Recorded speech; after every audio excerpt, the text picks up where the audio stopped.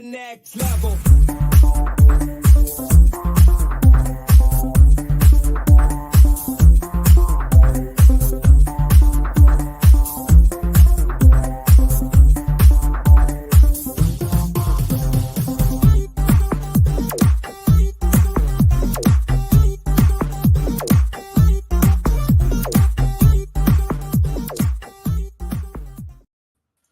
Ladies and gentlemen, good afternoon. Welcome along. Online Darts is back for our continued coverage of the Pro Tour Players Championship 5 with myself and Jack Garwood. And who'd have thought it, Gob, that we'd still be here and Gary Lineker had been cancelled? I was going to make the first Lineker joke. We made it longer than Gary Lineker. Yeah, we're going to cut this short about 3 o'clock so we can jump onto final score. Bit of match of the day as well. We'll cover it all. How you doing, buddy? All right? Yeah, all good, mate. All good indeed. This is my first Pro Tour of the season. Yes, because it was Women's Series we did last time, wasn't there? Women's Series, yeah. The first Pro Tour, I think, clashed with us. I was away for one weekend and it clashed with the seniors for another. Nothing like an Amazon delivery. I was convinced I was going to be a McDonald's then, so that's better than usual. I've been good. Nothing exciting. My it gets used that much. My old power bank kind of blew up, so I needed a new one. Shocking. I need to get the streams up. But yeah, welcome along, everyone. Plan of action is I'm going to be here till around 4 o'clock ish. I'm going to then bomb it down to Portsmouth and then rejoin Gob the other end. And then tomorrow, I'm ditching you because I have Super League to play. So yeah, same principle. I'll do all day tomorrow and then Gob will hiatus off towards the end. Dan might be dropping in as well at some point this afternoon. But welcome along, one and all. How are we doing, James? Pete, how are we doing? Dan, Anthony, Joe is in. Different classes in. Craig is in. Matthew, how are we doing? Charles, Tommy, Lucas, Nico, all good. Still, obviously, no. How are we doing, Josh? Still no Corey or Christian Perez. Matt Porter confirmed in the interview, Gob, that it is visa issues the pair of them have and are trying to sort out. Not surprising. No, but at least it's been confirmed now. Look, we were all surmising before and we were like, yeah, we think it's this. But at least now it's confirmed that it is visa issues keeping them out of the Pro Tours. Correct. Which will be interesting. You've literally just gone through the entry list, but we never actually asked about it. And I wasn't sure. Were they on next week's? No, they're not. No, I get it's just a weekend and it's a Pro Tour, but actually, if you're going to be that far behind already, yeah, we know they can get into Germany because that's where they both picked up their tour cards. No, Perez was in the UK, wasn't it? Perez UK. Yeah, he was still here from the world, wasn't he? Yeah, he didn't go home.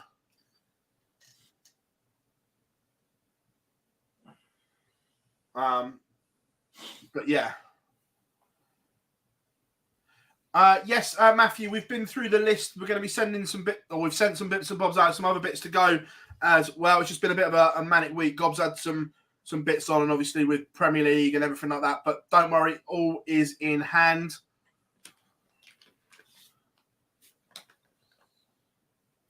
I left Barzi alone for 3 days.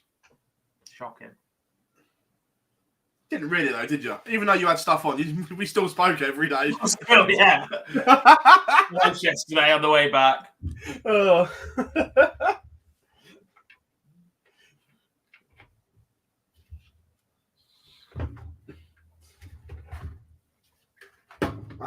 But yes,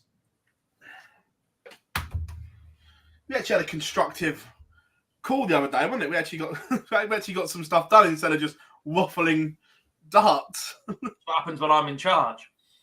Eh. Right, Philip, we're doing this. Okay. Oh, no.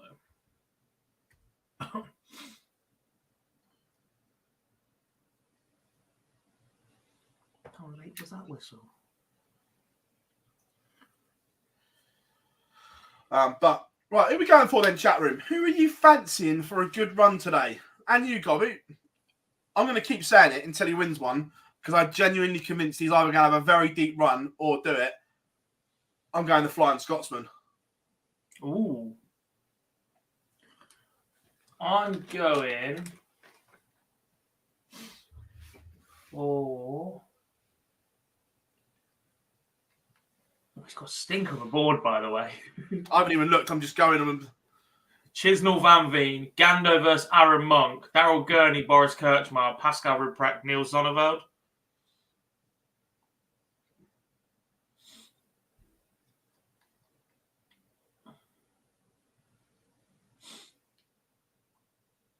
I quite like where Johnny is in the draw, I can't lie. Yeah, James just said Humphrey's got a lovely draw.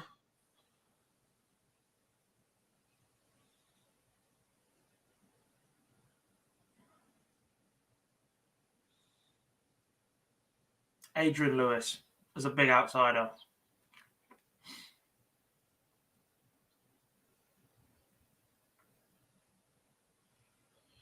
How are we doing, Yankee Clip? I hope you are good. I'll tell you what, board 10, what an opening game that is. The newly crowned UK Open champion Andrew Gilding against Dylan Slethen.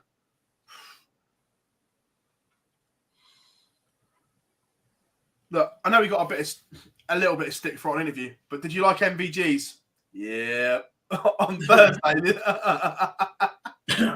But to be fair, he also paid Gilding a big compliment in there as well about the last 3 legs, so it was, but it was funny. How are we doing, Jack? All is good.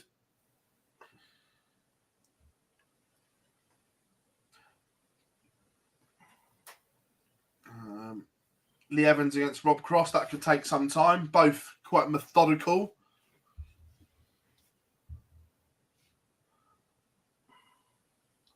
Also, I liked MVGs as well. Yes, I'm already in the playoffs. After 6 weeks, he's already called it.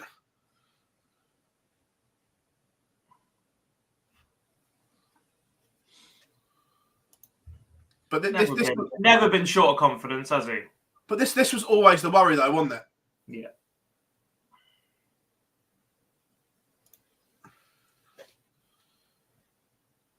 But the fact he's won 3 in a row, he has a huge buffer already.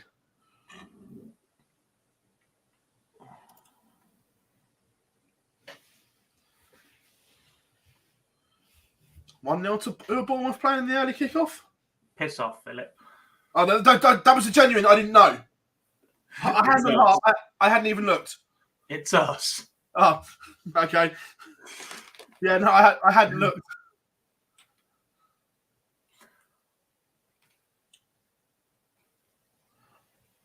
Also, we might have some new streaming software that we can use the fancy one and get people in on mobiles as well instead of webcams, Gob. I didn't tell you.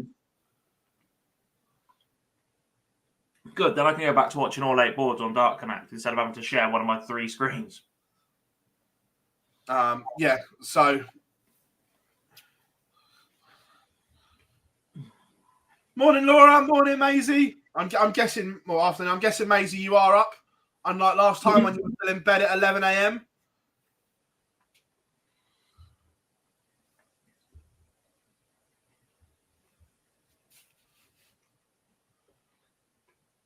Humphreys 20 to 1.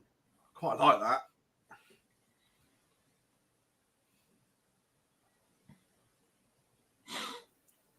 Did you see the recent debacle of somebody backing Hybrex to win it outright? No. Winning and then changing the odds when he got to the semi-finals? No. Yeah. I can't... Which popular bookmaker was that? The one behind me with the red hand. I'm pretty sure that if that goes to the Gambling Commission, they can't do it. I believe so too. Unless they can prove that he was wrongly priced up. But then the following day, even after he'd won it, he was still only he was still 80 to 1 to win another. So they definitely didn't get the price wrong. They just weren't protecting themselves from a massive loss.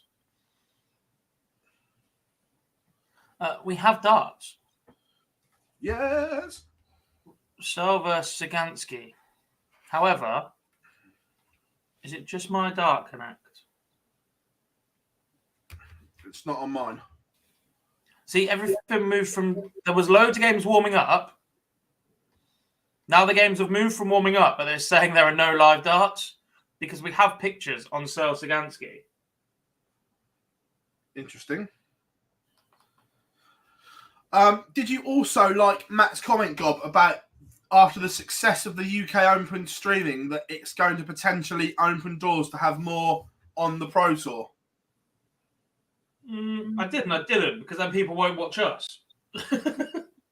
He said that all 16 boards will never be streamed. He said there just isn't the demand for it, but they're looking at a couple more perhaps. Well, not only is there not the demand for it, it's useless after half the tour of the day anyway. So you're setting up cameras for 16, and by 3 rounds later, you're only using 8 boards? Yeah. But it'd be nice to say that if all quarterfinals and semi-finals were streamed or something like, you know what I mean? Mm-hmm. To have that capability.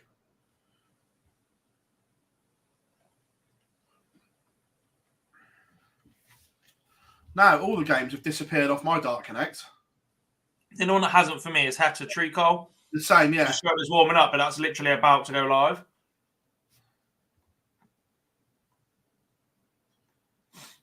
I also was going to show Josh Rock and Simon Whitlock as feature, but that's gone.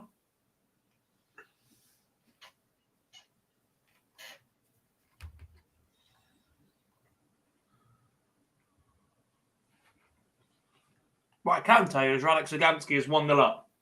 Wow.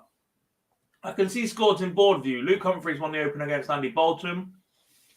Aspinall took the opener against Tony Martinez. Noppert did the same against Owen Bates. Nick Fulwell has 1-0 up on Martin Schindler. Johnny Clayton and Kevin Bennett won a piece already. Dylan Slevin took the opener against Andrew Gilding. Sagansky 1 up. Luke Woodhouse has just gone 2-0 up on Michael Van Gerwen. Josh Rock took the opener against Simon Whitlock. Rob Cross took the opener against Lee Evans, and Colin Menzies still 0-0. Van Veen takes the opener against Chisnell also. Morning, Lendl. How are you doing, pal? Or afternoon, actually. Not used. This is weird, isn't it? Pro Tours all afternoon. No, Dan, I haven't listened as of yet.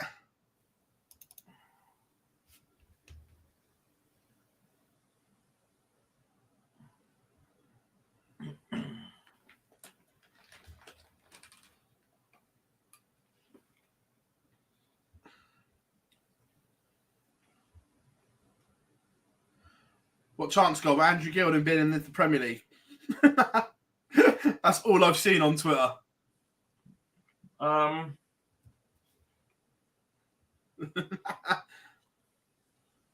genuinely think you and I have got more chance. More chance of me being diagnosed as anorexic.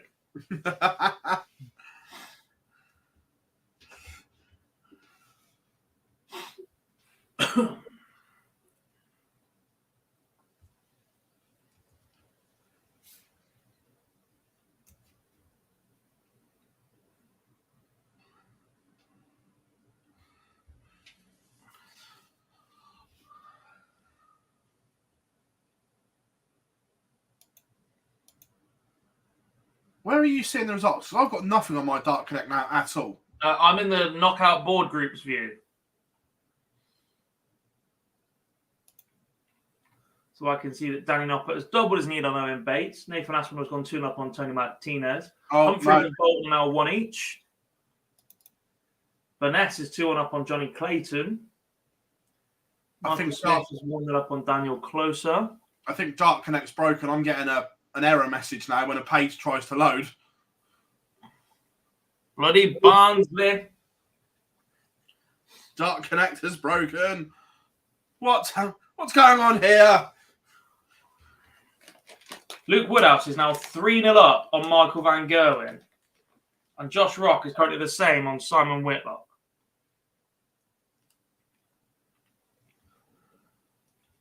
Is Luke Woodhouse playing well, or is MVG not very good? You can't see averages in this view, and I don't want to leave it. Right, okay.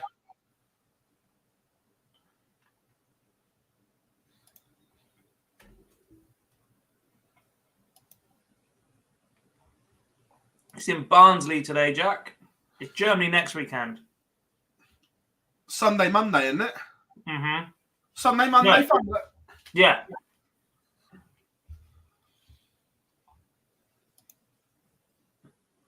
How we doing? Emma, hope you are good. Afternoon, Ocean. How are we all doing? LS is in. All good.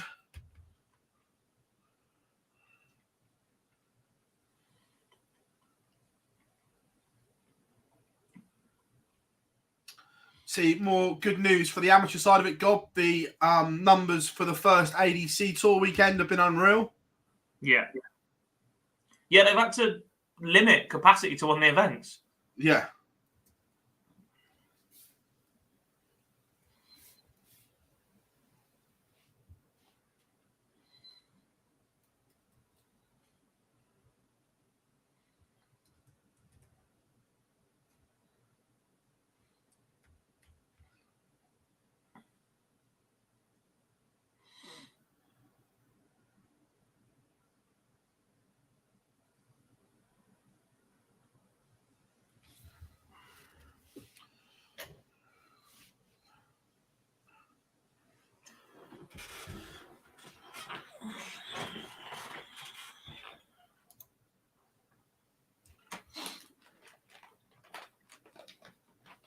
Cool.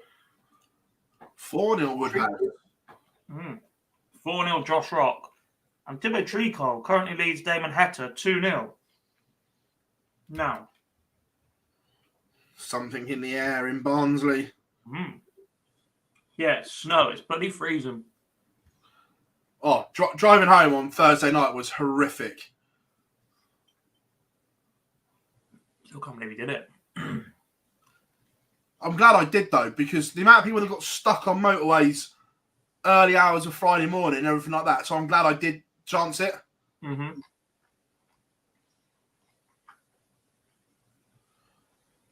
We will get the games as soon as we can. There's an issue with Dark Connect at the moment. Afternoon, Jim.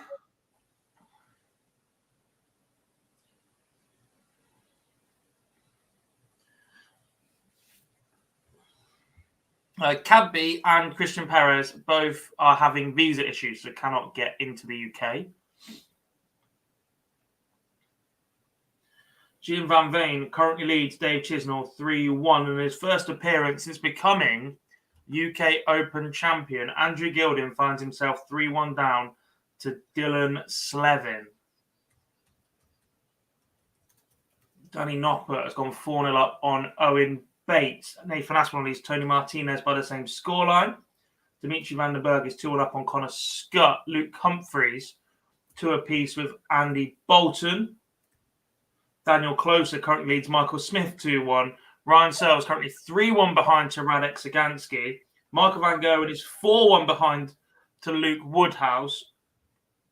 Josh Rock is 5-0 up on Simon Whitlock. Rob Cross is 3-1 down to Lee Evans. And Cameron Menzies currently leads Joe Cullen 3-2. Seed again in round 1 if this carries on. So bloodbath. Sky Sports were zooming in into Snake Light Swim Darts. To a point, James, but they're the same. They're under the same kind of banner, so it's not the end of the world. It'd be a bit different if he was using a Target or a Unicorn Dart or something like that when he shouldn't be. But they have the same parent company. Yeah.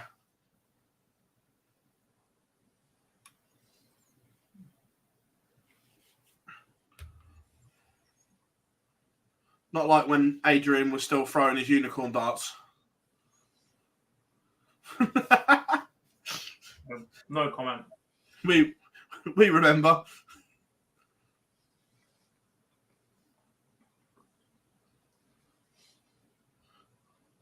Van Gerwen gets one back against Luke Woodhouse. Michael Smith levels up with Daniel Closer. Dylan Slevin now 4-1 up on Andrew Gilding.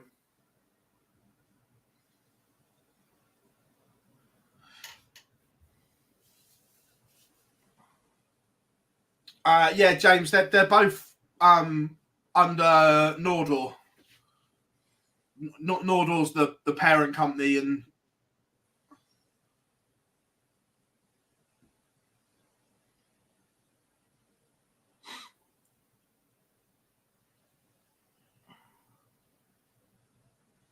thoughts on the Asians? Well, I haven't looked at. Well, I've seen that Elagan did bits. Did he make a final and then win the second event? I haven't seen the results from most of them. Again, I haven't seen all of it, but I saw Makuru have a very good run. I know Manlok Lung won the first event.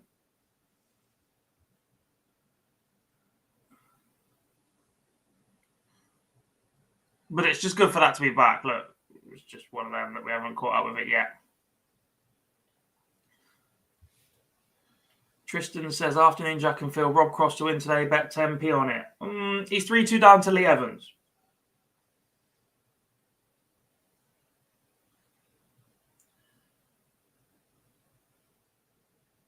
How has he missed that?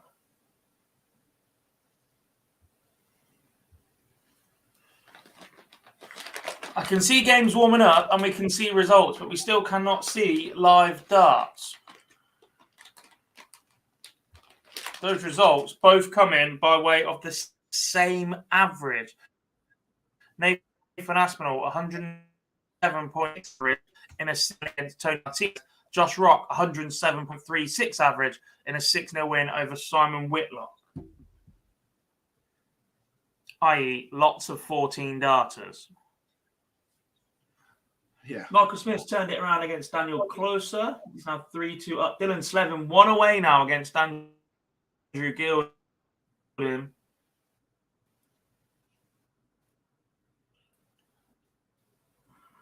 How are we doing, Johnny? Hope you are good.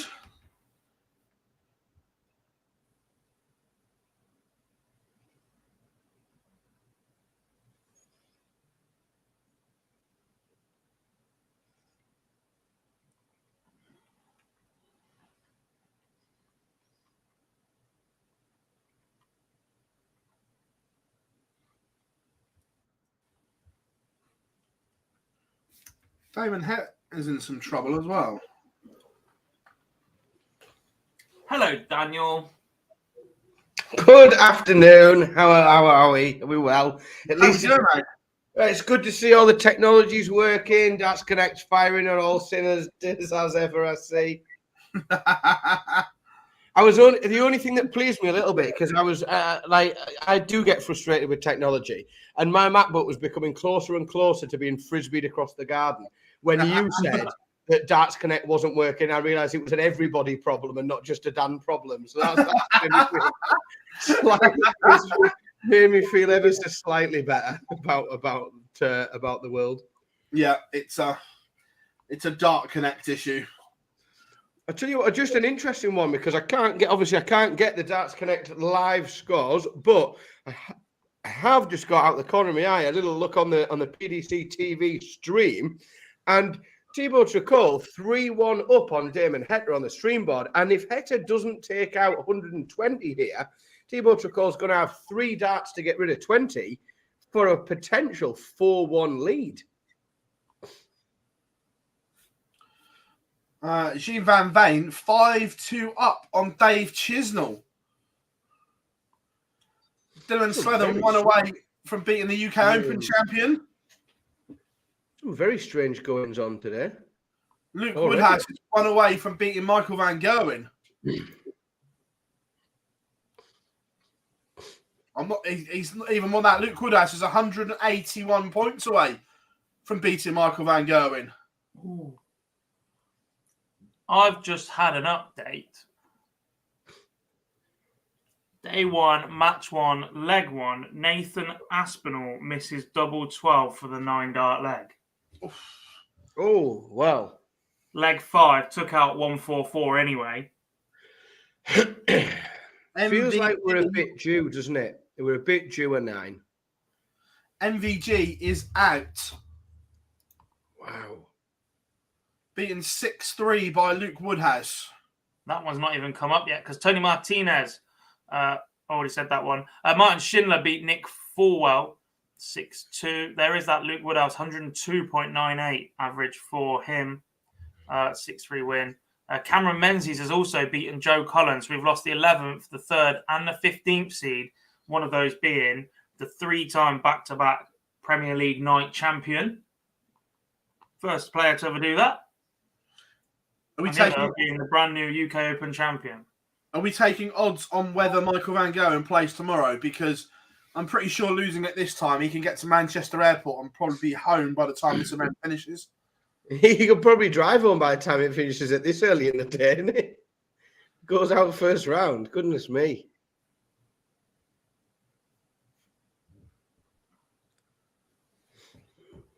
Danny Noppert's just confirmed 6-2 winner over Owen Bates as well.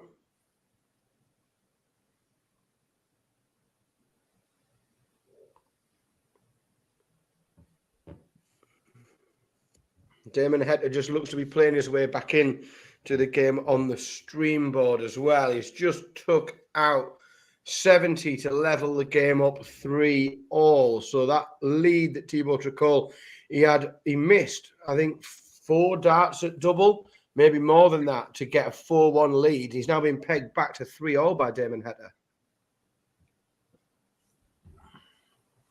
Some more results. Johnny Clayton, a 6-4 winner over Kevin Burnett. Danny Noppert, 6-2 over Owen Bates. Still no live darts. Lots more games warming up now, so hopefully it might be that we miss, like that first round of games on the boards, and then they start to kick in for that second set of matches with a bit of luck. Hopefully.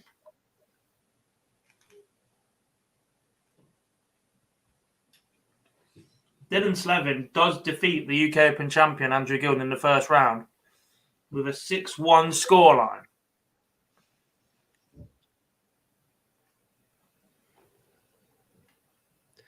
A ton average as well. He's played some good darts there. Gilden's pretty much played his UK Open average there, 94, and he's been spanked.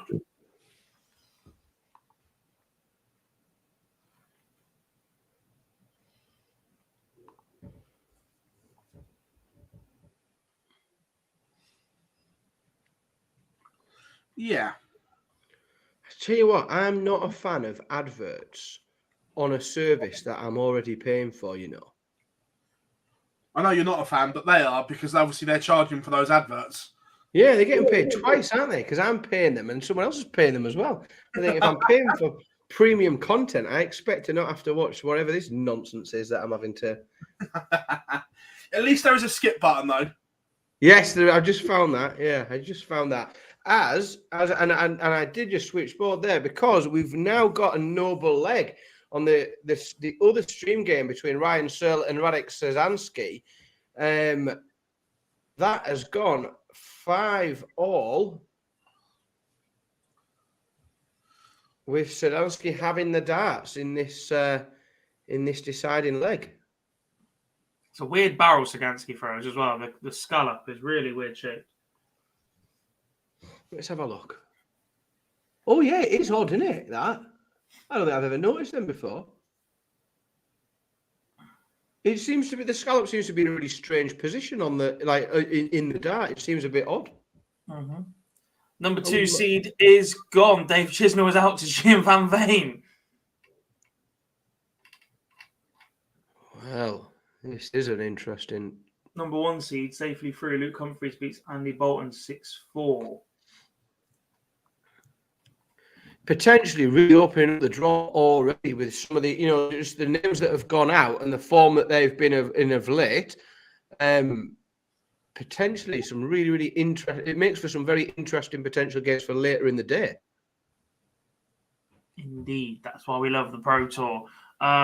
Sam's, can someone tell me what's happened to Van Gogh? He has been beaten in the very first round by Luke Woodhouse.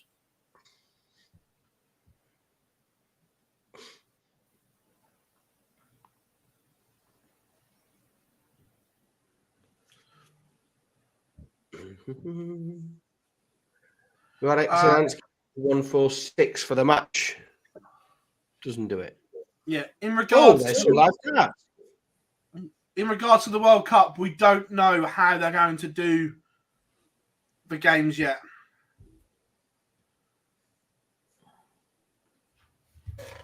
They haven't said. Ryan Searles just missed a match dart at the Bull.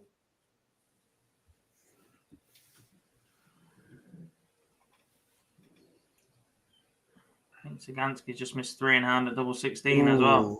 Yeah, he's missed 2 darts. He's missed 2 match darts there. Yeah, Scott Waits is still in, and in relation to the same one, he is playing Scott Williams, and they are 0-0. They're also on your screen right now. Sadansky gets another 3 match darts. Spotter's having a nightmare, whoever it is right now in this game. Oh, he's got in the double 7. Wow. Selling a big 15. Someone check on the spotter in that game. He's having a mare. Wow, it's like I'm getting seasick watching this. We're going this way, that way. Wow, what a What's going on? So I think everyone's having a nightmare in this game because I think we're now up to 14, 15 missed match starts. Searles just missed on the outside twice, so the camera's shot up to double 1 instead, thinking he's gone inside. No, stay still. Someone's having a shock. Either way, I know the outcome of this match, as Radek Sagansky goes for 2 double 8 to split. No way does he hit double 7 now. This is completely crackers. Double 2, double 7 when he wanted 18 and tried to split it to defeat Ryan Searles 6-5. Absolute carnage. Elsewhere, a big turnaround from Damon Heta from 3-1 behind. He wins 6-3 against Thibaut Tricot. Sam, that is the most stupid thing I've ever heard. Can you tell him he's not good enough anymore? Last year, he won the Premier League, the match play, the Players' Championship, and the World Grand Prix, and he's not good enough. Do me a favour. Yeah, didn't win the Worlds, did he? Not good enough. Yeah, And got to the World Final. And obviously, with that tournament he plays in every week with those 8 other world-class elite players, he's sort of languishing in that a bit, isn't he, on the Thursday night league that he plays in? Not quite able to get it done at the minute. Yeah, I was going to say, that was last year. Okay, he's just won 3 Premier League nights in a row, the first player ever to do so. Got to the UK Open final. Okay, lost that, but it's still a major final. Do me a favour. Yeah, give your head a shake. He's doing very well in the Thursday night league. Yeah, He's just won 30 grand in 3 weeks. Darren Webster playing some good stuff with a break against Christoph Kachuk, averaging 107. Darren Webster 3-1 up. How we doing, Pete? Hope you are good, mate. He literally just said he can't hear us, and your response is to shout out hello. I didn't see it. I just saw LP Metal. I didn't even realize I just saw LP Metal come up on my screen.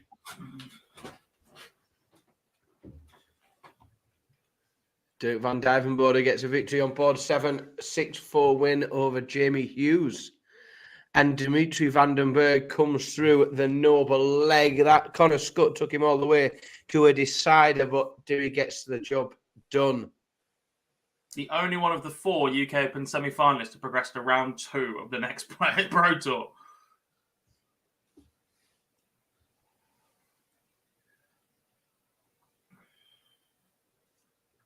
Sam, if we're all being completely honest, none of the top players give a monkeys about the Pro Tour. All they care about is getting enough money to make sure they're in Minehead, stay in the top 16 of the Pro Tour and merit to play on the Euro Tour. That's all they really care about. Yeah. The back end of the year, you will see many of the top pros missing Pro Tours galore when they're safe in everything. Well, that's an unfortunate draw for Aaron Monk. You've got to think, haven't you? Opening game against a revitalised Gary Anderson. Look, how good did he look at the UK Open as well? No, it just looks on, doesn't it? Like just everything about it's not just his throw, it's not just his action, just sort of his presence on stage. I know I appreciate it's a floor tournament today, but just looks like all the things everybody likes about watching Gary Anderson seems to be back and in tune, doesn't it? Yeah. No, these tournaments are important, but not to the elite. Oh, and speaking of the elite, the world number 1 goes out. Daniel Closer beats Michael Smith 6-5. Another noble leg, getting rid of another massive, massive player. It's collateral damage in Barnsley. The Metrodome is shaking. Seed again is in full flow. Where's Bruce Willis when you need him? We need someone to save. We need someone to save the Metrodome. Where's Harry? When I was poorly last week and I was all COVIDed up, I watched the Collateral Damage, the Arnold Schwarzenegger film, was on something like I think it was on. It must have been ITV4. You know, like after the UK Open or something like that.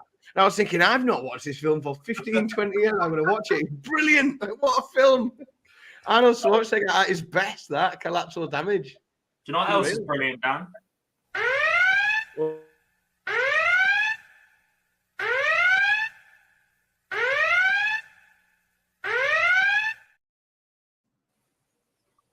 The Barney alarm. He's here. He is here. Yeah. I thought it was on the movie channel as well the other day. I did watch Armageddon the other day. Still such a film. Classic. I know. Classic. Let's send a deep core driller into space to save the world. Love it. Never watched it. What? Nope. What? Yeah, quite right. Well done. Fine decision. Wow. That's something I never expected. My classic film watching is terrible. You've never watched Armageddon? We need to make you a list, Gob. We need to make. I've never watched Shawshank. You need one of those posters, where you can like scratch them off when you've seen them. You need one of them. I've never watched Shawshank. What? My nickname is based off The Godfather, and I've never watched any of them.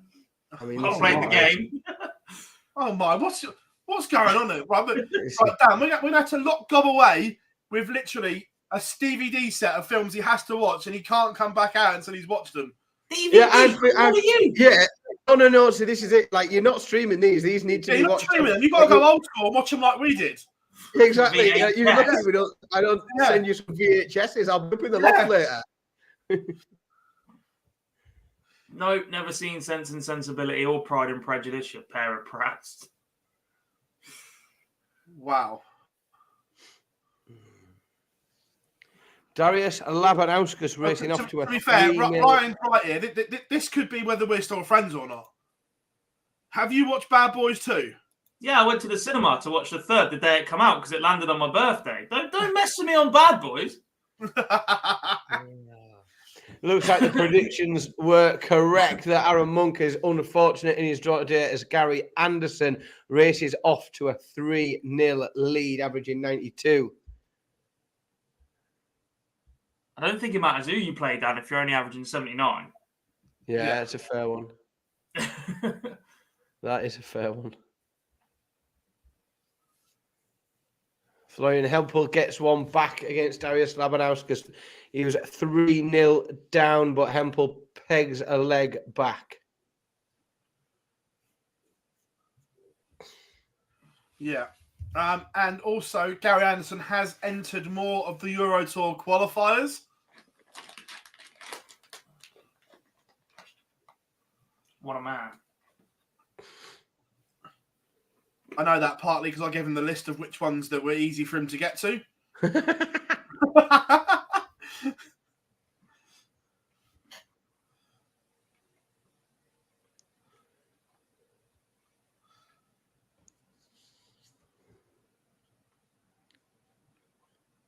Ross Montgomery averaging 105 and managing to find himself 4-1 down.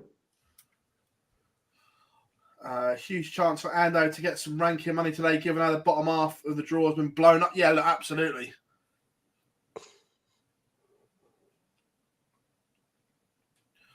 Well, there's plenty of the big boys not playing now, but at the start of the day, it was only Peter Wright that had pulled out. But next weekend in Germany, there'll be no Wright, Aspinall, or Searle. Ooh. For now, I'd be very surprised if a few more of the Pro Tour boys don't pull out before then. Yeah, but Gezi can't, can he? And so, unless Gezi wins back-to-back this weekend, his hand's almost forced that he's got to go and play. Mm.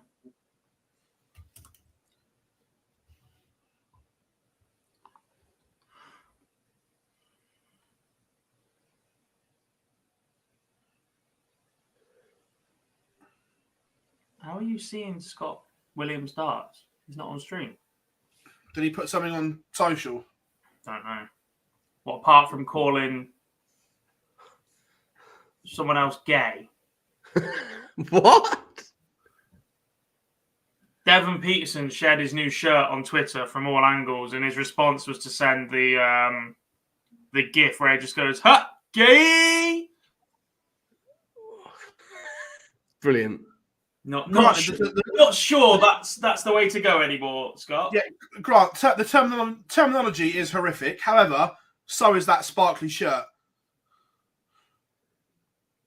Not sure that justifies it, to be honest, mate. No, I'm not condoning what he said, but the shirt itself, if we were just judging the shirt on its own merit, it's horrific. It's like something from Strictly Come Dancing. Yeah, and I also think it's not, where his game's at the minute. It's not the time for sparkly shirts, is it? Like, it's just a time for getting cracked on. And get on with it. Yeah, get your head down, get on with it, win some matches, win some darts game matches. That's where he needs to be at.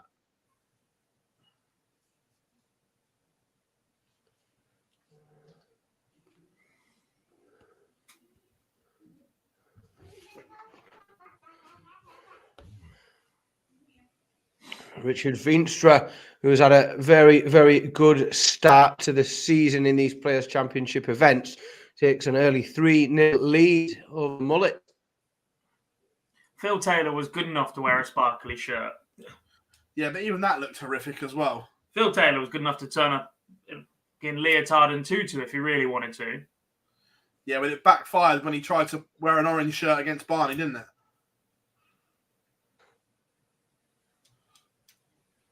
What do you mean, what is Kanate doing? And Barney's not having it his own way here, as Owen Roloff's averaging only 79, but 2-1 up on the Dutchman at the minute. Streamboard 2, we have pictures about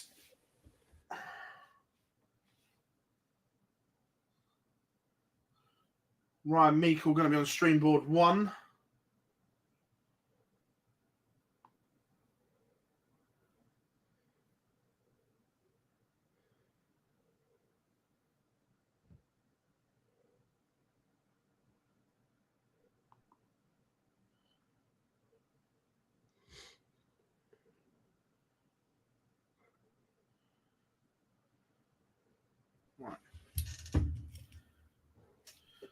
Yeah, Dart Connect is back up. They fixed the issue. Gary Anderson, 5-1 up now on Aaron Monk, averaging 99.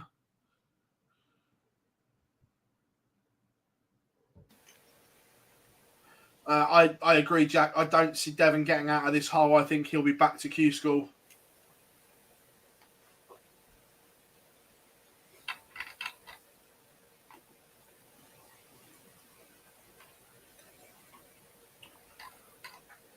Yeah, it's too much needed now, isn't it? He's far too far down, needing something completely fantastic to even get close to keeping his card, I think. Well, the thing is as well, he can't go back and do the African qualifier either to get in the Worlds. He's going to have to do it on his own merit. And let's be fair, he's a million miles away from that right now. Yeah. Couple more results in for you guys. Brian Roman has beaten Rusty Jake Rodriguez 6-2. And Jurgen van der Velde, 104.4 average, defeats Ross the Boss Montgomery 6-1, who averaged 101 himself.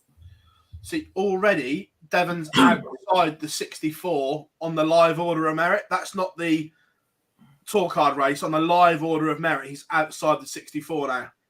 So he's chasing, not hanging. I just brought the tour card race up for a look there.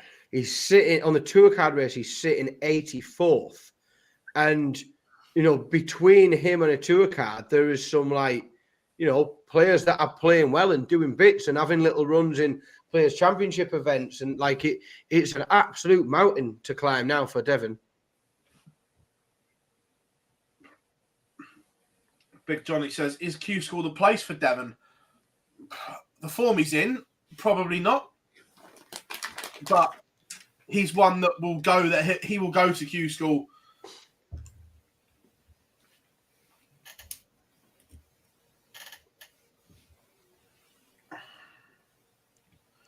Damien Mole takes down against Cam Crabtree.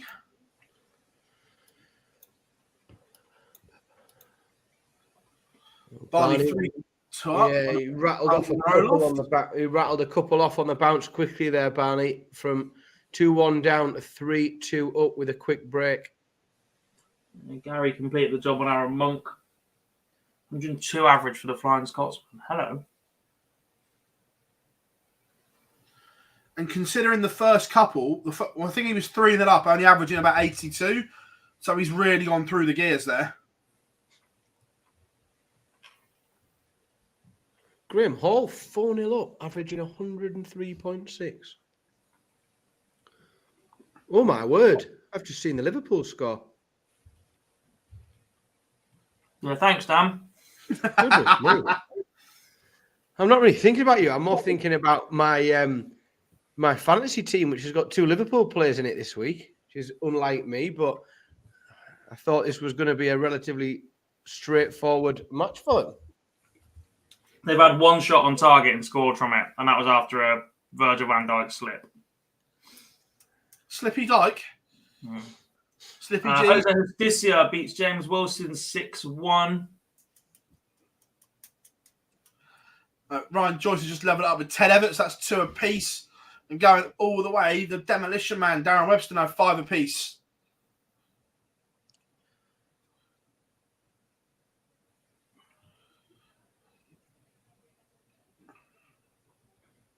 How far is Gazzy off on the Pro Tour Order of Merit? What does he need to do to get back into that 16?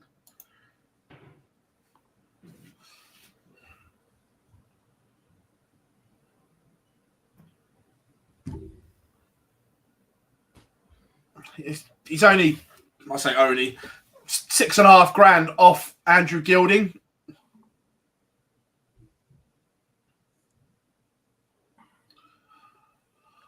He's not my jersey, 19th. Potentially, unless Johnny wins one this weekend, we were saying earlier about we'd be surprised if all the Premier League boys went to Hildesheim next week. Johnny might have to as well because he's only just inside that top 16 in the Pro Tour Order of Merit. Yeah, and there's players in and around him there that are still in, that have got potentially with some seeds dropping as well, could have a bit of a run today. So that could look even bleaker for Johnny if he doesn't win one today, come 6-7 o'clock tonight. Craig, I've got no idea what the final prices are going to be. It's just a shame it's ended up like this. We'll talk about that more on the live lounge on Monday.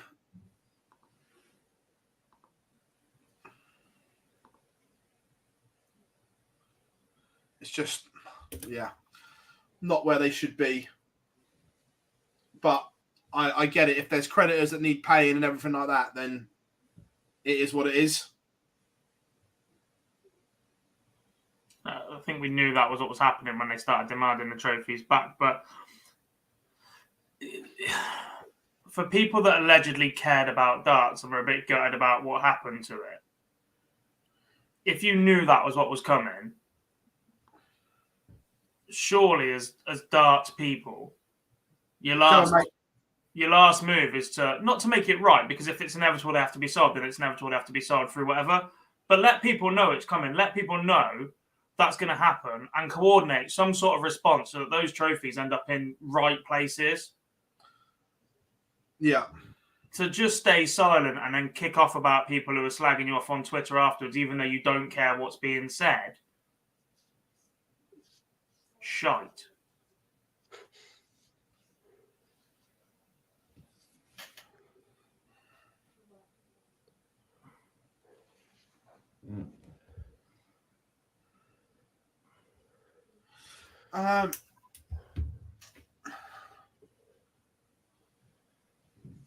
Oh, we've got a couple of potential bagels being served here. Graham Hall 5-0 up on Stephen Burton and Gerwin Price 5-0 up on Jamie Clark. So 2 bagels currently being baked.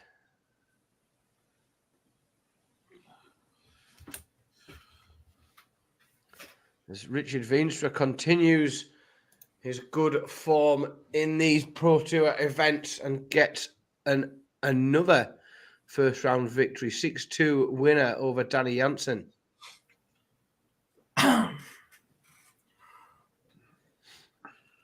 Cadby and Perez are both struggling to get visas, Jamie, so we don't know when they're going to be playing. We know they're not in Germany next weekend, which, considering they can't play in the UK at the minute, you would have thought they'd have tried to do something, but it's high costs for 2 days, isn't it? So, yeah. So Devon Peterson, I've just noticed warming up. We talked about his current form, but to my knowledge, Adam Smith Neal is yet to win a match at a Players' Championship event so far this year. A potentially winnable game there for Devon Peterson.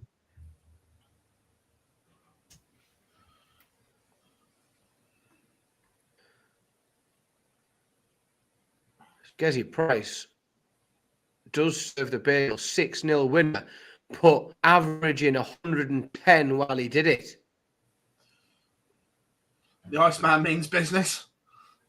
Turned up there. He certainly has.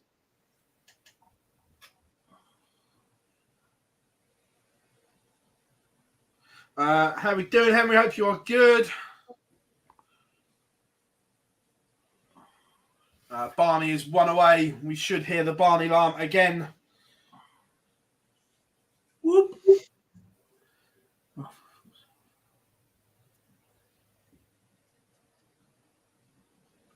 Merv King, Adrian Lewis. That one had slipped under the radar a little bit on board 3. that's going to be our featured game. Graham Hall completes a 6-1 victory over Stephen Burton. Cam Crabtree has he changed flights and stems? I don't remember him using the Condors at the Super Series. No, I don't either. There's another player that is going down that route at the minute.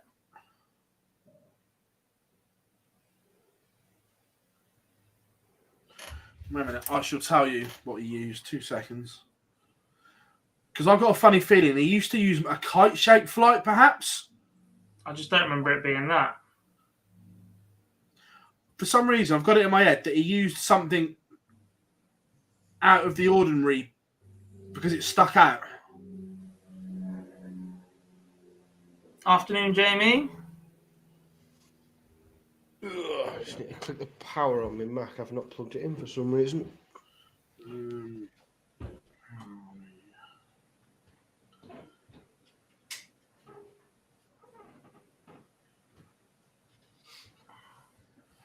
Bum, bum, bum.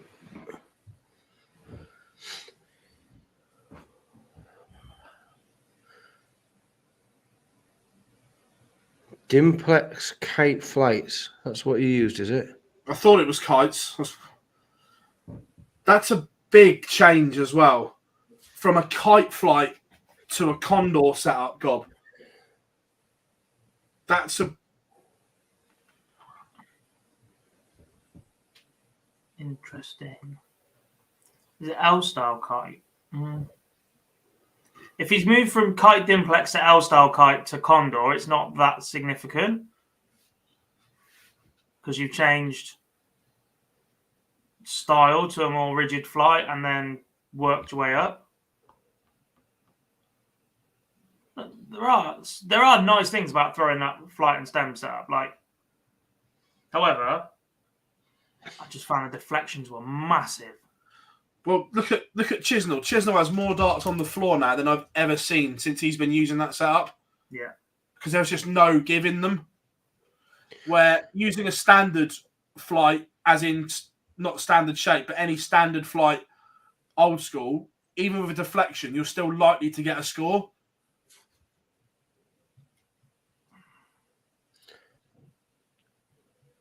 I never have to worry about deflection, see, because it relies on you putting 2 darts in somewhere near the same place. Not a problem I ever have to worry about. Ryan Joyce is kicking on in style. 5-2 ahead now over Ted Everett, averaging 100. That game looked really tight. They sort of went leg each for the first couple. But now Ryan Joyce then gets the job done. 6-2 victory over Super Ted. The Geordies have arrived. There's definitely internet issues in Barnsley because the streams keep coming in and out.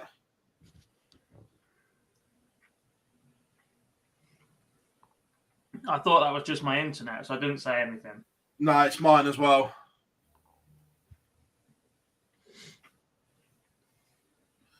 Yeah, I'm with you, Johnny. Spinning stems and wobbly points are terrible. Then when Peter Wright used those wobbly thin points in Cardiff in the Premier League, was it last year? Oh, yeah. It was like Dieter Adman throws reflex. Yeah.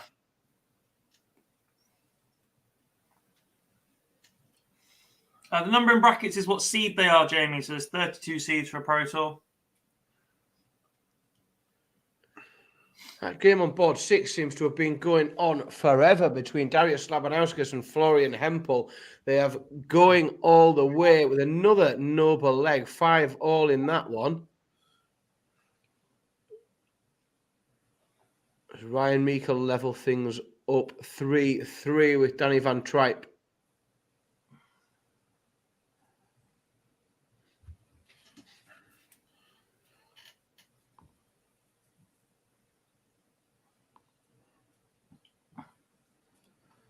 Adrian Lewis flying on our featured game and is about to go 2-0 down. Doing all right, isn't he? Averaging 117 and he's 2-0 behind. A mere 117. This kind of sums up Adrian Lewis's last 18 months. I mean, to be fair, Mer's averaging just shy of 116, so he's not messing about.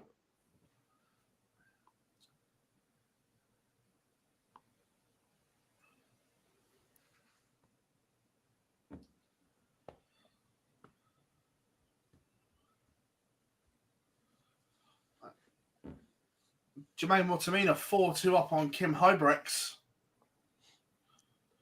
Karen says, who's your picks for today, guys? Mine was Gary Anderson. Mine is Adrian Lewis. Well, I'm going to go completely outside the box and say Chris Dobie. No, yeah. Something completely different. Since Duz has gone, he's just getting shafted by Dan Simpson picks. Isn't it? Like, it's totally ruined poor lad. Like, I didn't pick him for the Masters. Like,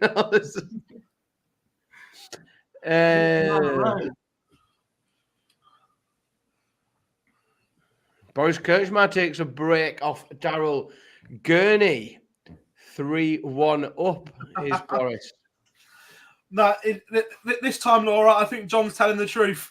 The internet is not great in Barnsley. Dan, you're a hotel connoisseur, man. Have juries been bought out? Yes. Yeah. Yeah, because I've just booked the juries in Newcastle. Yeah, and you found out. Is it Leonardo's or whatever it's called? Yeah, juries.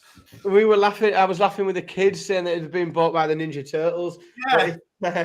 Which one are you in? Are you in near the train station or over the bridge? over the bridge, because then it's just you just walk over the Millennium Bridge and you're on the quay then. It's perfectly placed that way. So I use it quite a bit because you pay considerably less because you are like out of town, so to speak. Yeah. But it's right on the bridge, the winking eye, and you literally like you just walk out and walk across the Millennium Bridge and you're there. Straight on the quay side as well. And for what it is, it was very reasonably priced as well. I think I'll come up and see you. Yeah, do it. I think I'll hop on the train after work, come up. I need to sort of ticket out, but I'm sure there'll be one going. Adrian Lewis is now 3-0 behind, still averaging 108. Christ. Merv King, though, I'm not messing up. I was going to wear Mervyn King today, and I didn't because I only sort of popped on last minute. But 100, just shy of 113. Merv is doing. I mean, he's not having a particularly great leg here, so that average is going to slip. But he's turned up.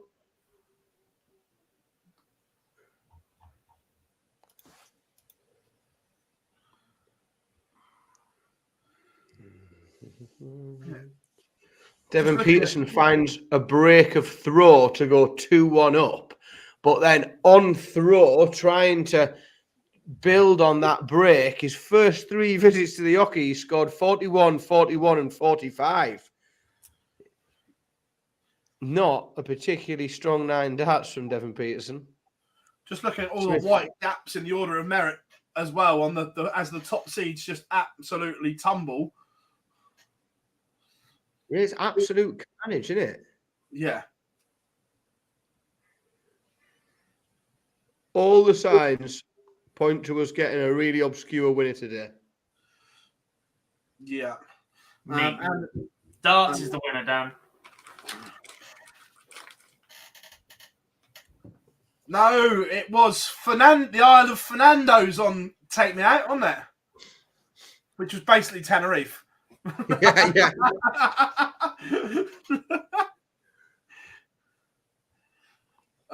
Anderson is due a win, scoring really well. Yeah, no, I think he is playing really, really well right now. Hi guys, I would like to think Price could get another win. Yeah, look, Garen Price is good enough to win anything. Will Thornton make a return to Q School? I don't think so. Nope. Nope. Spoke to him last week, not last week, week before. Nope. He can earn far more away from being a PDC Tour card holder. £72,000 in 13 months on the Seniors Tour, with promises of growth and extra events incoming. I was going to say, that's just his seniors money as well. That's not counting anything else he can do, because he has the freedom to go and play wherever he fancies, doesn't he? No exhibitions, no MODUS money in there, no sponsorship deals, no nothing in there. The only thing I would say is if I was him, I would go to Q School just for a day to make him eligible to play. It's a long way from where he lives, though, to turn up to a few challenge tours, which, whilst they're 2 a day, I think is too much. It is, but it's the opportunities that comes with it. If he could go there, get himself well placed, and just be a top up as well, it's another door that's open. Yeah, it's like it's an extra set of things he can go and get involved in and do without that commitment and the tie up of having a tour card and being a tour card holder, isn't it? Yeah. Mind you, knowing his luck, he'd go for one day at Q School and win it. And then say, I don't want it. Give it back. I'd have to turn it down, yeah. But God, if it's worked right, he could do it, because he could play on the MODUS Super Series the week before or the week after. So he's down this way anyway.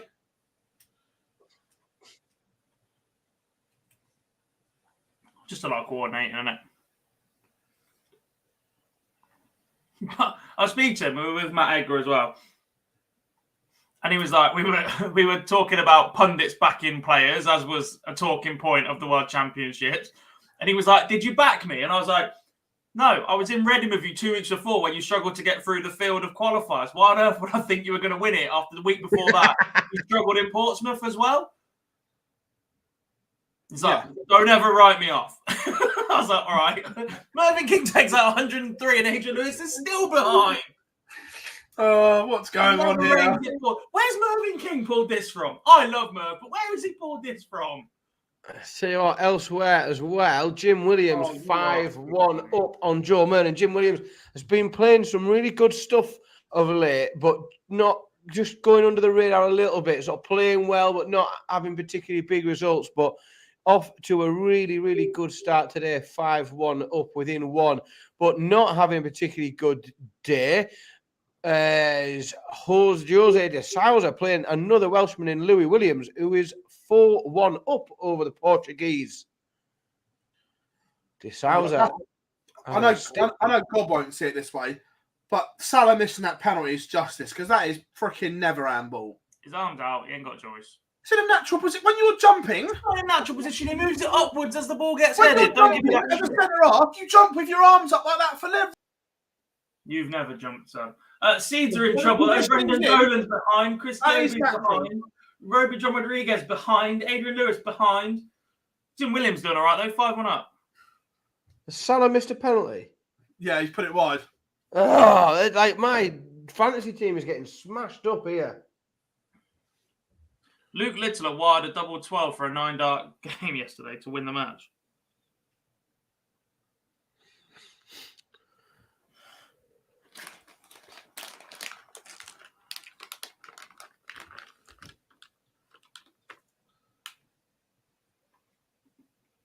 Big Vincent warming up. Oh, God. Run, everyone. Run. Barnsley Metro might not be standing much longer.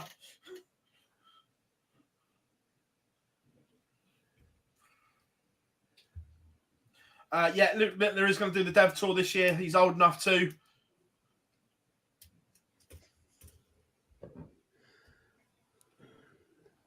So we've now got, interestingly enough, because just the way the seeds have fallen today, we've now got a few boards where they've lost all the seeds off. There are no seeds left on their boards after one game. Board 16, Hybrids and Cullen both gone. No seeds left on that board now. There's a couple of other boards looking like that as well. I tell you what, if look, Gary Anderson's got a tough one up next. If he can come through Jean Van Veen, then he's got a huge chance. Lewis gets one back. Yeah. Well, that's another one, Phil. Gary Anderson's board looks very close to Boris Kirchmar's within one of putting Daryl Gurney out. That will be potentially within one leg another seedless board. Gary Anderson could certainly get through the board final without meeting us or without having to play a seed.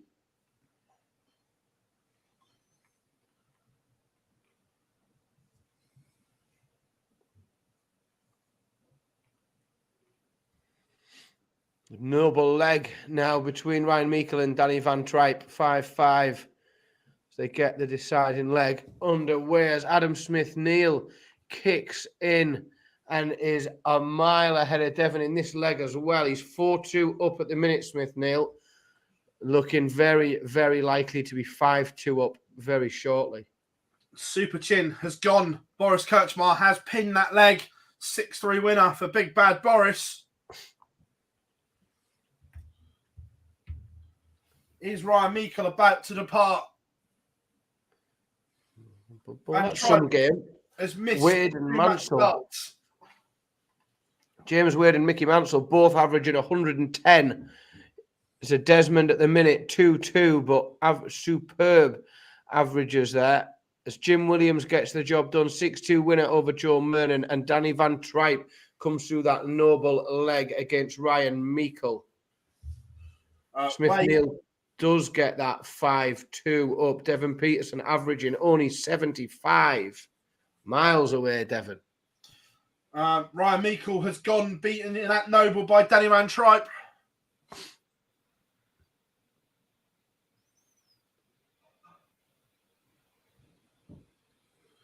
Oh, King. Did you hit? Well, obviously you haven't heard it, but have you seen the comments both made by Clearmarker and Van der Voort while doing punditry for Viaplay on Thursday? No.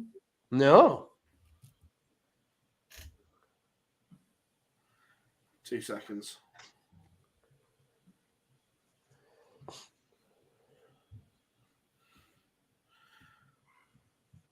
this is why I wish that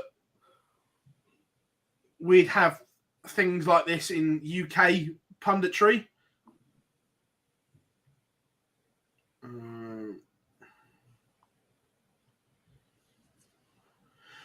Vincent van der Voort lashes out at the PDC. It's pure contempt towards the players. That's the headline. Martijn Kleermaker and Vincent van der Voort were recently on analysis for Viaplay as they complained about poor conditions at the UK Open. It's a recurring problem. There are different rooms in there. Some are nice and warm. Some are freezing cold. Kleermaker said literally freezing. It's pure contempt from the PDC towards the players, Van der Voort said. They really don't care at all. Matt Porter, and in brackets CEO of the PDC, came into the practice room at the UK Open and said it was okay. But he forgets that his opinion doesn't really count as he has never played the game at any level before. Tell us what you really think, Vincent. Don't hold back there, Vinny, will you? Good on him. Oh yeah, no, I love it. The fact that they speak their minds and that. That's why Vincent should be allowed in every TV tournament just for the pre and post matches. Nah. I'd give him pre and post match interviews even when he's not playing in tournaments he's not in. I'd just have him on the Premier League. Just quick pre and post match. Tell us what you think, Vincent. Shit. I remember the match play behind closed doors at MK, and yes, it wasn't great. It wasn't the match play, but needs must back then. And Vincent's record at Blackpool isn't great. And we were like, so Vincent, do you want to keep the match play here? Because obviously he was having a good run. And he was like, yeah, Blackpool's a shithole, bulldoze the whole thing. Yeah, I remember that. It was just like, there, have it. I remember that. One way to make friends. I mean, he's not wrong. Oh. Yeah, it's yeah, it was funny. Dobie right on the ropes here as Luke Peters 5-3 up. What? Dobie gets one back. Well, Luke Peters now with the darts in hand. So Chris Dobie is going to have to break and hold. Otherwise, he will be another seeded big name player out in the first round. Match darts for Adam Smith-Neil. 3 darts to get rid of 60. Can't do it. So this is looking like Devon might be able to make it tight. Warming up on the stream, Callum Reds against John O'Shea. The Riot against the Joker. 2 of our regular viewers as well.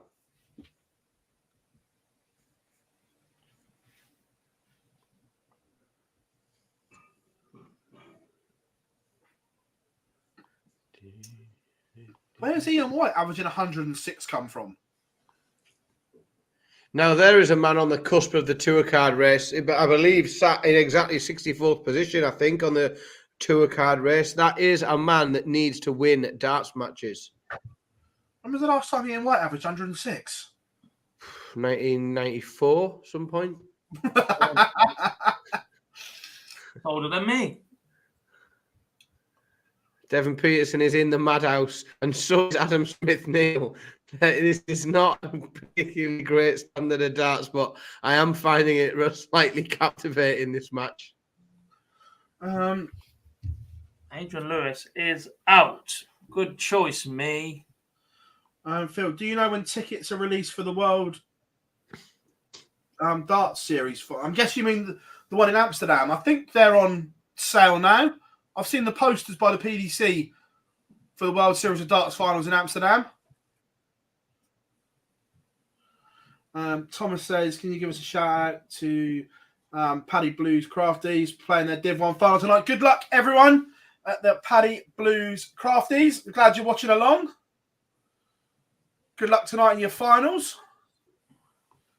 It's unusual. Saturday night? That's an unusual finals on a Saturday night. My Super League's tomorrow evening, but yeah. Well, Hollywood's on the cusp of defeat, Dan. Yeah, match darts. Luke Peters has got 3 darts to get rid of 12, so he's going to come for a go at double 6. And Dobie is poised down to just 35. So if Luke Peters comes inside, scores 6. So Chris Dobie, we said he needed to break and hold. He's got 35 points to get rid of with 3 darts to force a noble leg. But Dobie would, and he does get rid of that 35. So noble leg, but Chris Dobie, importantly, has the darts in this decider. I'm just looking at the Joker's equipment here. Was he on the stream? Oh, is that one on the stream? Yeah. Click back to clicking all over. I've got Billy's TV again. He's gone back to a straight barrel dart. I know he wasn't happy with his equipment in Minehead. I was chatting to him. Adam Smith-Neal gets the job done against Devon Peterson. So I think Adam Smith-Neal picks up his first win in a Players' Championship event. And Devon Peterson, again, not having a particularly good run. All 5 of Smith-Neal's match-worn shirts from that game will be on sale later today. I don't miss much, Laura. I don't miss much when it comes to equipment changes and everything.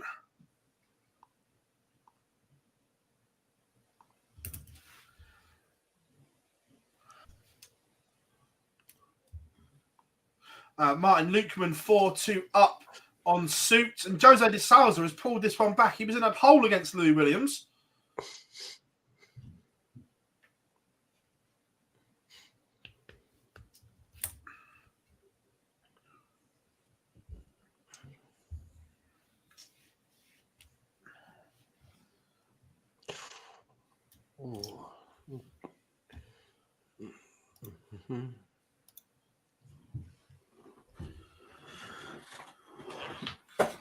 Christoph Ratajski, a man that needs a deep run. Just needs to find something. He's not been himself, boys, is he? The Polish Eagle. Not at all. Not for some time. Oh, my word. Luke Peters takes out 1-1-4 to break. Chris Dobie was down to 6. Looked like he had that match absolutely wrapped up, but big ton plus 114 checkout from Luke Peters to break Chris Dobie. And another big name gone in the first round. Cedar Geddon continues.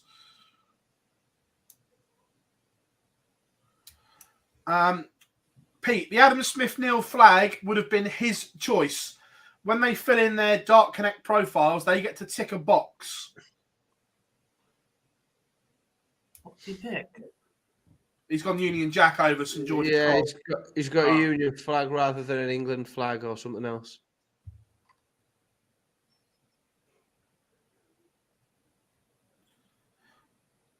Because I know it comes up a lot without getting into politics and all that, why Mickey Mansell plays with the Republic flag and not the Northern Ireland flag, but that was his choice.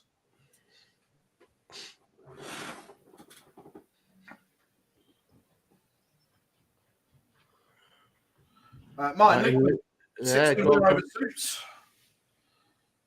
Yeah, it's a good win that for Lukeman, isn't it? Yeah, look, Martin Lukeman was fantastic last year, but not quite hit the same heights this year. That's a hell of a game between Clemens and Ian White. Gabriel Clemens losing 5-4, but averaging 106. Whereas Jose de Souza was just one with an 86 average against Louis Williams, 6-5.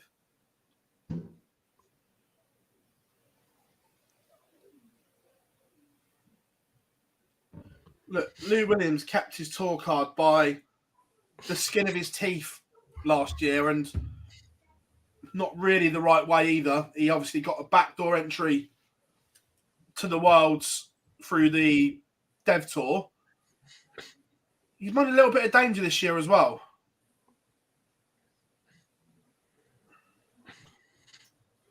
Because that's the Worlds 2 years in a row, so he'll be defending Worlds money this year. Ross Smith to a good 3-0 up Early breaks against Martin Kleermacher, averaging a ton smudger. Good start for the European champion. What has happened there? Nathan Rafferty just gone 1-0 up on Robbie Knops with a 55 average. That's a lot of missed darts at a double. That's an absolute stinker, is the word you're looking for. So Dan Simpson leg that. Welcome to the Dog and Duck.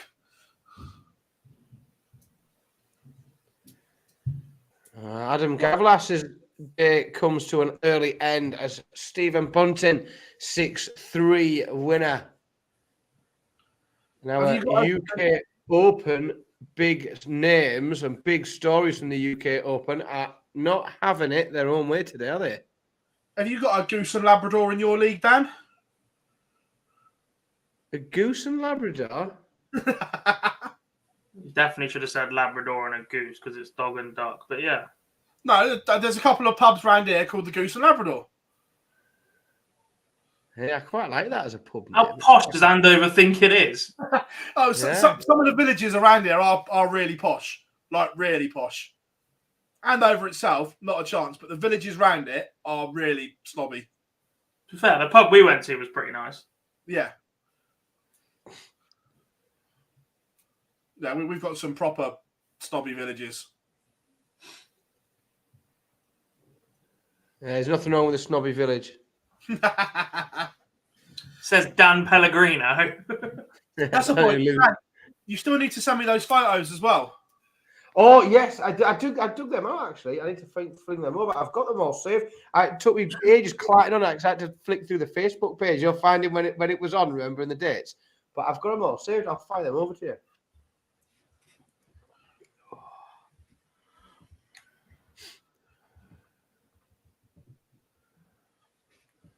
Ross Smith definitely not messing about. Gone 4-0 now.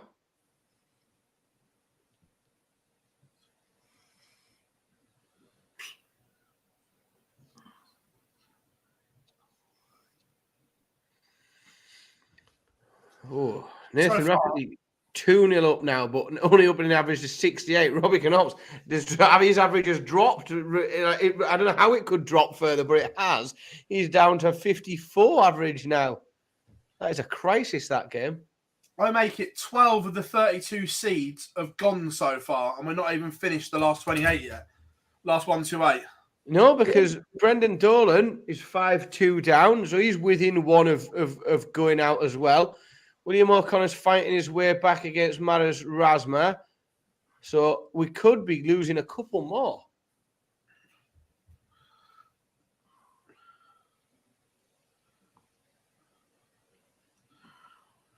I don't mean this disrespectfully to either one of these players, but as they're both new tour card holders, warming up on board 10, Adam Warner against Keegan Brand, both of them will be absolutely delighted with that draw because you've missed the seed on your board.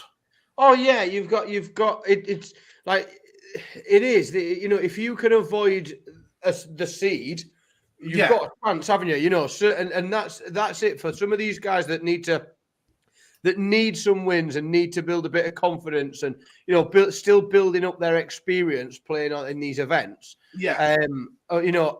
Avoiding that seed. Yeah, as probably, to be honest, in those other, like Jack Labra there warming up against Steve Lennon. Steve Lennon's a cracking player, but there are far, far worse draws to get. Yeah. You mean like an unseeded Mensur Sulovic who's just beating Brendan Dolan? Yeah. Well, the other two players, though, on that on board too were Dimitri Vandenberg and Richard Veenstra, and neither of whom you want to play at the minute. If you're a new tour card holder that hasn't picked up a win yet, like Richard Veenstra, and granted, he's also a new tour card holder, but absolutely smashing it up, it seems, at the moment. Yeah, absolutely.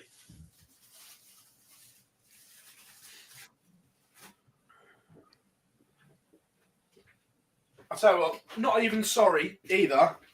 These went to shopping this morning, treated myself to a pack of hot cross buns. Oh, it's that time of year, isn't it? It's that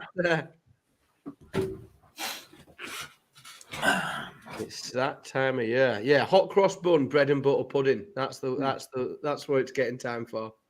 Certainly in this weather. Have you still got snow where you are, Phil? Are you still snowing down there? No, ours is all gone. We had it Tuesday and Wednesday, and then it went north. Yeah, it's on the ground here. No leg between James Wade and Mickey Mansell. And Mickey Mansell averaging 101.5, playing some very, very good stuff against the machine.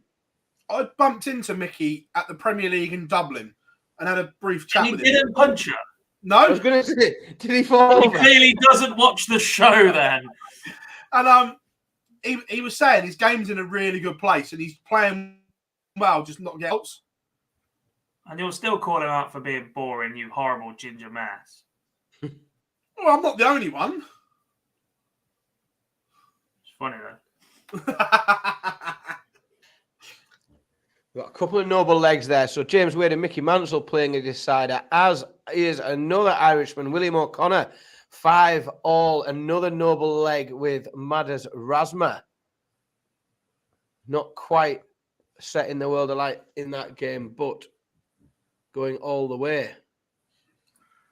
The man that stole the UK Open, Richie Burnett, getting underway against Robert Owen.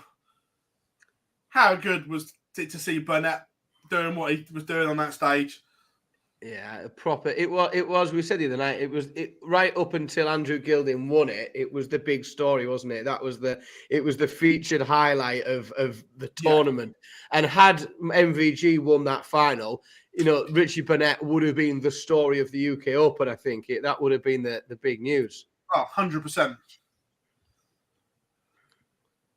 Jeffrey the Swan, 2-1 up on Steve Beaton. Another man that's just playing himself into a bit of form, I think. The Swan, isn't he? The Swan.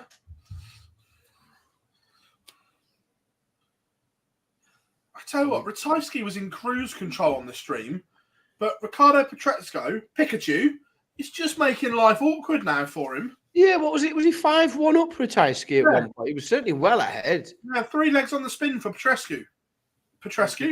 Just missed too much. The Huts as well. Well, and the residents of Barnsley run and hide as Vincent van der Voort loses 6-4. Everyone run. Everyone's taking cover. Ross Smith, however, finishes with 100 average and a 6-1 victory over Martijn Kleermaker.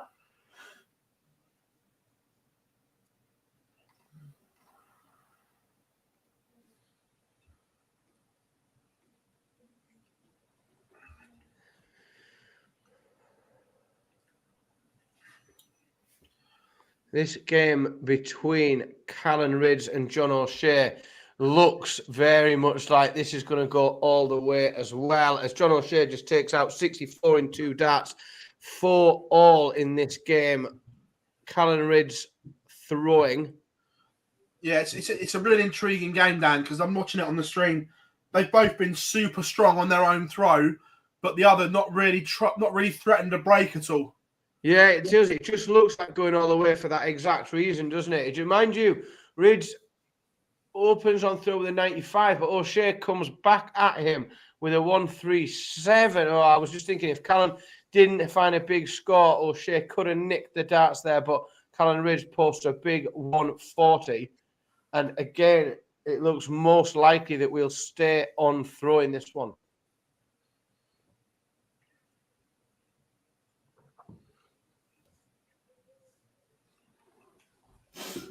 James Wade did win that Noble against Mickey Mansell. The machine marching on. I've changed my mind. No more Lewis. It's all about James Wade.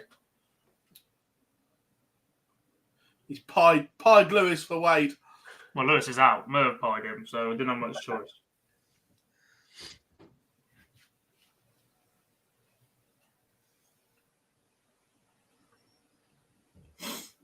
And in the other stream, Pikachu has won 4 on the spin. Yeah, it's getting a bit mad. No 5 apiece. Are we going to lose another seed? It's getting a bit wild, that one. John. Big numbers, Mr. O'Shea. Leaving 162. He knows better than that. He missed the 19. He dragged it into the 3. It'd have been all right.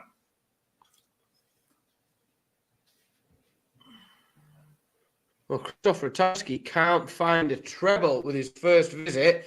Petresco comes back at him with a 1-2-1 and looks like he's nicked the darts here in this deciding leg. Ratajski's on throw, but after 2 visits, finds himself behind.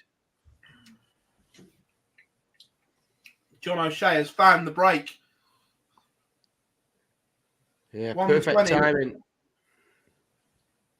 Callum Ridge missed 2 darts to win the leg, and John O'Shea steps in. Dan says, Phil, what did you think of Snakebite's choice of darts the other night? Dan, if you'd have seen in our WhatsApp chat, because where I was there, we get to see the shots of the players warming up, and I'm putting the chat straight away. Wait till you see what he's throwing along those lines, didn't I? Yeah, and it was bonkers. I'm sure half of the lads thought I sent a photo ring. I think a couple of them couldn't see a TV. I sent a photo, and I think they thought I was winding them up. I thought I just found some wacky darts to send in. Very strange. Very strange indeed. John O'Shea did the hard work and broke. However, he's handed the darts back to Callum Ridge here, and it looks as if it's going to be 2 breaks in a row. Big 180 from John O'Shea, though, but then another trebleless visit after that. Ridge will get 6 darts from 1-3-1 to tie it up and force a noble leg. Oh, 1-3-1 goes in 3 darts from Ridge. Bang, bang, bang. Everyone stop getting shot. Some classic UK garage from back in the day. Classic song, classic movie as well. Unbelievable movie, that. That'd be another one Gob hasn't seen. I actually think Lock, Stock and Two Smoking Barrels. Wash your mouth out. Of course I've seen it. But you don't act like the list of films you haven't seen. Like it's not. Oh yeah, all of Guy Ritchie. All of them.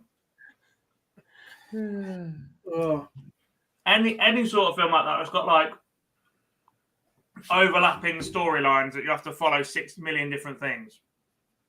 Lock, Stock, Snatch, Rock and Roller, Layer Cake, The Gentleman.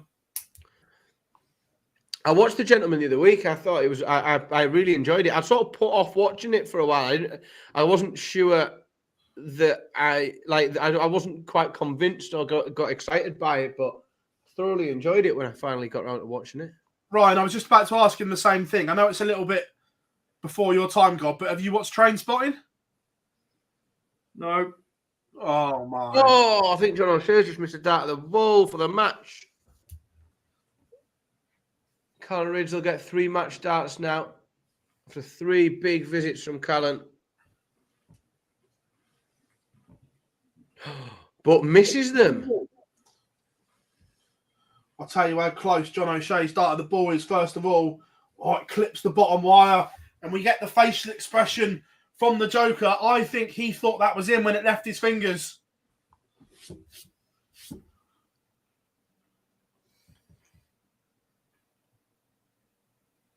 It's taken a long time to update as O'Shea goes for this 25. After Callum Ridge goes, he went outside a double 18 3 times. Oh, John. Missed the big number on the 25. Oh, he's missed 2 big numbers. John.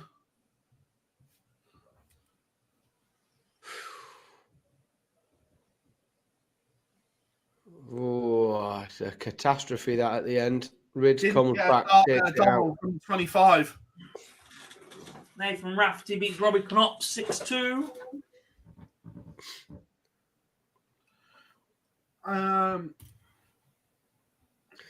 It is without doubt, you know, and I do say it most of the time when I watch him play, but it is, for me, the best shirt in darts, that. What, John's? Yeah, by some way. It's right up there. It's class. Yeah, Josh Rock is still in, breezed through round 1.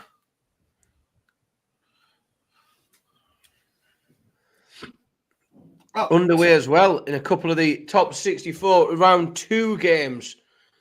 Luke Humphreys and Joseph Stesia and Cameron Menzies and Ewan van der Velde underway in that second round. Steve Lennon averaging a ton, 4-1 up on Jacques Labra. Labra averaging 97.5 and not getting a look in.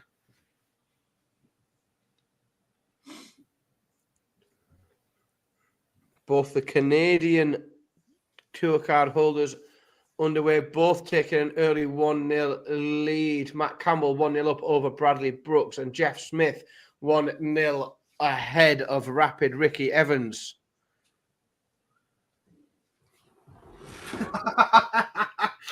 Oh, I love that, Maisie. Stormed off. She's in a mood with Dad.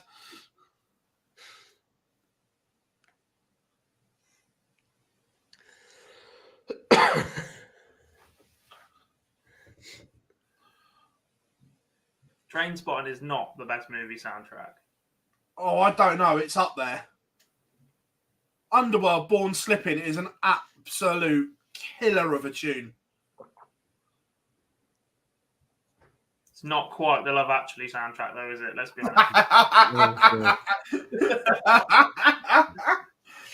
honest. The greatest film of all time. Yes, please. Obviously, Dan, we're on the same wavelength. When Born Slipping came out, what a tune. 96, I think. It'll be about that. Yeah, and it was just it was one of a bunch of, like, there was a lot of that type of music around at the time, but there was just something about it. Yeah. That takes me right back. Oh, pleased with this. Graham Usher on the stream next against Mike De Decker. Well, that's a nice game to And a bit of Josh Payne against Carol Sedler-Check. Chris Landman has beaten Barry Keane. Can you say it properly? Chris Landman. the Landman. Landman. Steve Lennon 5-1 up on Jacques Labra. Jeffrey Desvan beats Steve Beaton 6-3. Underworld Born Slippy is my walkout song. Well, it's a good choice. It's a hell of a track. What's yours, Gob? 5. Everybody get up. Yeah, that says a lot. I could have that. I've got to change mine because Dobie stole it. Really? Yeah, I used to walk on to Let's Get Ready to Rumble. I'd need Vince McMahon to sign off on the licensing, I think. Shawn Michaels singing "Sexy Boy." Nice. To be fair, there are a couple of wrestling ones that make really good walk-on songs. Oh, I think there's more than a few. I think a bunch. I think they're. Why on earth Josh Rock doesn't come out to people smelling what the Rock's cooking? It's unbelievable. Like, why is that not a thing? I think probably a licensing issue. Yeah, Gilden mentioned that he couldn't get Goldfinger, didn't he? Yeah. Yeah, Shirley Bassey was having none of it, was she? Yeah. But to be fair, Spandau Ballet is an absolute belter. It was the same because remember when Stephen Bunting played in the Premier League at Liverpool as a contender? Yeah. He wanted to come onto a Beatles song, but they couldn't get the rights to do it. I thought it was just in-house PRS, so it doesn't matter. No, because it's broadcast on TV. They have to have licenses. And they couldn't get it. But yeah, going back to the wrestling ones, I think Edge's is really good. CM Punk and Cody Rhodes are all decent. Yeah, see, those first couple as well. So Edge's one, Metalingus by Aldridge. That is just the Rocks. You know that they aren't sort of WWE produced songs. Same as you could use them. Someone uses that county, and it's actually pretty good. I found myself singing along to that one. Mark McGuinney used Edges. Yeah. Good track, that. Good band, Alter Bridge. Good.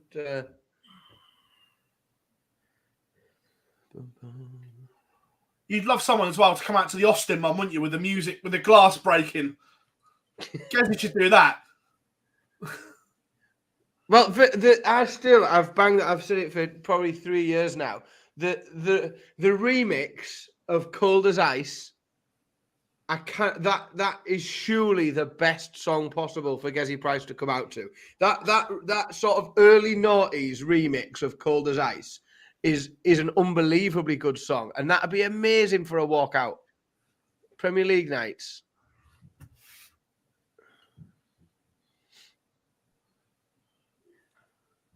The more and more I look at walk-ons, the more and more I like songs that you can sing along to.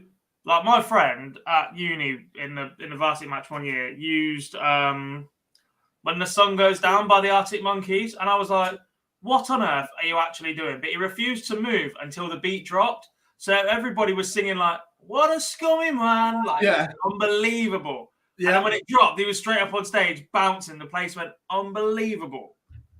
Oh, to be fair, there's some belters for the Arctic Monkeys you could use. Yeah. The problem with some of them is the song's got to get in quick, hasn't it? Like, you can't be hanging around with a really long build-up, and you need something that gets going quick. I used Robbie Williams' Let Me Entertain You one year, and our walk-on was quite short, so by the time I was on stage, the chorus hadn't even kicked in. That's the problem, isn't it? Yeah, you still just got him like... What an absolute waste. Yeah, but if you notice, on the TV-produced ones, they cut it into a certain point. Yeah. No. Not quite sure somebody pressing play on Spotify is going to... That's what I mean, yeah. You could, Yeah, I'll never forget you raised me up at the World Championships. Oh, please. Unbelievable. To an empty room. Oh, that's a going price move if I've ever seen it. Dry your eyes, mate, by the street. Yeah. Oh, I'll tell you what, that is still one of the best albums ever. A Grand Don't Come for Free. Yeah, top album, that. Really good. Absolute mint album. In fact, I've not listened to that. I'm just going to make sure that is on my playlist for the car next week, because I haven't listened to that album for ages. Roy used Randy Orton. Yeah, Randy Orton voices would be good.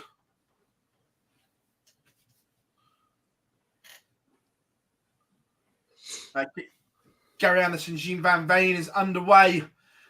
Bradley Brooks 3-2 up on Matt Campbell, averaging 101. Keegan Brown finishes with 101 average, 6-3 win over Adam Warner. Tell you what, the bottom end of that Premier League's tight, you know. Bournemouth started the day bottom. They're 16th now. 1 win. Damn. Yes. Fuck off.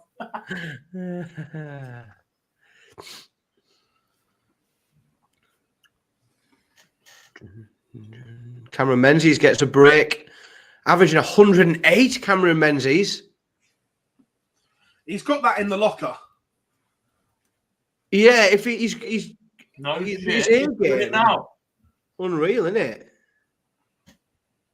He just needs to find it with some consistency and be able to. Problem. He'll average 108 here, and then next game will be 83. Yeah, and he'll go out with a whimper. Yes, it is, Rob. It is a dart show. On Monday, you were happy to talk about football. Oh, dear. Hey, you two could still get battered yet this weekend. Could. But it hasn't happened yet, has it? So we're living the moment. No, kickoff is flying on board number 1. The number 1 seed. We've seen a lot of seeds tumble, but the number 1 seed is not messing about at all. 5-1 up now against Jose Justicia. Yeah, no, Lee, I haven't seen it yet. No.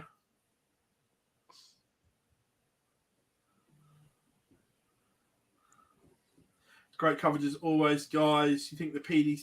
Why do you think the PDC use different ranking system for Pro Tours and Euro Tours and World Ranking? Look, it's something that we've said for ages. The PDC ranking system is overcomplicated. There are for me, there are too many individual rankings within the system. Correct. It doesn't lend itself either to the casual fan. You know, like those of us that follow it as deeply as we do, you know, we sort of keep track of who's where on which different order of merit and do which different ranking and where they're at qualifying for different things. But it doesn't lend itself to the casual fan, I don't think. Ashley, thank you very much as always. Vince McMahon, no chance. That actually, that's an unreal pick. That no chance in hell.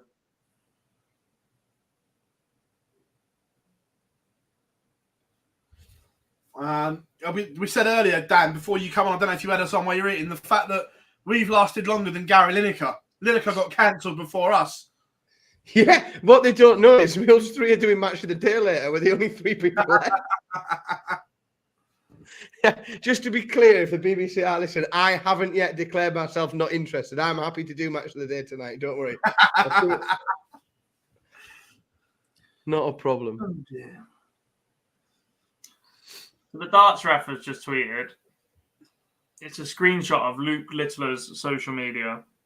I think it's his Facebook. It says, "Bye-bye, Liverpool fans. Go back under your rock. But I've hit a 9-darter in my game in the Isle of Man Open. Happy day." Imagine even Jack's tweets like, imagine being so good at darts. You've just announced a 9-darter in a WF tournament at 16 is an afterthought to taking the piss out of football fans. He'll learn quickly. I tell you what, after saying that both of our Canadian players were off to a good start, they're both now right up against it as Rapid Ricky Evans goes within 1. He's 5-3 up on Jeff Smith. And Bradley Brooks averaging 101, 4-3 up on Matt Campbell. So the Canadians both behind as we've got our first 2 results in the second round. Luke Humphreys 6-1 winner over Jose Justicia, and Cameron Menzies averaging 107 in a 6-2 victory against Duran van der Velde. I tell you what, though, it's really interesting when we look at some of these results here on the Pro Tour. It really is just fascinating viewing. Oh, Johnny. I know, Gob, you didn't see much of Thursday, but Dan, interesting as well. Peter Wright's been booed at the last 3 Premier League venues as well. It was like a parallel universe. And I know Liverpool is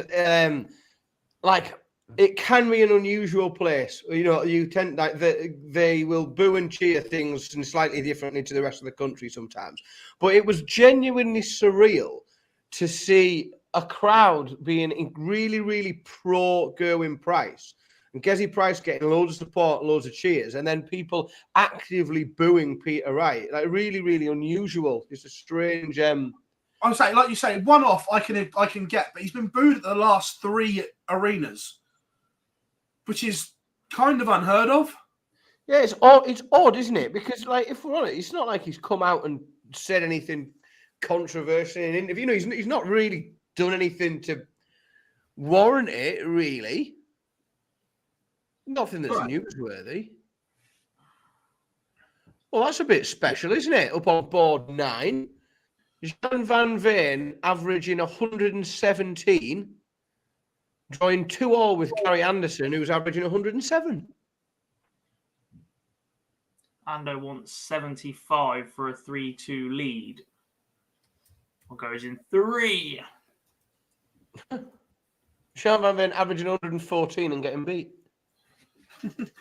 Well, that was like Lewis earlier, wasn't it? Yeah. Bradley Brooks beats Matt Campbell 6-3, averaging 103. That's the best performance we've seen from Bradley Brooks in a long time on the Pro Tour. Ricky Evans 5-4 up on Jeff Smith.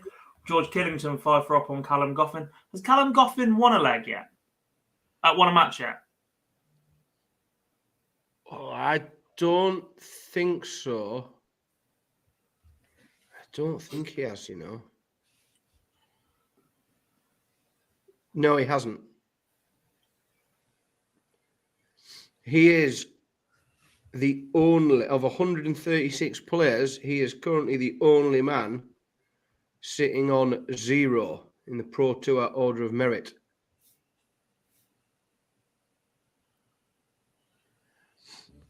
So Ryan Joyce goes 3-0 ahead of Daniel Closer.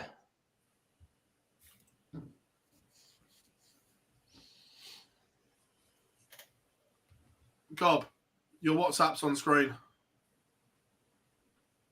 Solid.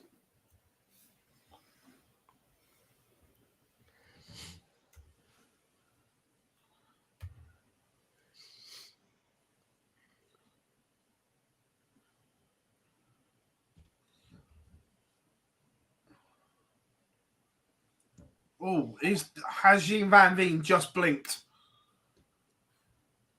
4-2 is huge. It is with Gary playing like this, averaging 106. Oh, Gary. Oh, Gary. 5-5, not straightforward though. You could clart around on this.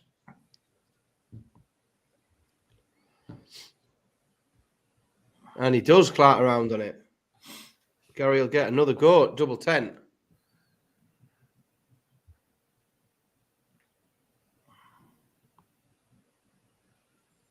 Oh, big moments here.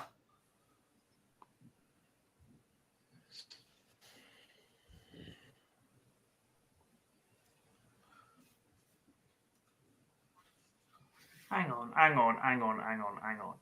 I will take some of their stick Liverpool are getting at the minute for our bad season compared to where we were last season as well. It's not ridiculously awful, right? Just much more human than we've ever been for the last 5-6 years. But to take shit from a West Brom fan is something I will not do. You're ninth in the Championship. You're one of the biggest yo-yo clubs in history, and you're trying to give me crap when you can't even get back up here? Nah. I don't know what they're up to these days. I don't really follow low league football. Ninth. Level on points with Watford, who have just sacked their third manager of the season again. Whose turn is it now? Is it Flores again, or have they just sacked him and it's Garcia again? I can never work out which way round it is. Watford are the only team in the world that has their own individual Manager of the Year award. There's a room full of them.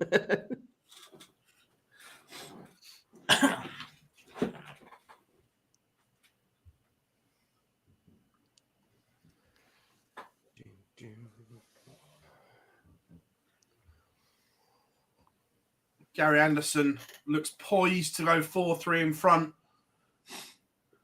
And he should be throwing for the match. If he goes 4-2 up, he does. He should be 5-2 up here. He's playing beautifully.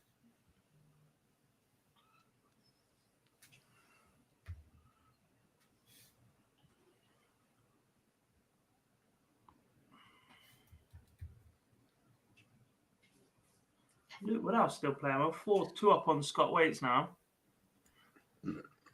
Played very well lately, Luke Woodhouse. Played some really good darts.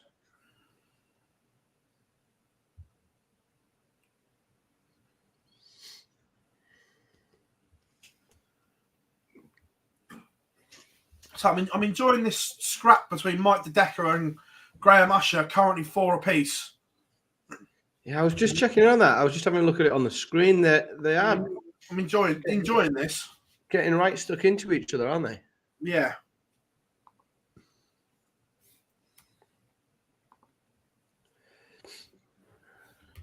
Dylan Slevin, 3-0 up against Super Mario.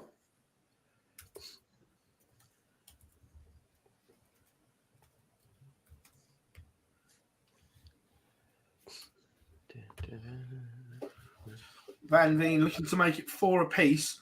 And you just worry with the chances Gary's had here that 4 apiece that Van Veen will produce an 11-12 dart leg the way he's playing.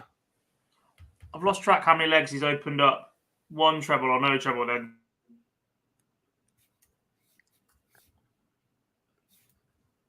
Open door. Oh, you've missed the... I think we might need to be pressing a little button somewhere Oh, for board 15.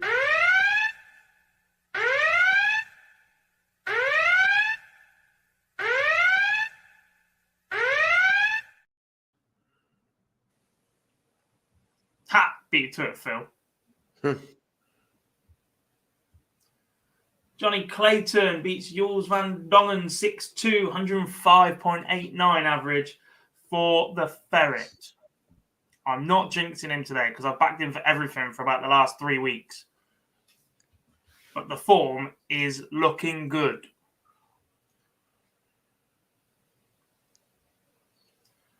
One game away from completing the first round, and it is still on stream. Is Mike DeDecker against Graham Usher, now 5 apiece.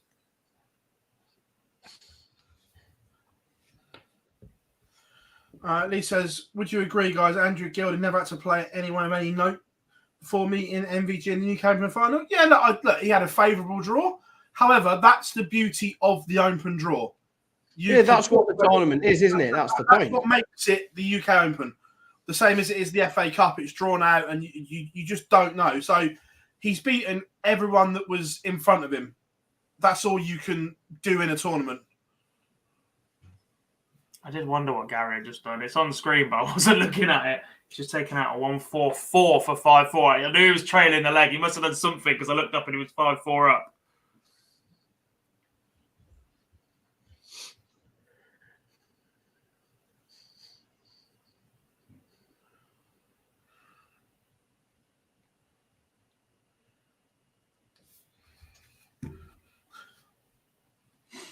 But it looks as if we are going to go the distance in this one because Jean Van Veen is absolutely bossing this 10th leg.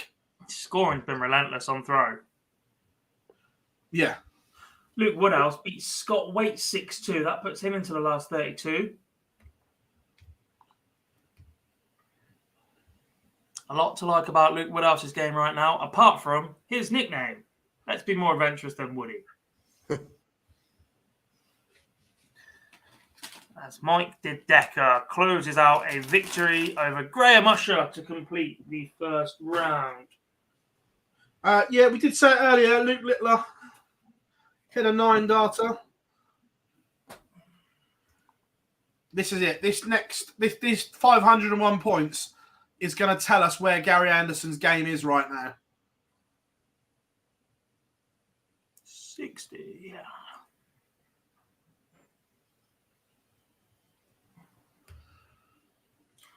Wadey won his first game today, pushed all the way. Him and Mickey Mansell are both averaging about 110 at 3 apiece.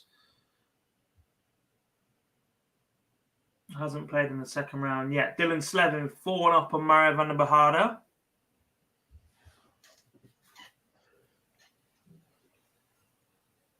Van Veen is just not missing these trebles, is he? No. The treble's not big. Yeah, he's not letting up at all. Gary's going to have to just... Ooh. Look, a 140 here and Gary's in trouble. Yeah, Van Veen's first He gets 6 starts from 161. Oh, that is a gift-wrapped present for Gary Anderson.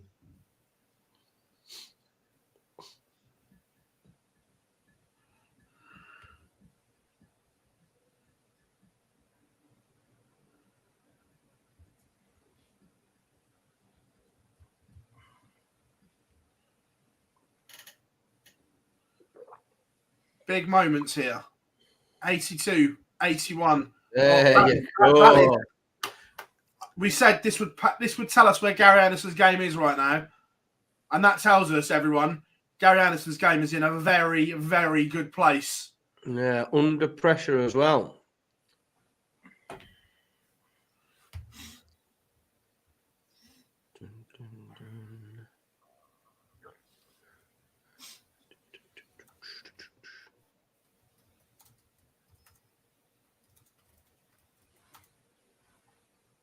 And he'll play the winner of Boris Kirchmar and Pascal Ruprecht. So, with the greatest respect to those two players, you're going to expect Gary to come through that as well. You know, you're going to expect him to win the board final now. You'd say the way he's playing.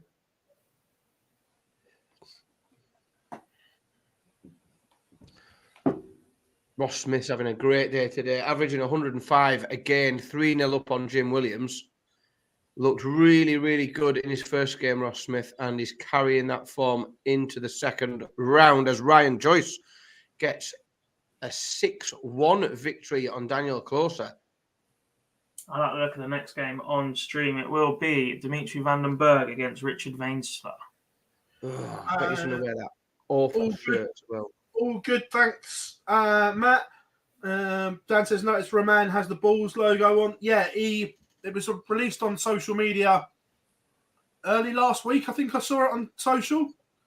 He's with, because it's complicated, he's with Bulls Netherlands.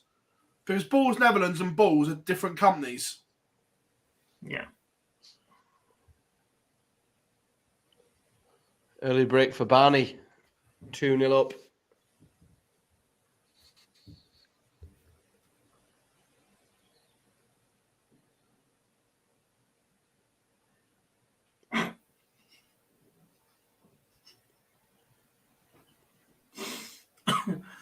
I like the concept of a darts management sorting hat.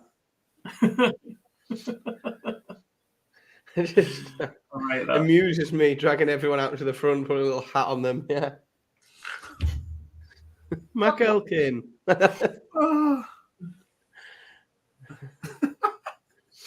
It's which stable of darts management, which darts management company is the You can see what type of character they are. As the old sorting hat comes down, Matt Ward. Yeah. Brilliant. No, MVG crashed and burned today.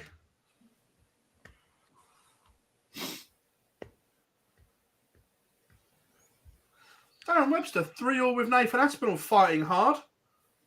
Yeah, Aspinall come out Go on. well as well. 2-0 down. Brian Roman's now 2 apiece. Ross Smith now 4-0 up on Jim Williams. Van den Bogada 5-3 down to Dylan Slevin now. Sigansky 3-1 up on Damian Mole, averaging just 79. Afternoon, Mr. Mason. Morning, buddy. Oh, honestly, it's been absolute carnage today.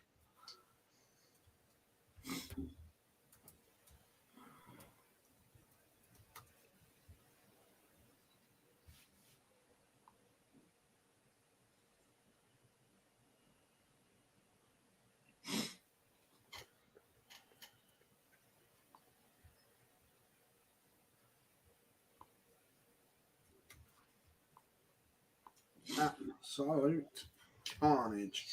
What did we think of the PDC Europe's competition to become a new referee? Interesting and intrigued why. Yes. My gut is cost cutting. Travel. Because it They're costs going to a look lot. for somebody based in Europe. Because the cost of bringing, for want of a better phrase, the elite officials over Yeah. is the only one I can think of. Ooh, Barney goes 4-0 up now. Oh, what? Because we've talked about him loads. I didn't. You two are like. I didn't tell you about me Gary Anderson. So I've ranted and raved, as you know, for ages about the lack of availability for dart shirts in kids' sizes. I've got 3 kids. You just don't sell them. You can't get them anywhere, other than the Gary Anderson shirts in kids' sizes now. Love that. The revolution, like Billy's birthday is going to be.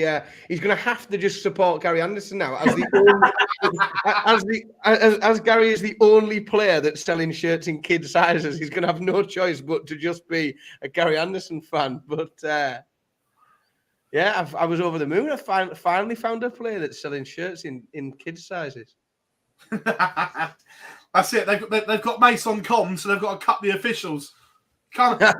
You can't have Bevans calling. It's Bevans or Mason, one or the other. And Claudio Luigi shirts aren't going to pay for themselves. No, but look, I just think that maybe they want some identity of their own and things like that.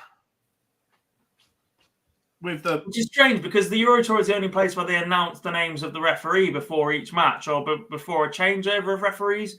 So it's there where they've made them into bigger names than you get at the Premier League. They're in the background and you find out who it is when you hear the first 180 normally. Yeah.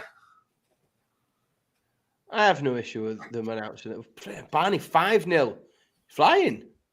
Absolutely flying. Ross Smith is also 5-0 up as well. I mean, that average of Ross Smith, he's creeping up now to just shy of 106. Jim Williams just can't do anything with him. Ross Smith looks imperious today.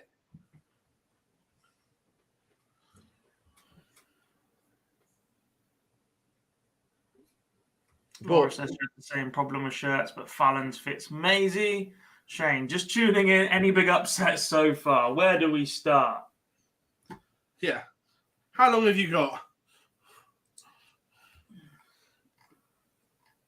We have lost Michael Van Gerwen, Michael Smith, Rob Cross, Joe Cullen, Ryan Searle, Andrew Gilding, Dave Chisnell, Chris Doby, Gabrielle Clemens, Kim Hybrecht, who's already won one this year, Adrian Lewis. Darren Webster making a real match of this with Nathan Aspinall. Nathan Aspinall's averaging over a ton. He's up to 101.5 Nathan Aspinall on his average. Webster averaging back on 89, but managing to hold his throne, stay in this, and he's got himself to 4-all now. Aspinall just can't quite pull away here.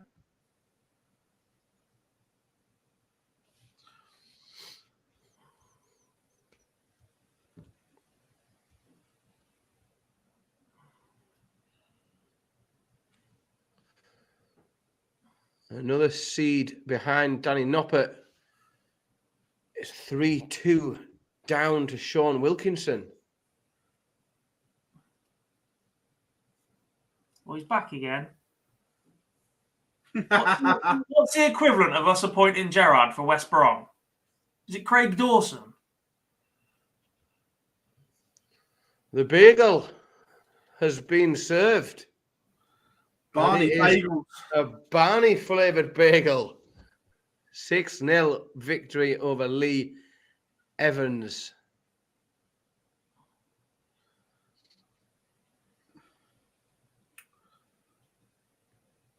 There just seems to be a little upturn in Darren Webster's performances again. Look, they're not at the level that they once were, but better than what we've seen the last few years. Richard Veen's just going to have to book his ideas up, only averaging 118. Shambles. There, isn't he? Shambles. Pathetic. What are you doing, man?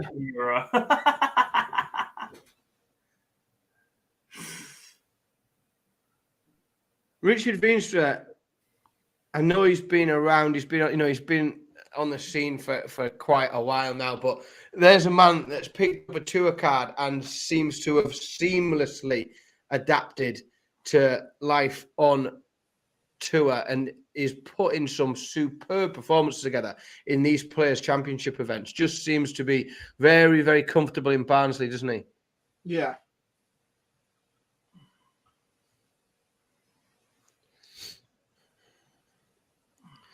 It's looking like Gary Anderson's opponent in the next round is looking very likely to be Pascal Ruprecht as he takes an early break to go 2-0 up on Boris Kirchmar. And in this short format, those early breaks are very, very important.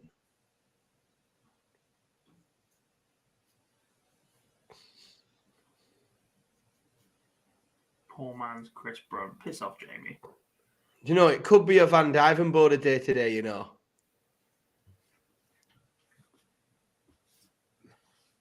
Could be a Dirk day. Under the radar. It could be a Dirk day today. Martin Schindler has had 6 perfect darts. Oh, didn't manage to pin the 9. He's left himself 52 after 9 darts, Martin Schindler.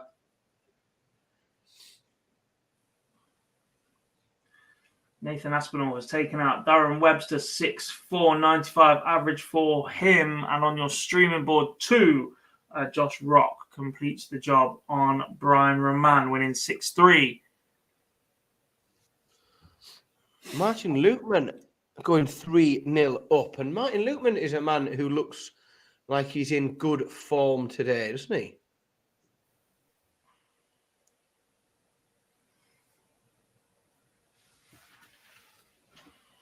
Damon Heta in trouble.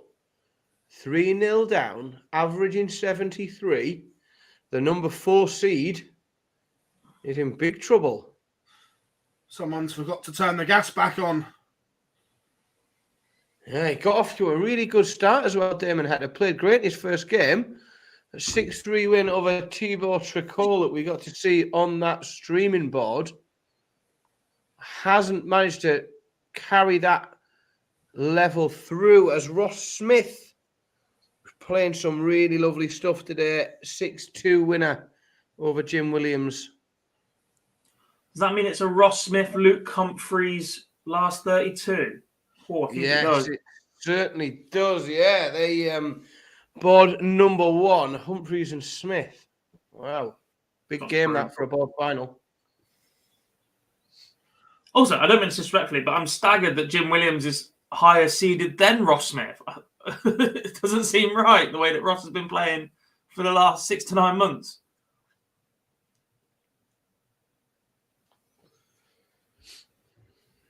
Dimitri Vandenberg gets a break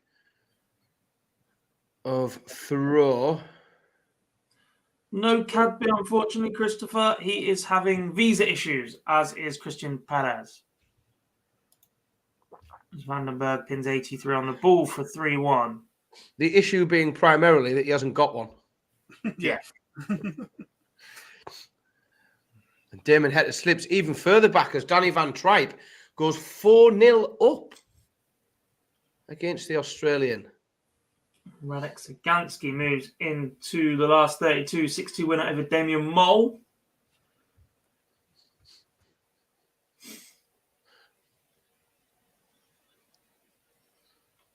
Well, Adam Smith-Neal, who managed to pick his first win on these Players' Championship events up earlier today against Devon Peterson, is rewarded for that victory with a meeting in the second round with Gerwin Price warming up on board 14. Gerwin Price, who smashed Jamie Clark 6-0, averaging 110 in his opening game. So that's looking like a very big test for Adam Smith-Neal because Gezi is up for it today. Yeah. Peter Wright not here this weekend. Had the weekend off. Yeah, I agree, Mace.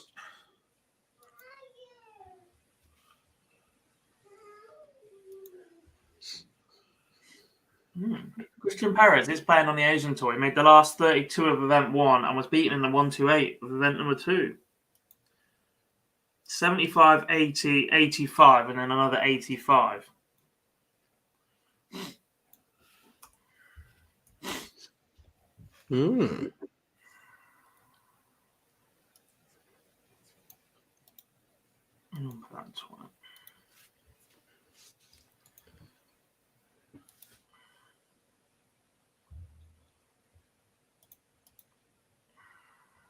Chris Landman fighting his way back into that. We were talking about Martin Lukeman being 3-0 up. He's been pegged back to 3-2 as Landman picks a couple on the bounce. Damon Heta finally gets a leg on the board, but could be too little too late as he's 4-1 behind still in that game.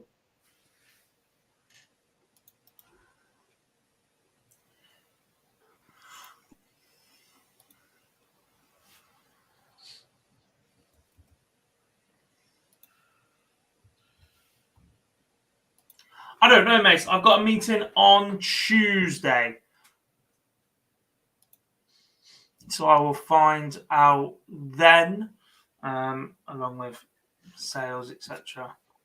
Just remind me of the date of that event, would you, Gob? When it's 24. Golden Ticket. It's the Friday, isn't it? Yeah. And Open Series 1 is the 24th. TV is 25th, 26th of March. I'll try and get over on there. Are they streaming the golden ticket qualifier? Don't think so. That's a shame. Yeah, no, I just thought it'd be. That's why I didn't know. That's why I was asking. When we do stream a board, it's done by tournament director, and we've got a different tournament director for this weekend because it clashes with another event. I'm going to send a message, see if I can tee up coming over on that Saturday.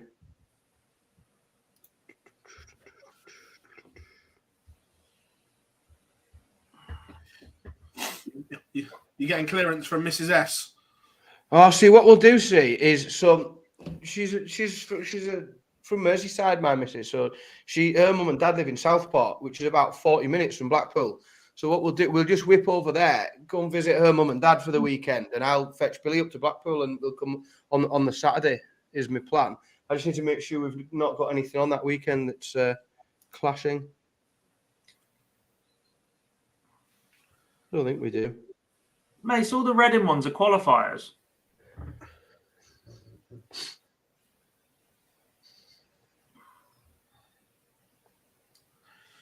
Yeah, but it's still practice and ranking money, isn't it? That's why Thornton did it. Dimitri Vandenberg goes within 5-1 up on Richard Veenstra. 5-1 up for Danny Van Tripe as well, within 1 of dispatching the Australian. That's a good one as well. Board 13, Robbie John Rodriguez and Nathan Rafferty, both averaging over a ton. 5-4 at the minute to Robbie John. But Nathan Rafferty down to 72 in this leg, with Robbie John back on 2-4-5. So looking very much like going all the way to a noble with both players over a ton averaging. Really good game, that one. Fair enough, Bob. Adam Smith, Neil Godwin Price underway on stream board 2.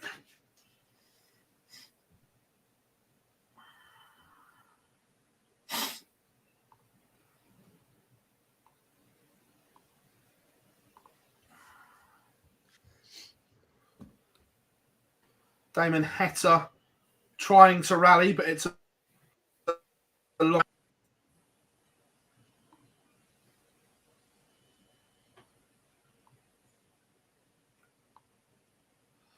God, obviously we watched every dart of Q School, and we were intrigued to see Pascal Reprech, how he got on tour, because let's be fair, he blitzed his way through European Q School. Stage 1, Stage 2, literally smashed it out of the park. And he's taken to life on tour quite well. Yeah, the concern was that we'd never really seen a B game at that point, had we? Was it just a flash in the pan? But he seems consistent and steady enough at a level where he's going to compete here, not necessarily win titles straight away, but he's settling in quite nicely. Yeah. The 19 next to Gerwin Price's name is his seeding for the Pro Tour. So he is number 19 seed. To explain seeding, there's 32 in this event based on their ranking, and they're placed into the draw at specific points so that they draw certain other seeded players as the progression works their way down, should they keep winning. He's picked up an early break as well, Gerwin Price. That opening leg he's took was a break of throw, and is really in the driving seat in this second leg as well. See, now I really don't understand why he played so bad on Thursday. Because he's been unbelievable the last few weeks, and he's flying again here. Yeah, every now and then players have an off night, don't they? Oh, another big name gone as Sean Wilkinson comes through a noble leg, deciding there, wins 6-5 over Danny Noppert, and Danny Noppert is gone, the number 9 seed. So the number 30, Roby John Rodriguez, loses out on a noble leg as well to Nathan Rafferty. Danny Van Tripe will get a match start in this leg. He's got 3 darts to get rid of 84. Can't do it in this one.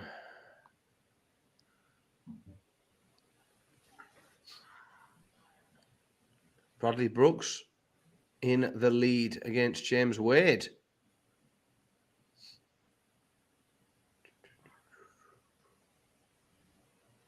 We are only going to have a handful of seeded players left come the next round.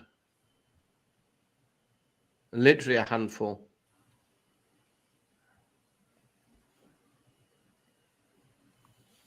Anything more than a handful is a waste, Dan. So I'm told. So I'm told.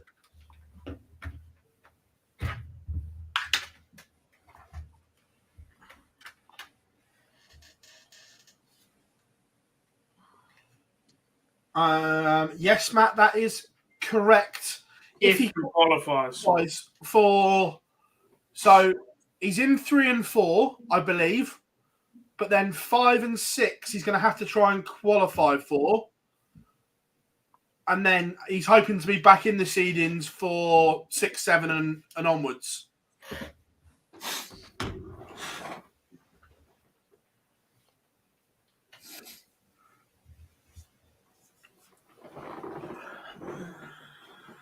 Wade levels up with Bradley Brooks. Gezi Price is absolutely flying. I don't know who beats him today, if anybody. Someone's going to have to put a proper performance in because he's playing. Could be. Could be Gary. Isn't Gary's record against Gezi absolutely terrible? I think so, it is shocking, isn't it? Yeah. Yeah.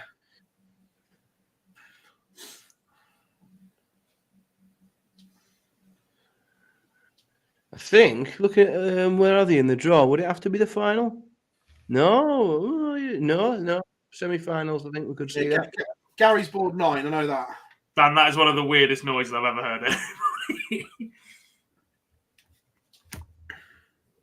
Make on this stream. Price versus Josh Rock in the next round. Well, hello. That'll be all right. That's a nice one, isn't it? That should be. And what's a shame is that probably won't end up on the stream because they've both played their last games on the stream, haven't they? Yes. Price is on the live stream at the minute, and Josh Rock was on in his last game. So even though that's a big, entertaining game we'd all want to see, we are very unlikely to get that on the stream. Yeah, they've gone early for that one to get Rules are there to be broken. We might. Oh, what else is a decent game? We might get Humphreys Ross Smith. Last year, it was either last year or the year before because we commented on it. I can't remember who it was. For some reason, it's telling me Joe Cullen, but I might be wrong with this. Played something like 5 stream games in a row. I think it was 4, wasn't it? I know it was a lot that he played. I mean, there are some decent shouts for games already without knowing who else is to come through. You've got Humphreys Ross Smith, Johnny Clayton Jeffrey Desvan, Luke Woodhouse Nathan Rafferty, Menzies Dukes. Yeah. Chris Landman has just beaten Martin Lukeman. 3. Who's Aspinall got? Aspinall's got the winner of Mervyn King and Gerton Enchez. Merv's averaging 104 again. He wasn't doing that at 2-1 down. Has he just done something silly to drag his average back up?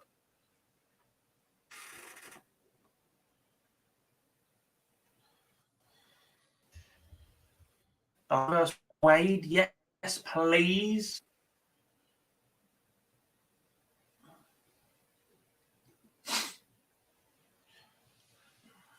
Dimitri Vandenberg and Richard Veenstra going all the way. Dimitri has the darts in this decider. Veenstra has been absolutely superb, but just... And I'll tell you what, I'm really pleased that 4-1 down. I'm really pleased that Veenstra has taken to life in the PDC. Obviously, we followed the BDO system for a while, and Veenstra was always a big fish in that pond and never wanted to make the jump. But now he has. I'm so pleased he has, that he's taken to it as well. Mm-hmm. He's a top 64 player. Yeah.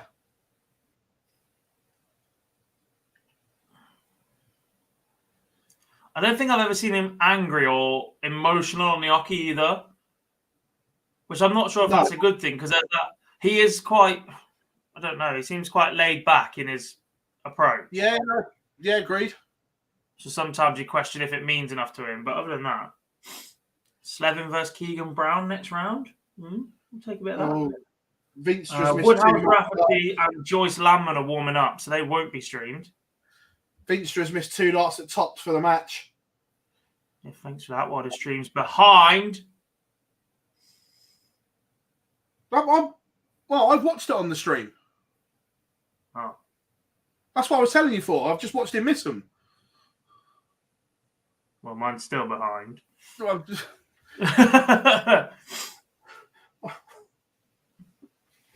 Yeah, I wasn't going off Dart Connect. I was going off the stream.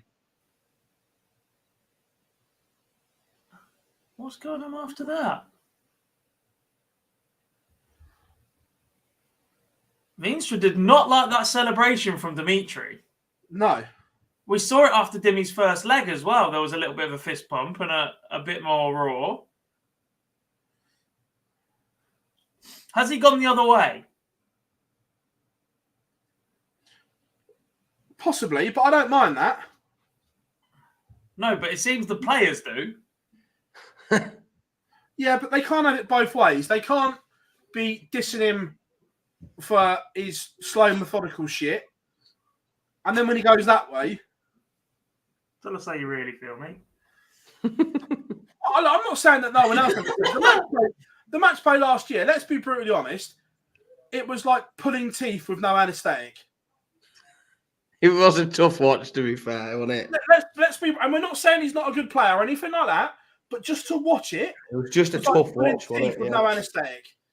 So I'd much rather have this Dimitri giving it some large, giving it some, than the one we saw at the match play last year.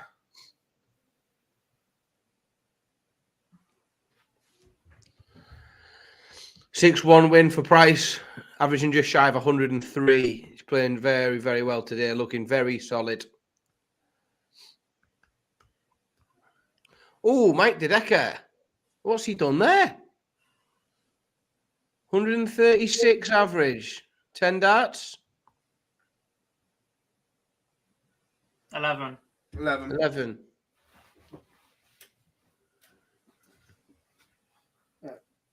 Not bad from Gezi, 102.71 average. It's another good run for Keegan Brown. And I feel sorry for Keegan because he should be going to Blackpool. Yeah. That's an anomaly in the system that doesn't add up or work. Yeah.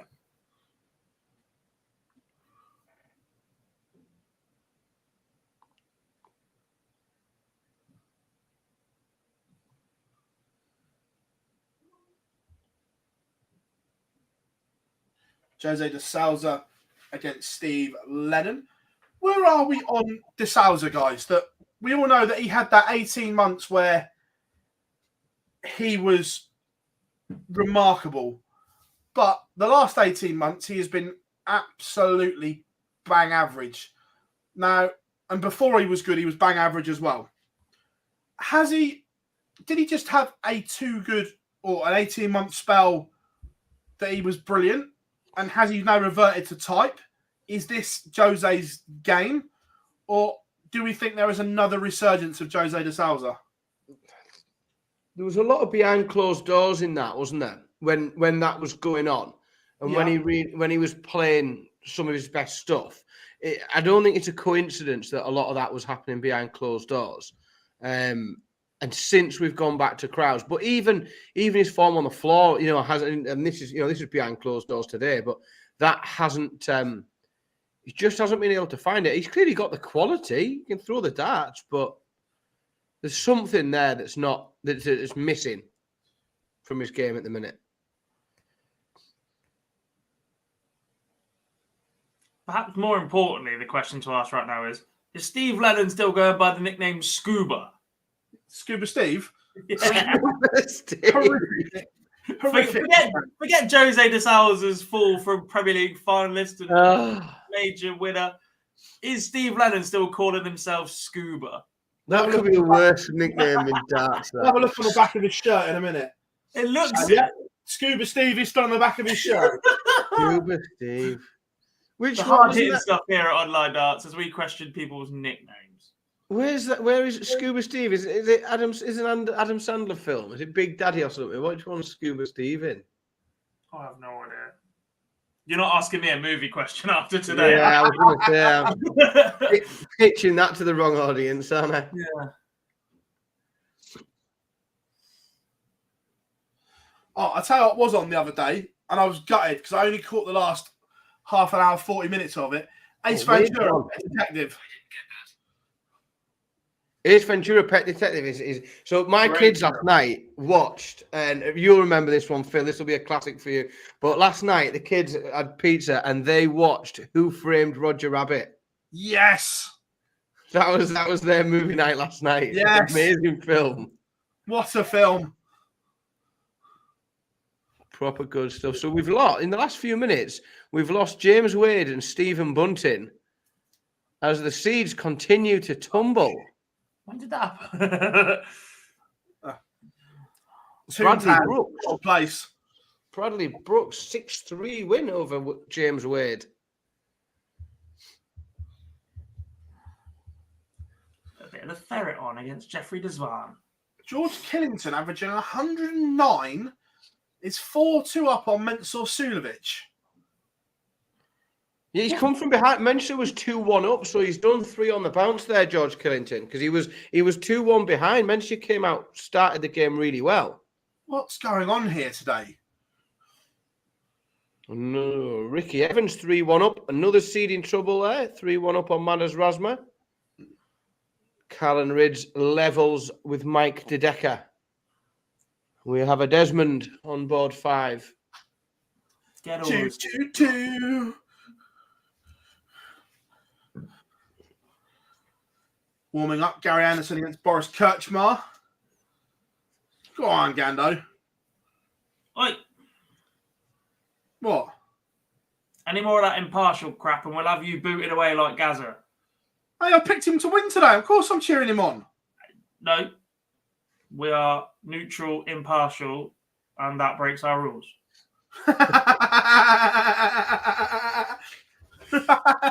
What did you do you remember in that last game when Cameron Menzies was chucking 104? Yeah. And Phil said what might happen is he'll come out his next game and average 83. Well, oddly enough, Cameron Menzies finds himself 3-1 behind, averaging 83. What can I say? Managed to not only predicted the performance, but picked the exact average there. Well done, Phil Bars. What can I say? Thank you. Thank you very much.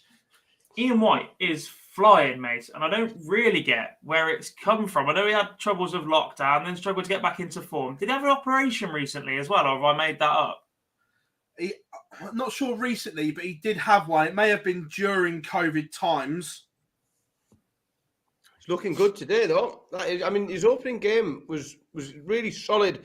I mean, it was a cracking match, to be honest. Ian White and Gabe Clemens played some great stuff, both averaging about 105, I think, if I remember rightly. And he's come out starting really well as well in this game against Robert Owens. So he's looking strong today, Ian White. We've got unwritten rules, Jamie. Yeah, we don't have anything on paper. That would involve effort.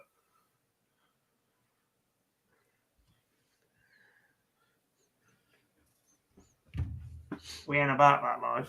Nah. Might one say bollocks to that. Oh, look at me, I can swear. Okay. Might one say poppycocks to that then. We'll go all posh, shall we? I leave the posh to Dan Pellegrino. You're the tongue, Matt. You're tungsten tough. No, that's long gone. Rest in peace. Managed to get rid of that quickly, didn't you? That was. Don't worry. Don't worry, Dan. I will keep bringing this one back. Don't worry about that. It seemed to get dispatched relatively. No. Not on this watch.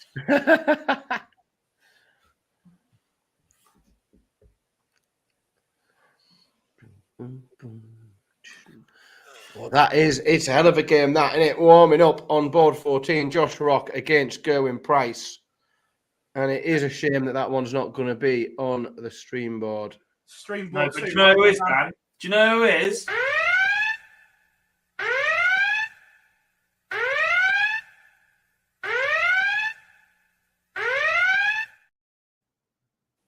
Haha.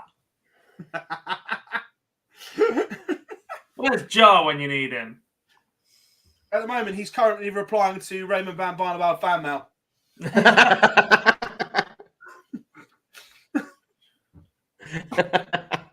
That was good from you because it was quick and funny. Well, you know. Not like you at all. That's what happens when you have 10 hours sleep.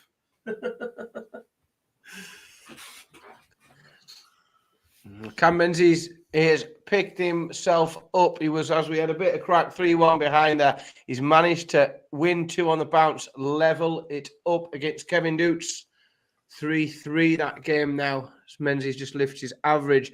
Another one just pegging his way back into the game. Madus Rasma is now 3-3 with Ricky Evans. He's won 2 on the spin as well after being 3-1 behind. I wonder where you were going with that when you started another one pegging. Yeah, I didn't know. I you know when you get halfway through a sentence, and you think I've got a hole that I need to navigate around in. Right. This is Dan's leaving in a second as well. This is really bad timing for a man who's about to shoot off. Yeah, I know. I feel like I need to do another 10 minutes just so I don't leave you with begging.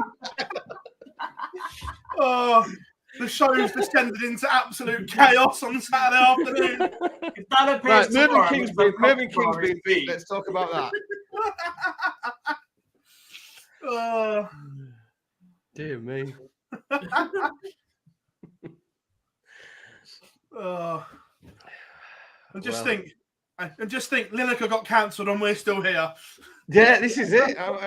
We've outlasted Gary Lineker. Ian Wright's not going to go on Match of the Day if I'm not allowed back next week either, as well. He's tweeted me and told me.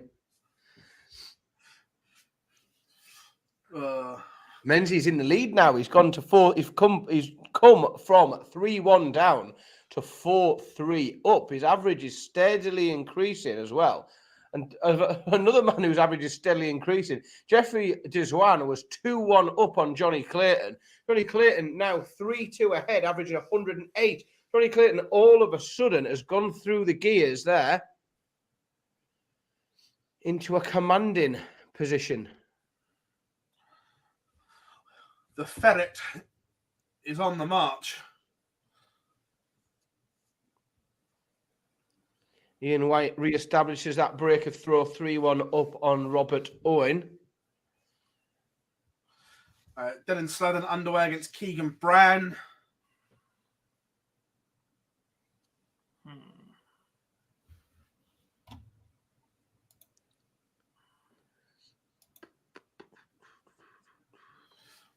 Oh.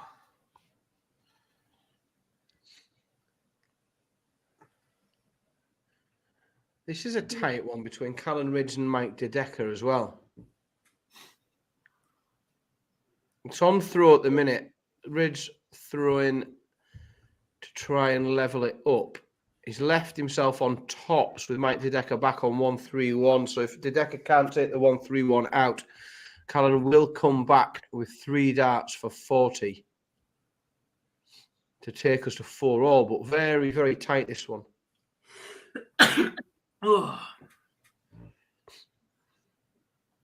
Callan Ridge does it in 1 dart and levels up 4 each.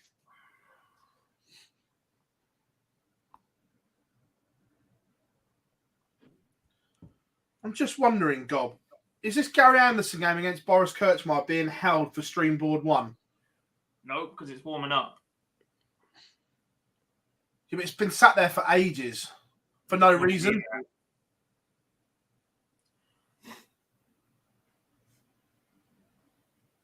Maybe somebody told Boris was on, and he's like, nah. I will Cam play Menzies when has I just want. won another leg. 5-3 up now, Menzies. From 3-1 behind. Really upped his game.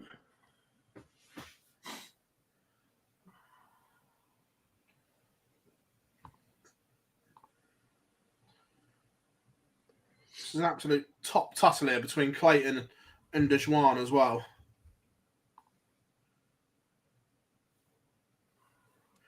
How are we doing, Tommy? Hope you are good. Oh my, that's a bit good from Johnny Clayton. 1-3-6 to break the throw. Oh boy. I really, really hope that even though it's in a Pro Tour cubicle, we got hit double point left. Please.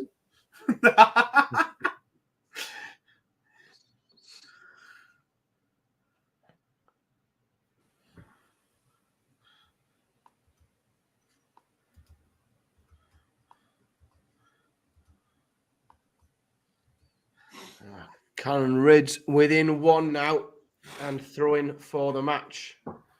Dedeker's going to have to break and hold. Just taking the opener against Josh Rockwell and Coach Mar finally underway. Looks like Big Bag Boris agreed to get to play.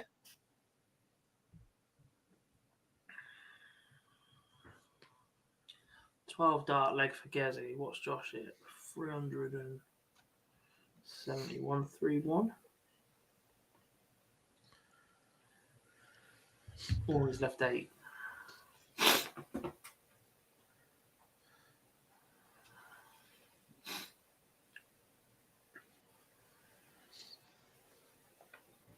Yeah, Desvan looks on the up again.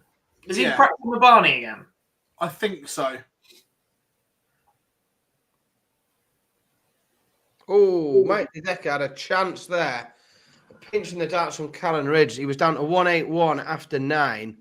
But Dedeker then went and only find 26 points from his visit. He's just so... This is like the Deshwan of 3 or 4 years ago. Mm-hmm. He's playing class at the minute, isn't he? Yeah. So it's Dylan Slevin, 2-0 up on Keegan Brown, averaging 103.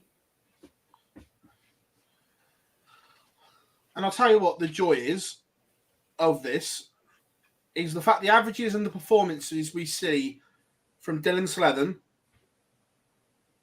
when he does not drink. Yes. Which is a massive plus and the right message for the sport that says you can do it without the devils. I mean, I completely disagree, but all right.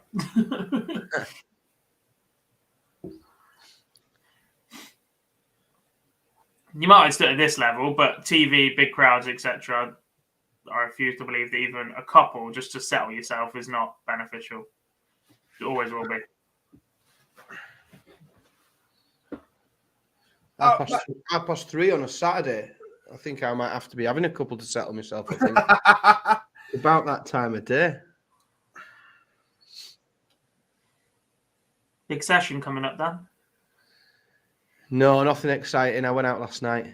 I went out last night, so calm one today. Knock some tea up for the kids, and then send me a Parmo while you're there. Cooking Parmos with Dan. We'll have to do something on a stream one day with the Parmo. OD's going to branch out. We're going to have an all sports show, the new match of the day. Yeah, and a cooking channel. Nothing we can't do here, boys. We'll have some ASMR that is just us sharpening darts points. I might chuck some actually this afternoon. Did I tell you? I know it's just like, did I tell you what I've done in my kitchen with my dartboard? This is genius, right? And everyone in the chat room, you can have this as a tip. So, Mrs. S isn't a fan of a dartboard in the kitchen, right? Or in the house generally. Doesn't match the decor. So my dartboard was up in the garage. I've got a door from the kitchen into the garage, but it is absolutely freezing in the garage in the winter, like beyond cold. So I was getting really frustrated that I couldn't chuck any darts. And she'd been on at me for a while to hang a picture up in the kitchen that she'd bought, particularly a nice picture. And what I did was, before I hung the picture up, on the wall, I put the bracket for the dartboard and then put the picture on top of it.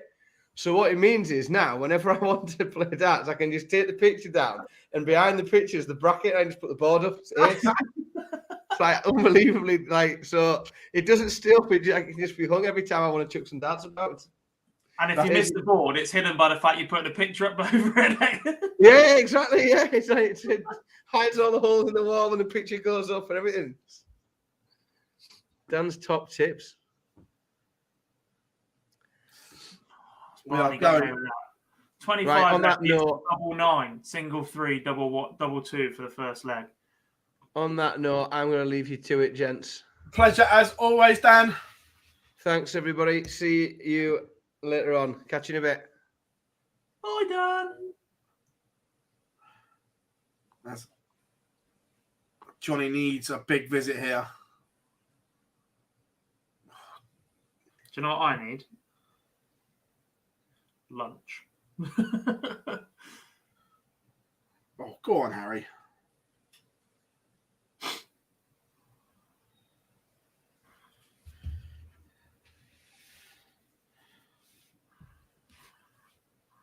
Oh, Johnny.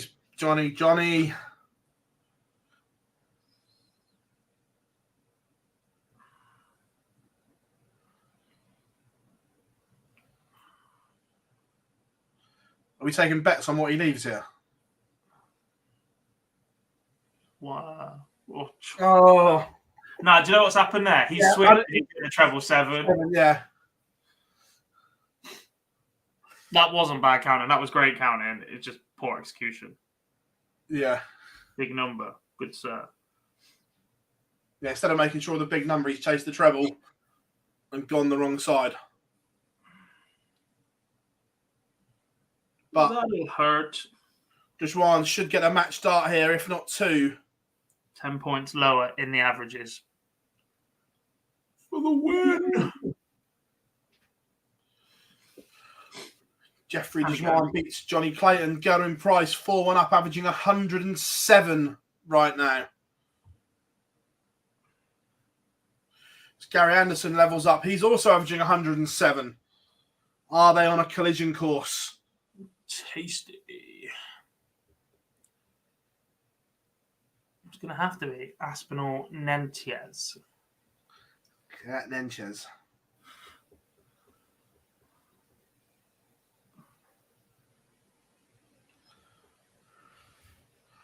Whilst you do that, I'm going to keep an eye on Gary. May says another seed gone. It is seed again.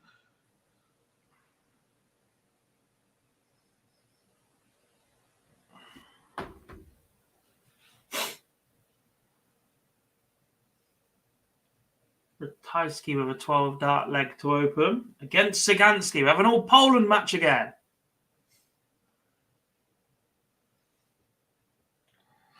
What's that? Kirchmar is getting battered in the averages here, but he's just doing enough on his own throw. We've literally just seen that performance from Jeffrey Deshwan. We're seeing it here again at the moment as well. Kirchmar averaging 92 to Anderson's 107.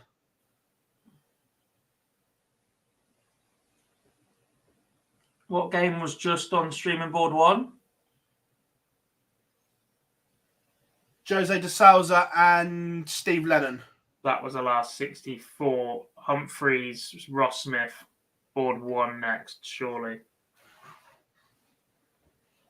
Kirchmar leads again. Yeah.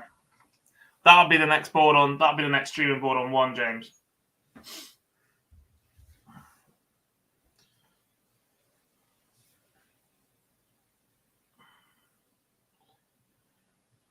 As Ian White defeats Robert Owens 6-3.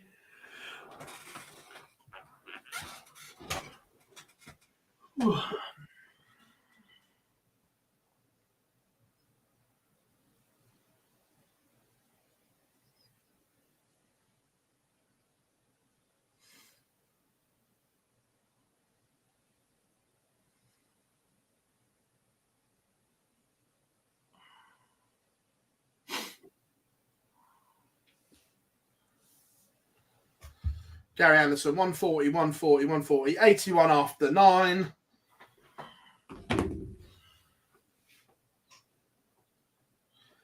The 81 goes for a 12. 3-all. Gary Anderson averaging 109 right now. Tidy. Going Price averaging 108. 5-1 up on Josh Rock. Welcome to the big time, kid. What is it there? Because he's averaging 120.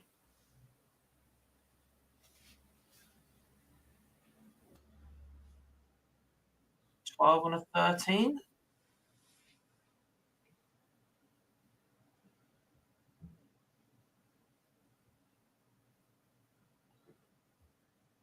Bradley Brooks lowering the averages once again, goes level with Raymond van Barneveld. Ratajski averaging 120.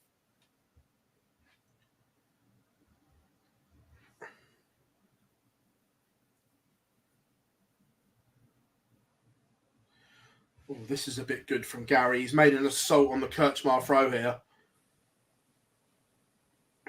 1-2-1 after 9.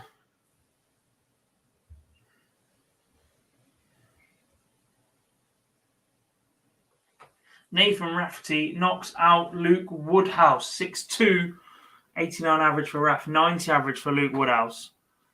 That's where Woodhouse's game's got to get a bit better for me. Yeah. His A game is right up there. When we've seen it on TV, when we've seen him produce it on the floor, but his B game needs tightening up. I agree that he has no B game. Yeah. It's all or nothing. Gary Anderson breaks the throw. 13 dart break. Gary Anderson averaging 110 gob. This is impressive. And then starts 55. Gary. Back. I said it. There were signs. Humphreys Ross Smith is going on stream board 1. Like we've done this before. Yeah. Asp averaging 108, 119.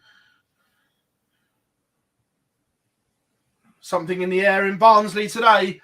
Seeds are falling and we're seeing huge, huge numbers.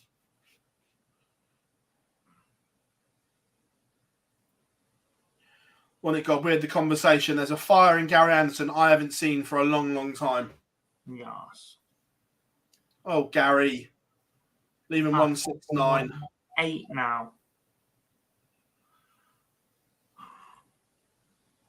haven't seen this explosiveness from Asp in a while either. He's just been put in that corner as a battler. 86 after 9 this time round. Jesus. Gary, Humphreys Ross Smith on stream next. Gary, 43, opens the door for Kirchmar to break back. 126 Anderson, 78 Kirchmar. Anderson put in wonderful 2 legs, but as he opened the door, yes is the answer. 2 troubleless visits, Kirchmar for 4-all somehow. Rock gets one back against Price, whose average drops to a measly 101 as Aspinall takes out 32 for what I think was a 13 dart leg.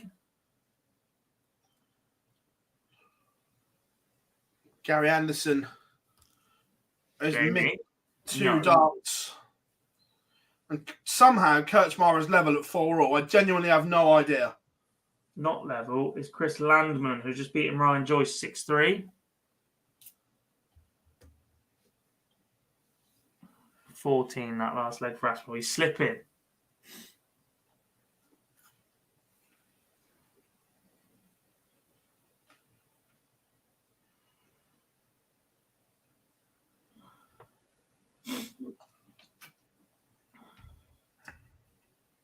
Warming up, Dirk versus George Killington and Manners Rasmussen against Sean Wilkinson. Daddy Van Tripp, Callum Ridd's now underway.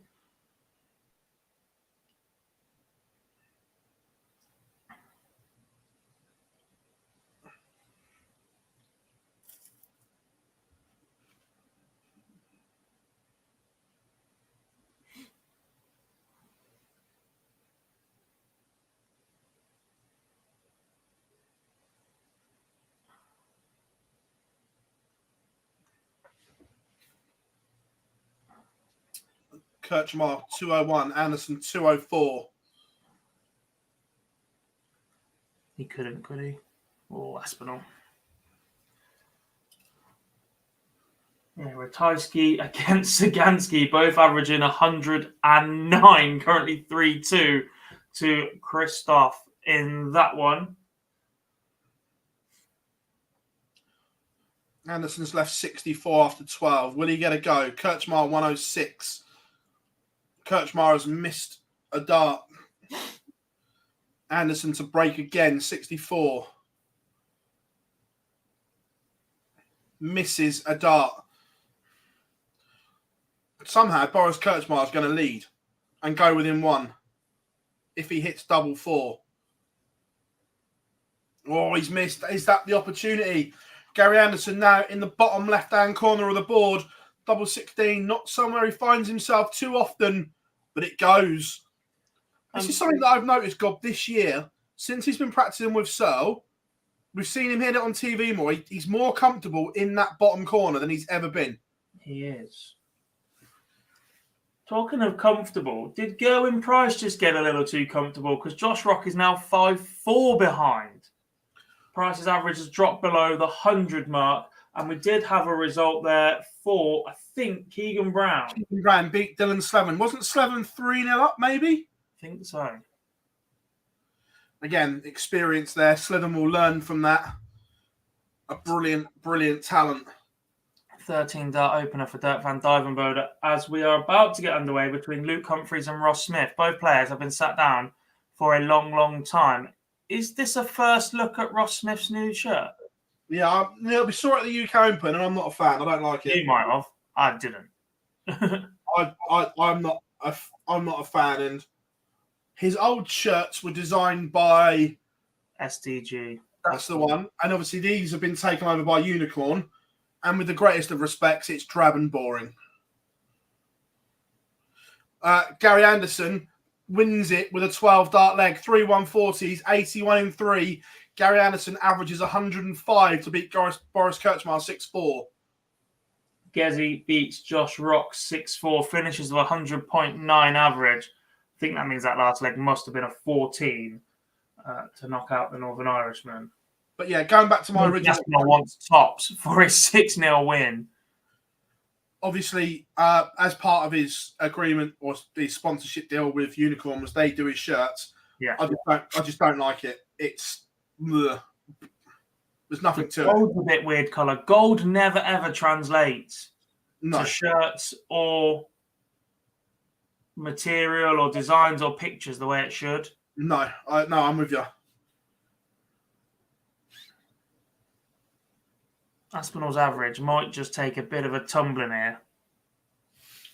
But it's a match start. Again, goes in one. He finishes with 104, but that was a mightily impressive performance from Naismith and Aspinall. Yeah, big performance from the Asp. Barney, 4 apiece with Bradley Brooks. Again, huge disparity in the averages, but Barney is level.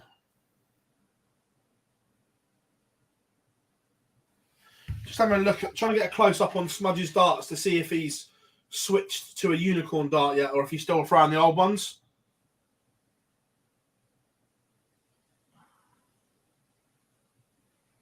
We'll get darts at a double now, so if it stays in the board.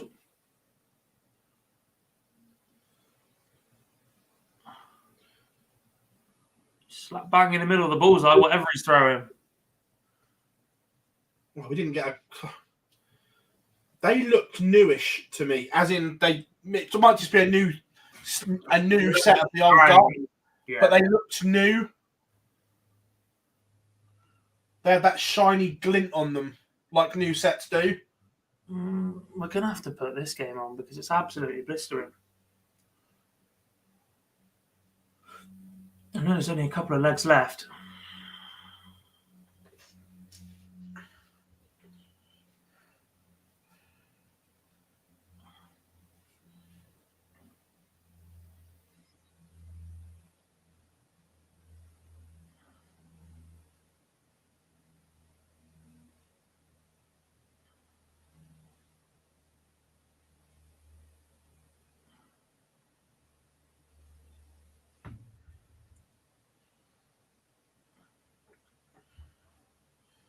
Has he always thrown the solid flights and stems?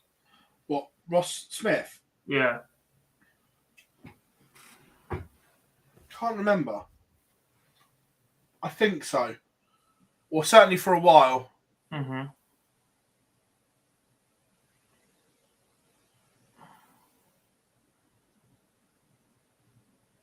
If you were a player these days, about to sign with a manufacturer, given how the flight and stem landscape seems to be changing an awful lot with all-in-one shafts, you've got the Condors, you've got L-style, and all the other variations of solid flights rather than your traditional fold-out with a plastic stem or whatever.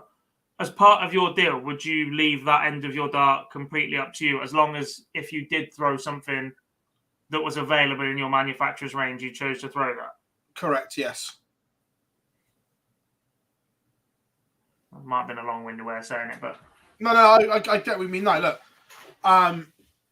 Yeah. I know. Look, like you say, we've got Condor, we've got L-style, there's a few others, but it's only a matter of time until the other manufacturers start producing their own as well. Yeah. I mean, Target did for a while, didn't they? Was it the whatever it was called, 8? Yeah. Unicorn used to make theirs, but they came in 2 different pieces. You had to, like, slot them together. Yeah. Obviously, Harrows have the click set up. You've got Cosmo. I find theirs are a bit flimsier, though. They're a bit more like traditional flights with a clip-in setup, but I find they get deformed way too easily.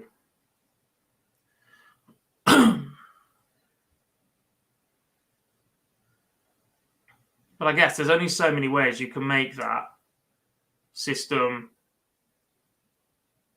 work without breaking copyright rules. So if you're a manufacturer that doesn't have that style of setup, creating one now would be quite difficult. Yeah, I guess so, but it's no different to the way they get around the dart rules as well, I'm guessing. Yeah. That there'll be a way around it. It's no different to the current flight and stems, as in the older ones that everyone brought out their own anyway. Something like that may be hard to copyright because the dart needs it to fly. Yes.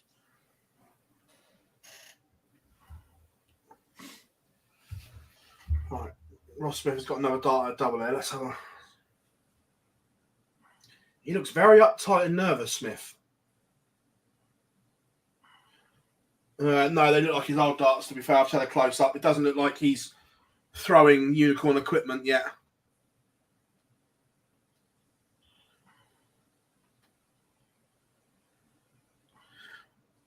This is the other thing as well, that with certain manufacturers compared to others, there is extra pressure placed on the player to throw with their equipment. Yeah. Now, I get why, as the manufacturer, you'd want it, but surely it's better to have a player winning than a player struggling with equipment they're not comfortable with yet. Yeah, I think the change in form of Dimitri is probably the most recent show of that. Huge roar from Barney, by the way, as he beats Bradley Brooks 6-5. Yeah. Look, try to do something completely different than we've seen from Dimitri in a long time, and they've basically got something very, very similar to what he was throwing now. And it's working again for him. Yeah.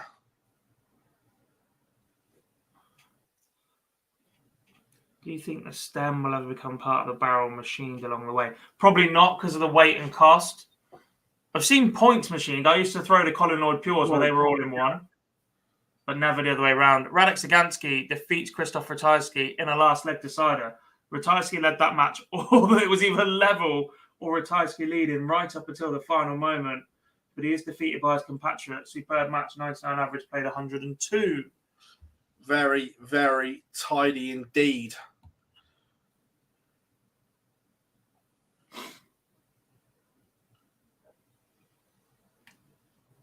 Gary Anderson will play Keegan Brown in the last 16.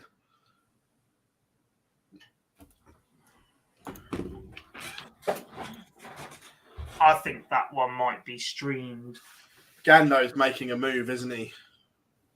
Landman Sagansky, Rafferty Price, Van Barneveld Doots, and I'm waiting on everything else in the top half of the draw. I know it's only Humphreys or Smith against Vandenberg or De Souza. De Souza's averaging 110. Where the bloody hell does that come from? It will be Nathan Aspinall against either Sean Wilkinson or Manus Rasma. Danny Van Tripp or Callan Riggs will play against Martin Schindler or Ian White. And I know it's only Guy Van Bird or George Killington will take on Jeffrey De Zwaan. I know it's only small increments, Gob, but if Gary Anderson beats Keegan Brown, he jumps above Stephen Bunting. And as you say it, Streamboard 2, Gary Anderson against Keegan Brown. Gary Anderson, if he beats Brown, will jump above Bunting to 22nd in the world. How are we doing, Anthony? Good to have you on board, buddy. Can't wait for your upcoming event. Cross-border. Yeah, I am buzzing for it. Looking good. Absolutely buzzing for it.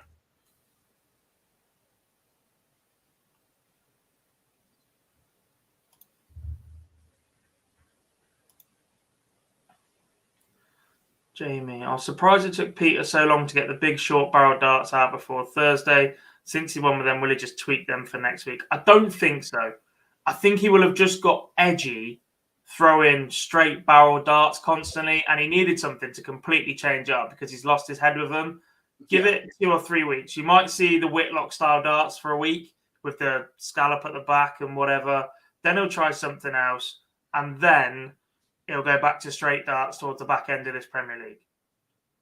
Because basically, he's got absolutely nothing to lose. Like, he's virtually out of the running for the top 4 in the Premier League already. He plays Van Gerwen, Price in his next 3 first-round games. Like, change of equipment, shake things up, and if he gets a result, it's a bonus. Yeah. Yeah, look, I know he says they are his best start, but he's the only one that thinks it. Those short, stubby ones, you've got to be a very unique player to be able to use them, and especially trying to stack them the way he does. I know you didn't see much, or didn't see anyone on Thursday, Gob. I think the last leg, he missed 6 darts at tops, and he put the first one right on the bottom wire, on the top wire, sorry, so it was sat like that. Yeah. And he couldn't see any of it, and he put the other 2 either side as stackers.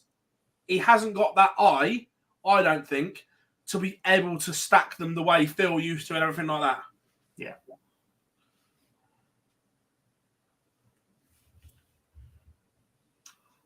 Oh, 3 missed darts for the 5th leg for Ross Smith as he goes inside on 28, outside on double 7. But Luke Humphreys misses 3 in hand at 30. I'm not sure how he ended up there as Ross Smith moves 4-1 in the lead.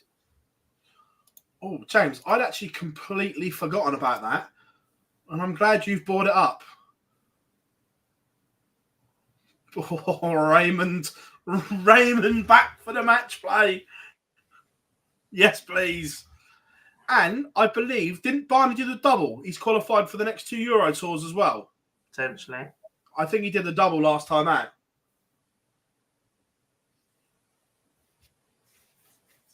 Rising up. Back on the stream. Has your stream 2 gone really weird where you can see the board of the playing area, but there's nobody there and it still says stream 2 above the Correct. top? Someone on the old control desk has pressed the wrong button. Come over for a chat, hadn't they? Perched their ass on it and pressed the wrong one and not realised.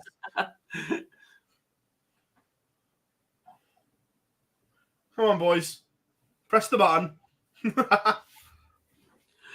I'm not against that, Ben. I think there are benefits to being in the Premier League, obviously, but there are certainly disadvantages to it, especially someone who's had the career, the motivation that Gary currently has. Oh, there we go. They've realised we've got an ad. Barney, ET 1, 2, and 4. Yeah, I knew he qualified for a chunk of them.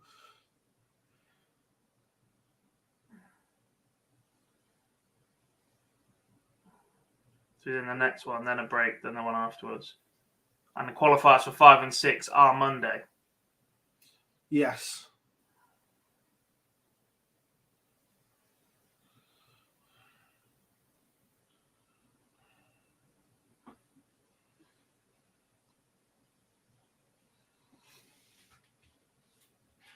Oh, my wow. Martin Schindler. The big fish! Fish. Schindler's gone fishing.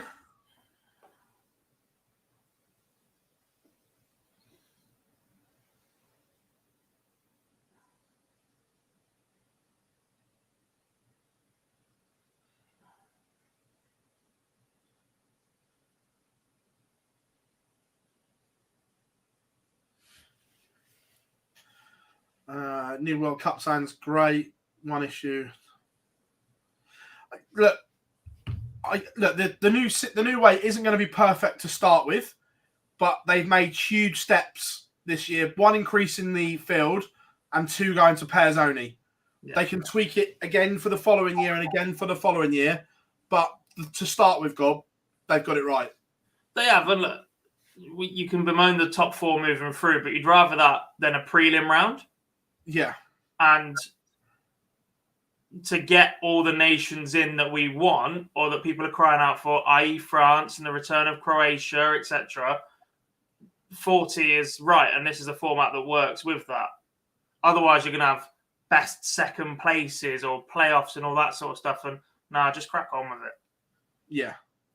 What I would like to see, though, is that the rankings / seedings are changed based on the nation's previous performance in the event.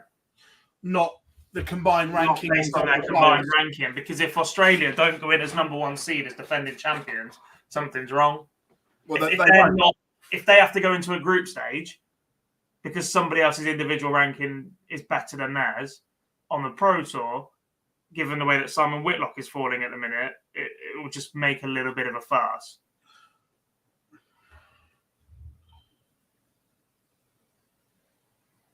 Let's be fair. At the moment, England will be number 1 seeds.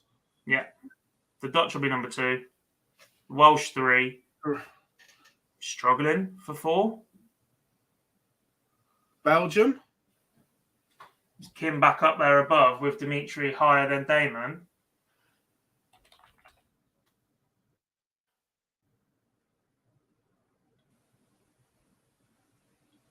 Head to 17. Maybe even 19. Maybe even German. Scotland, right 2, Anderson 22.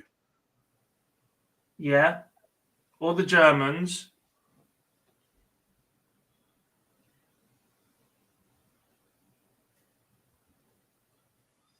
How far down is Kim? And that's what I mean. Australia are going to be about 7th seed by the looks of it.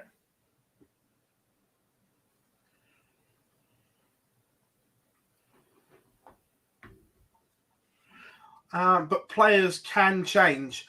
They can, but unlikely because of the events between now and the World Cup. There's no huge events. There's no life-changing. No, it means if you're seeding based off. I think you meant in the rankings. Performance in the event. I'd say because with only Pro Tours and Euro Tours, there's not that much scope for players to move in the rankings, as in huge places. Yes, 1 or 2 here and there, but there's not that huge sums of money to change your rankings. My bad. Yeah.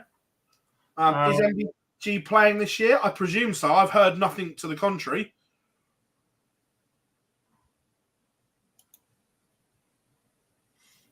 Why there's more than 4 months until the next major? Because Premier League. Well, not just the Premier League. You also need to give new tour card holders as much time as possible and as good a chance as possible to qualify for these events. You can't exclude them based off the fact that they've only just got a card. And to do that, you need more floor events, more Euro Tours. No, Barney's away off the World Cup at the minute. Yeah. Yeah, Noppy's home and hosed, unless Dirk wins 4 Euro Tours or something like that. Yeah. France are there now. But they're one of the new teams to make it up to 40. I think, is it Greece that have been knocked out this year, though? I think so, yeah. Because John Michael hasn't got a tour card, has he, either? So. Right.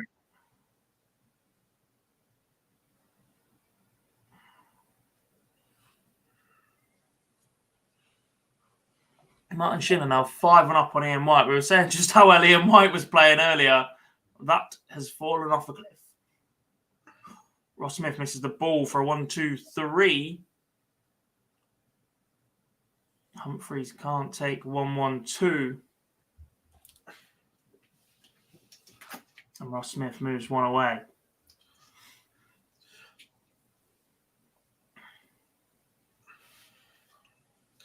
Gavin Price, Nathan Rafferty underway on board 7.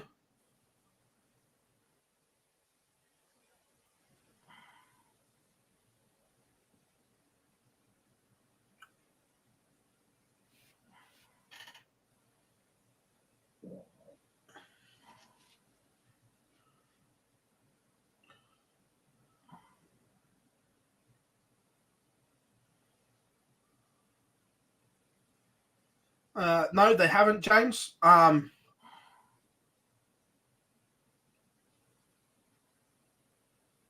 think the one year they possibly could have won it, I'm not saying they would have, because Wales were also very good that year, was the year Michael did his back on the Sunday. Remember, there was a danger that Holland were going to pull out of the quarterfinals. Yeah. I'm not saying they would have won it, but I think they were in the mix to win it that year. Yeah.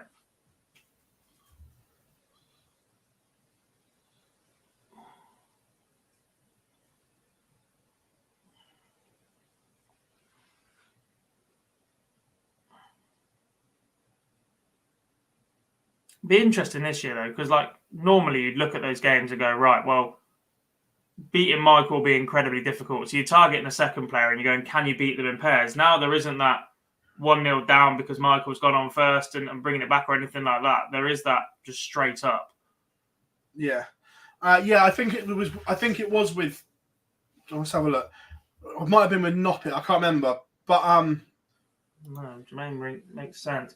3 wins, all very quickly after each other. Jose de Sousa's average fell off from 110 to 95, and it cost him as Dimitri van der Berg beats him 6-5.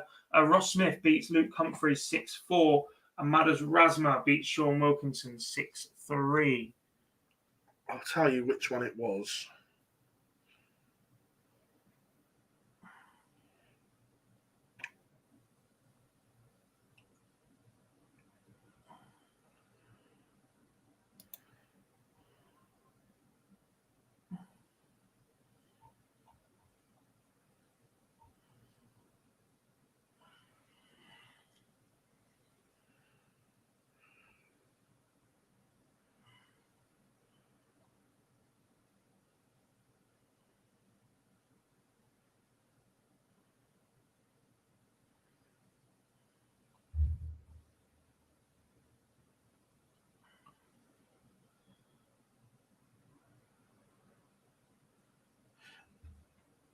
It was 2020 when it was with Noppet and they lost to Germany in the quarterfinals. Lost to Clemens and Hop on the doubles. Gando versus Keegan Brown underway.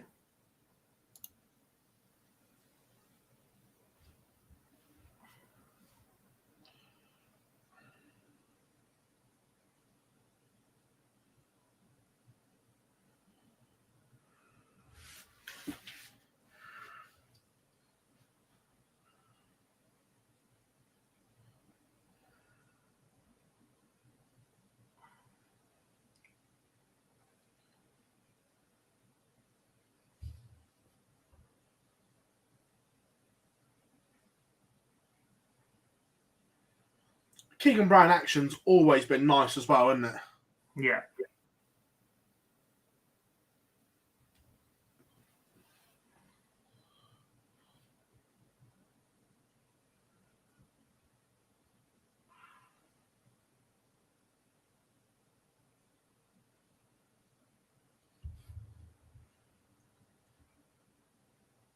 Breaks in some style in the opener.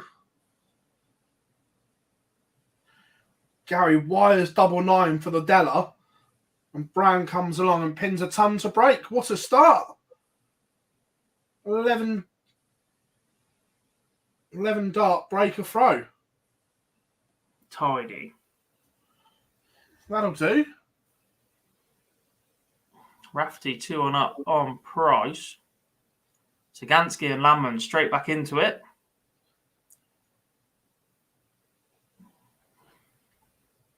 Hang on.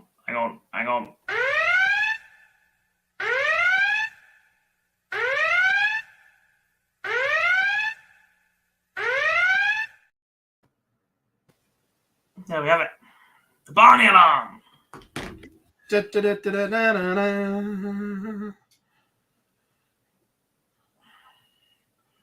It's Raymond Van Barneveld.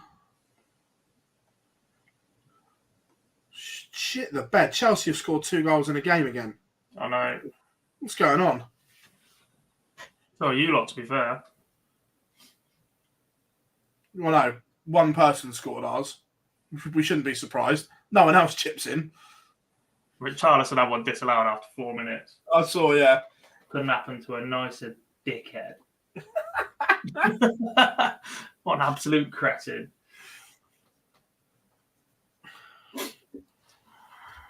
See, your gaffer wasn't too happy with the way Flamino told him he was leaving, was he, by all accounts? He's not playing, is he? Great servant, but look, when we've got 6 forwards and he's arguably 6th choice right now, what do we expect?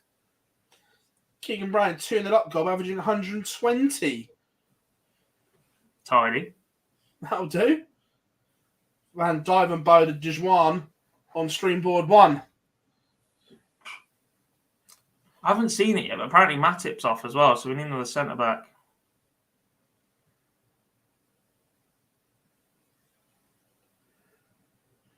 As well as midfield this year. It'll be a while, Tommy. Don't worry about that.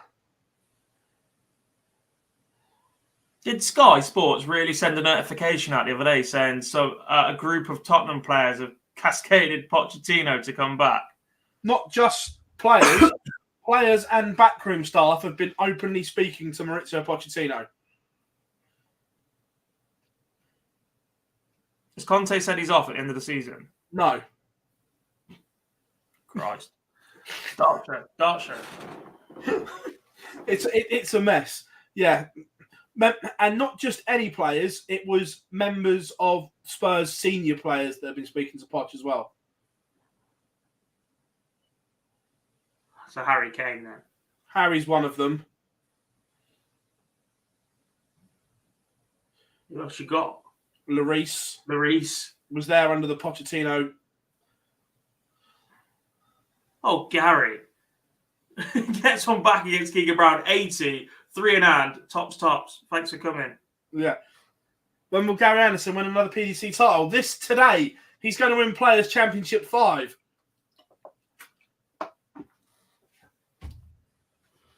Why would Kane go to Bayern Munich when they've got Choupo-Moting? If Kane leaves Spurs, he's only going to one place.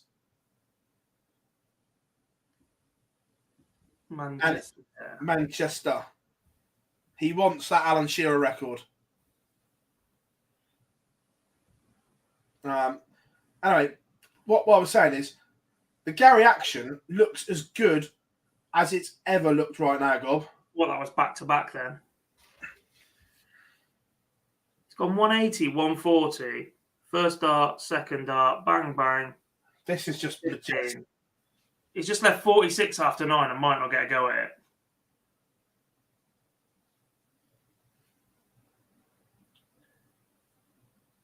Brown leaves 28. Gando. He hasn't. Well, he wins a leg because I can see it on Dark Connect. Yeah. Apology for spoilers. But with 46 left, Gary Anderson has just gone 14 double 16 instead of 6 tops or 10 double 18. This is definitely a new approach. What the hell is going on? This is definitely a new approach from Gary Anderson, and he's hitting as well. I mean, he just did 8-8, which is his 5th art double, but yeah. And he's straight back in the treble. Another max. Gary's absolutely flying right now. I mean, Keegan's not playing badly either. 180 rim response by Keegan Brown.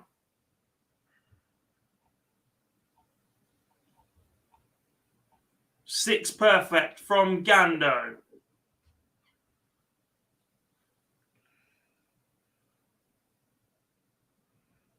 Five for Keegan, and he's dropped a dart. And the last one's low. I think that's just flowing him off a little bit. So with his 2 today, takes him to 203. He is 57 goals short of Alan Shearer.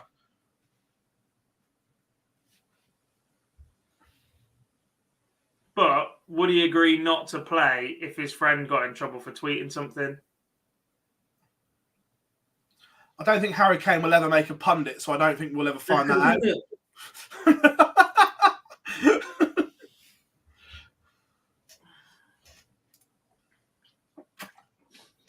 I feel like we're missing 4 games. Oh. Ross Smith against Dimitri Vandenberg, Dirk van Dijvenbode, Jeffrey de Zwaan, Aspinall Rasma. We might well be, but I'm thoroughly enjoying watching Gary Anderson play like a dream. And Van Trijk Schindler.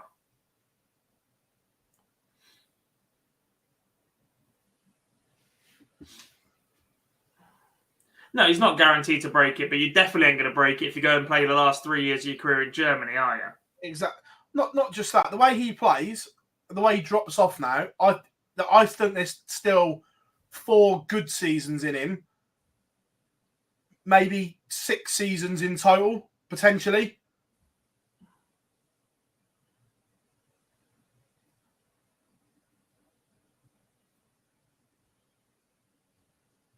This is just majestic from Anderson. Majestic.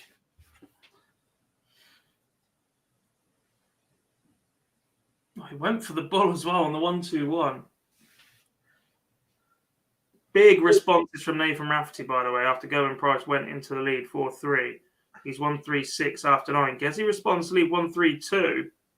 You'd expect 6 starts from here, but do you really want to give the Iceman an opportunity? No.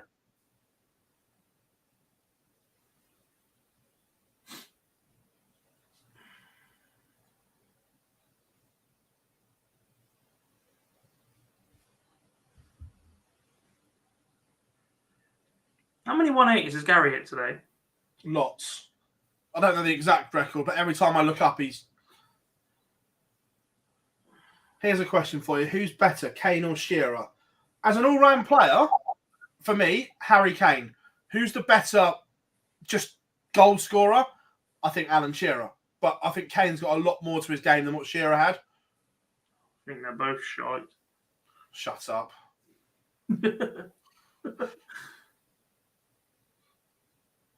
Great response here from Keegan Brown, though. Yeah, he should have been on a 9 as well. That's the second time. So break back. Gary's still averaging 113. This is a great game. Oh, what a setup that is, by the way. 181, treble 20, bullseye, treble 13 to lead 32. That's glorious when it happens. I'm a fan of that. So good. I'm a fan.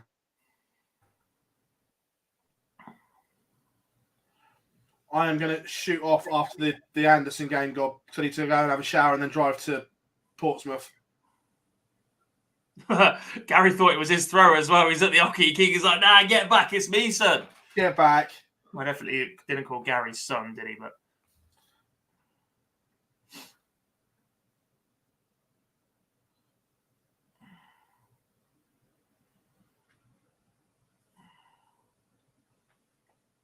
Gezi moves into the lead once more against Nathan Rafferty. as we get Dirk versus Jeffrey de Zwaan on streaming board 1. Yeah. Sagansky 1 away against Chris Landman. And Raymond van Barneveld is 5-1 up on Kevin Dutz. No, Rob, I'm not on comms tonight. I'm in the production room tonight. Oh, God. 13 180s for Gary so far today.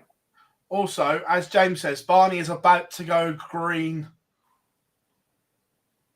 Speaking of darts rankings, if you are listening, you have made a mistake on one of the tables. What?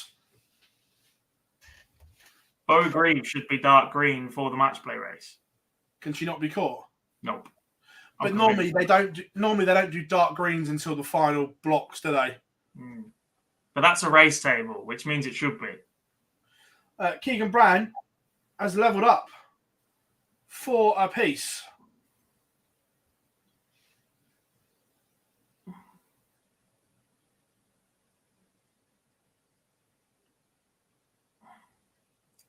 Not levelling up was Nathan Rafferty, and it's cost him because Gerwyn Price has knocked him out. 6-4 victory.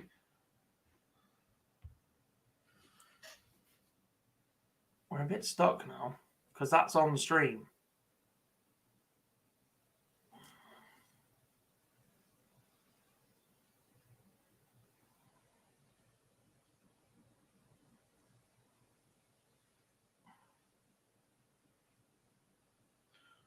That's a bit good from Gerwyn Price.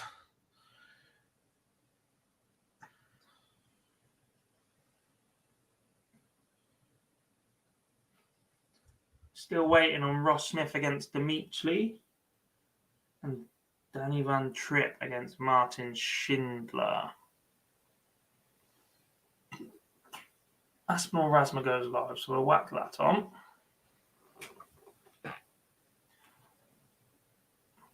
Gary learned to count. 305 and he started on the 20s.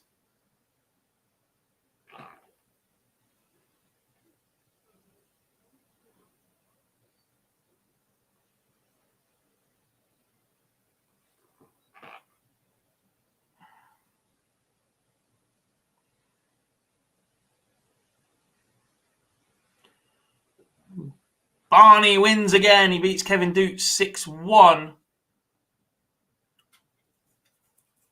Just an 84 average. But it puts him through where he'll take on Gerwyn Price. However, Gary Anderson now 1 away against Keegan Brown. Still on throw this. Gary come through a last leg decider in his last match. 6-4 in his last match. Took out 82 with Kirchmer on 81. As Gary finds another maximum. Barney, 15th now in the race for the match play. Where's Gando? 31.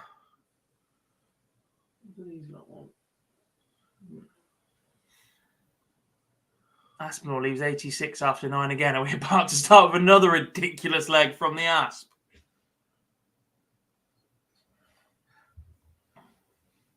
Some performance that. Keegan Brown throws 104.77 average at Gary Anderson, and it is not enough. The Flying Scotsman finishes with a 111.92 to move into the last 8, where he will take on either Chris Landman or Radek Sagansky. We could not have a Gary versus Barney final today.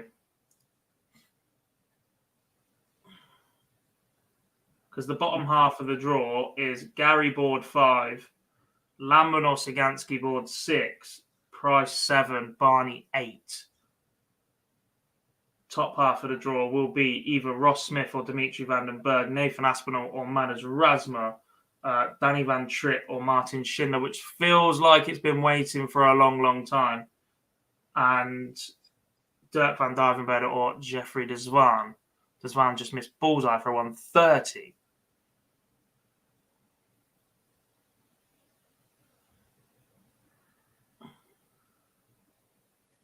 Landman levels up against Sagansky.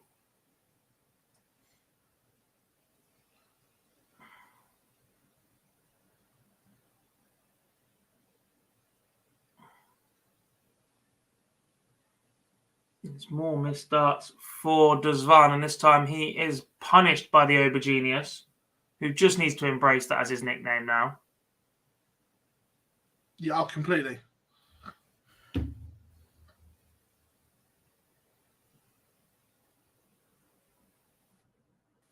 Yeah, forget the title and all that. Right, Gob, I'm going to shoot. I'll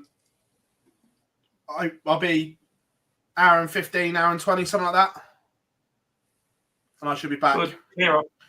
Sound. Right. See you in a bit, everyone. Bye. Haha. And then there was just me. You watch him rock back up for the final and take all the glory.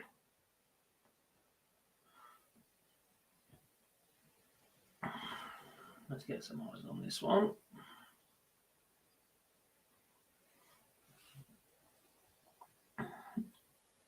Aspinall wants tops for a 2-leg lead. Landman wants 101 to steal a deciding leg victory against Sagansky, who is sat waiting on 32. Landman leaves 32 himself. But it's 3 darts in hand for Radek Sagansky to make it to the last 8. And he's gone inside. Chris Landman now 3 in hand at double 16 for a Pro Tour quarterfinal. And it goes in 3. The Dutchman will take on Gary Anderson in the next round.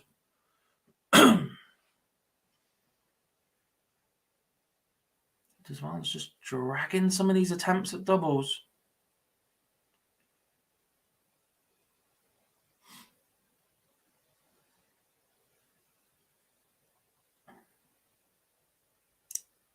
Right, hear me out. Van Tripe and Martin Schindler are showing us warming up. There is a free streaming board. It's not that I'm not going to start all 4 of these quarterfinals at the same time. Why would you not sneak an extra streaming board game for us? As Ross Smith goes 1-0 up on Dimitri van den Berg with an 11-dart leg.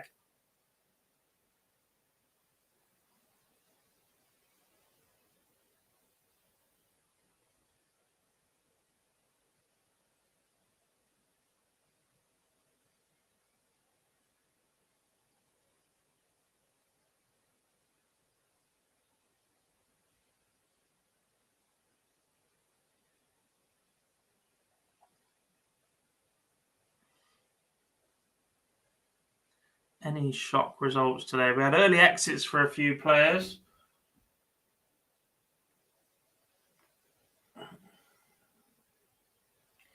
Lee Evans beat Rob Cross. Cameron Menzies beat Joe Cullen.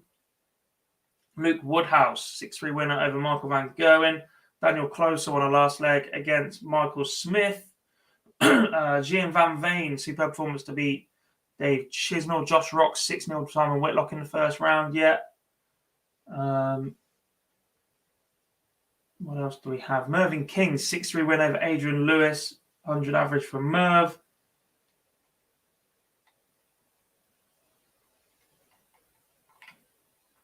Elsewhere, Ian White returning to some sort of form. Bradley Brooks beating James Wade 6-3.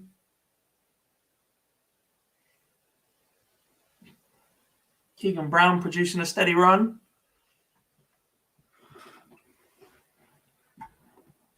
Sean Wilkinson beating Danny Noppert in round 2. That's got to be up there as well.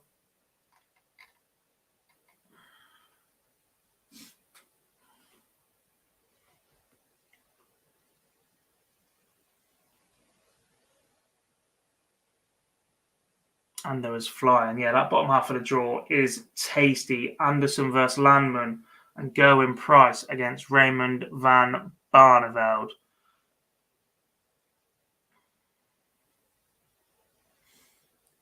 In In the top half, it's one apiece between Ross Smith and Dimitri van den Berg.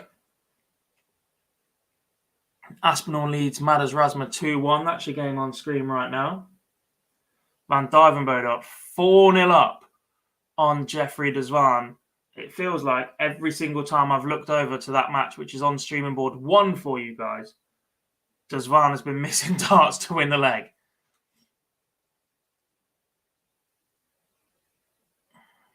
As Madars Razma takes out the 170 to go level with Nathan Aspinall, a break back. We saw a big fish from Martin Schindler not too long ago.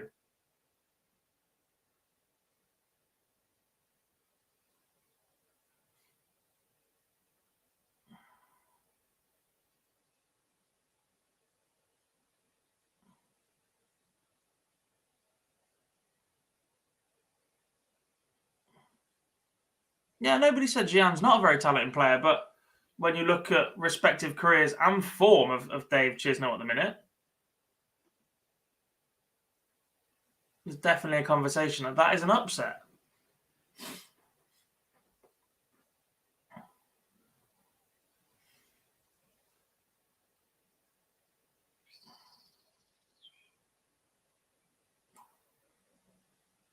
Van Dijvenbode misses ball for an 87 checkout for a 5-0 lead. And de Zwaan finally gets a leg on the board after Dirk misses more by the looks of it.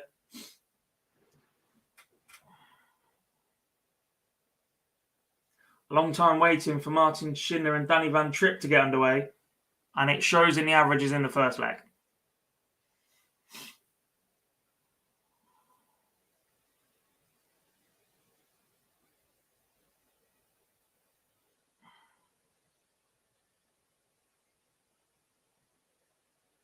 Double 16 finally coming to the rescue for Jeffrey de Zwaan.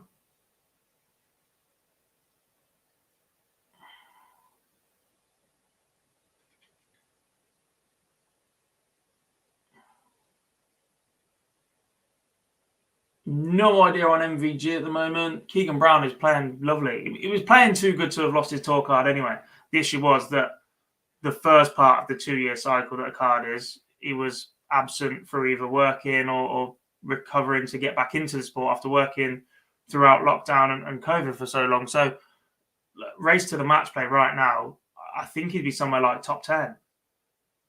He'd be comfortably looking at the match play right now.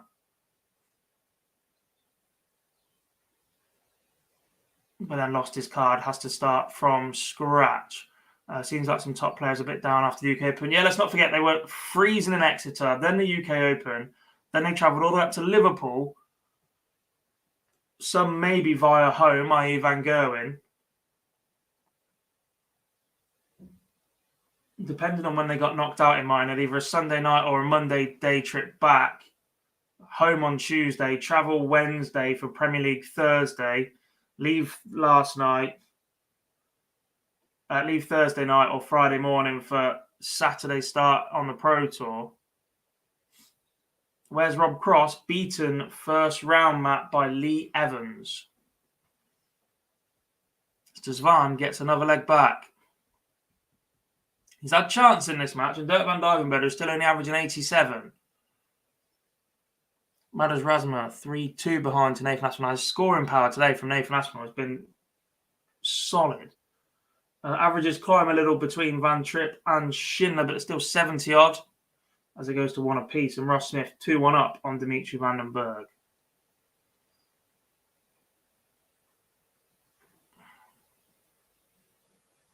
It gets even worse from now. So we just had that UK Open stint. They've got Pro Tours now.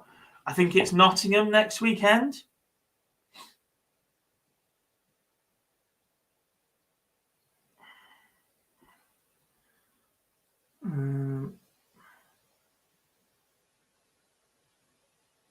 So it's Nottingham next weekend. Then the Pro Tours and the Challenge Tour are all in Germany. So you've got Pro Tour 17, you've got Challenge Tour 17th and 18th, Pro Tour 19th, 20th, Euro Tour qualifiers 21st. So they're all in Germany.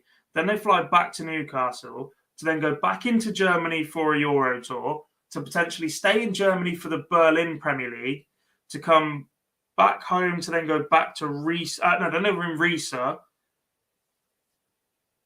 Then it's back to Birmingham, then back to Munich. Where's it? It's just a mess.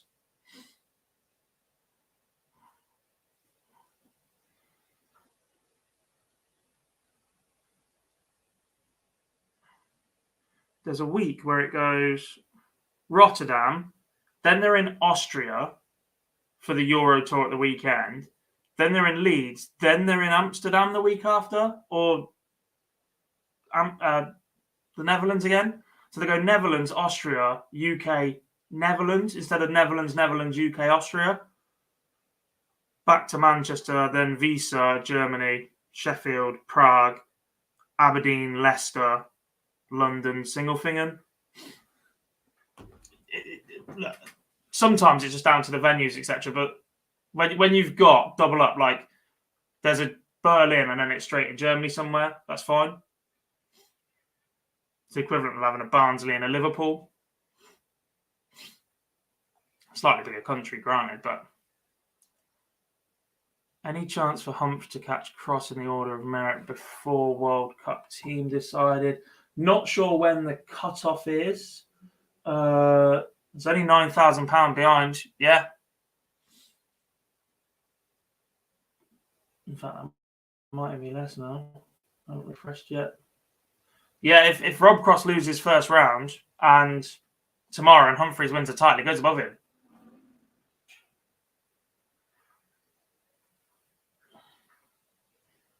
What's the English team at the moment? Michael Smith would play with Rob Cross. Humphreys not too far behind. Then you're looking at Cullen in 12th, Wade 13th, Chisnell 16th, Ross Smith 18th. As Dirk van Duivenbode does complete the job on Jeffrey Desvan. A 6-2 victory for the Auberginius. Just quietly going about his business today. Not the best performance there from him. He does drag his average up to a 93. Last round, 100 from him. 94 the round before that. He will take on the winner of Danny Van Tripp and Martin Schindler. Both players currently averaging mid-70s. I am very surprised, Rob. I did forget Aspinall, sorry. It would make complete sense given the amount of crossover Matchroom have as well. By the way, look, there are venues in the UK, granted.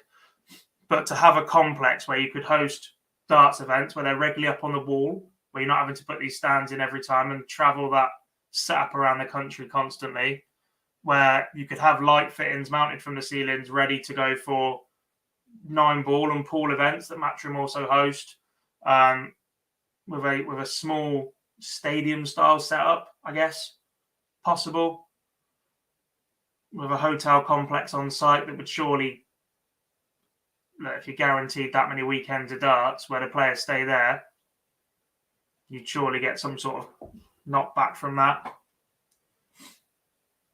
Correct. We are, Matt, and to be honest, this is possibly... England's always been a pretty big country when it comes to darts because of where the majority of the tour is based, but it's not quite been plain sailing since Phil Taylor and Lewis took his decline, so...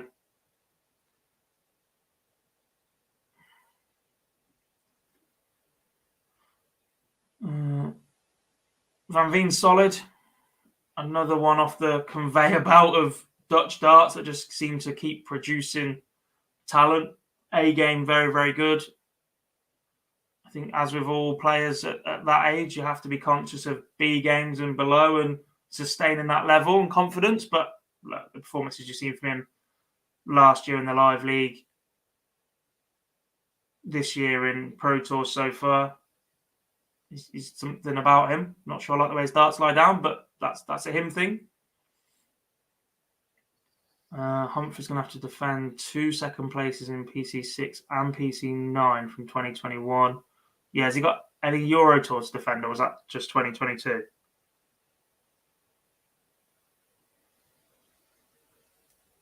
As Nathan Aspinall completes a 6-2 victory over Madars Razma. the Asp will take on either Ross Smith or Dimitri van den Berg. Gerwin Price versus Raymond van Barneveld will be streamed for us on streaming board 1, or it was, and then they've taken that down. They've said 4th round, maybe they've got it wrong. Yeah, now they've changed it to quarterfinal. There we go. Peterson decline is worrying. It is, and when you have had as many... I'm going to go this one because it is the better game. When you've had as many things as Devon has, as many different actions and little idiosyncrasies and things you're searching for, etc., I just think it's gone too far now. It's a little bit too much. It's a bit like Dozer, who has, to a point, over-analysed his throw and gone back chasing what he used to do. And I think Devon is the same, and actually just replicating that under pressure then, it's just more things to think about at the hockey. There's no flow, there's no natural to it. It's all just frustration. If your darts are going in a certain way, you think you know how you're going to correct it, but actually then when you're at the hockey, instead of thinking, counting, etc., it's right, this is in my hand, and I think it affects your rhythm and timing a bit. I'm not sure we see Devon back to top 32 levels winning Euro tours that we have from him before, which is a shame because that brief period of 6 months, Devon Peterson was one of the best 16 players in the world, comfortably. But that injury, that wrist injury that followed him pretty soon afterwards, plagued him. A lot more than he let on, I think.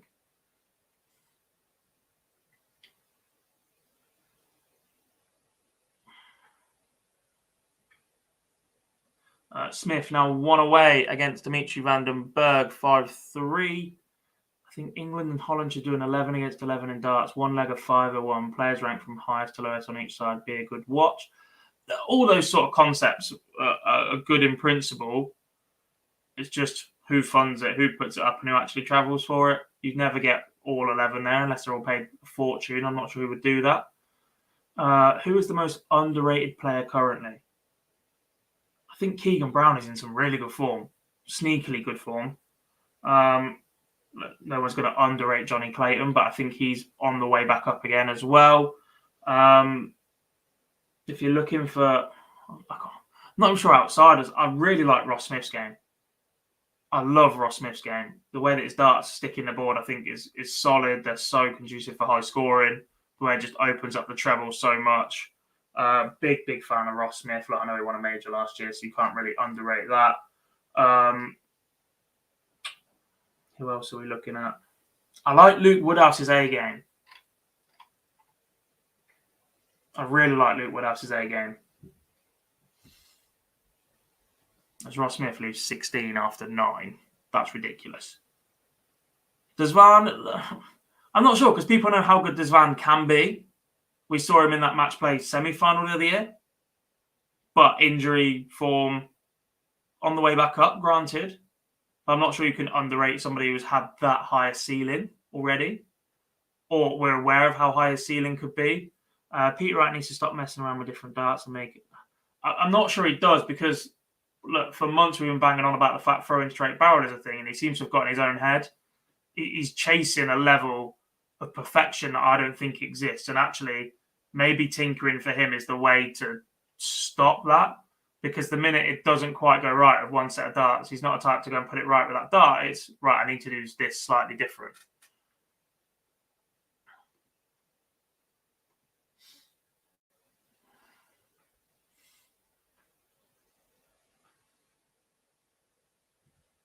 Schindler, again, losing his tour card could well be the best thing that ever happened to Martin Schindler. Because since he's come back again, he's just on a charge once again. Look, another player who we know how good his A game is. I think the emergence of him and Max Hopp at the same time for the German market was absolutely massive. But because of that, they shouldered and carried an awful lot of expectation and pressure for a country that just expects, because they absolutely love the sport now. Losing that tour card, taking him out the limelight, Clemens stepping up, etc., might be all the perfect storm for Schindler to just quietly go about his business, get himself back into form. He's changed his set of his dart, so it's now visibly in front of him rather than above his head. And I think that's much more conducive for him to be able to see where he's throwing, basically. And there's no surprise to see him playing better because of that. He does have a terrible record against a couple of players, though, which I guess everybody does. Gold, Euro element. Look, either those or the ones he won the World Championship with. He moved off of them way too quickly for me. Well, it didn't. They worked at the Masters and then he binned them off 3 weeks later. I'm like, nah, the first set.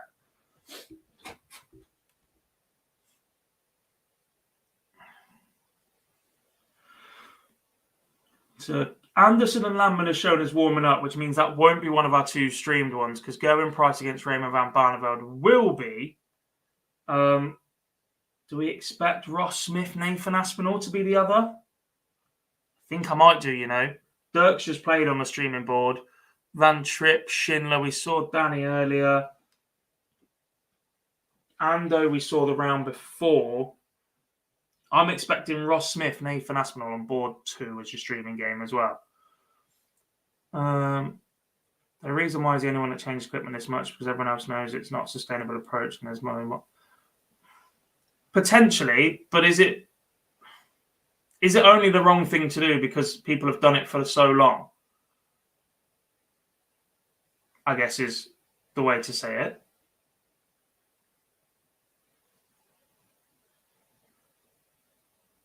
Just because people have done something for a long time doesn't make it the scientific proof or the right way to do things. Look, there are issues with constantly changing your dart, as Peter Wright does, some of which involve him changing his action completely rather than just the barrel.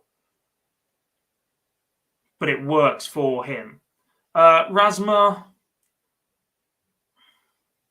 I like Rasma. I like the fact he is so efficient around the entire board. I think the problem with Rasma is because he is so efficient around the entire board, he will chase more than anybody else.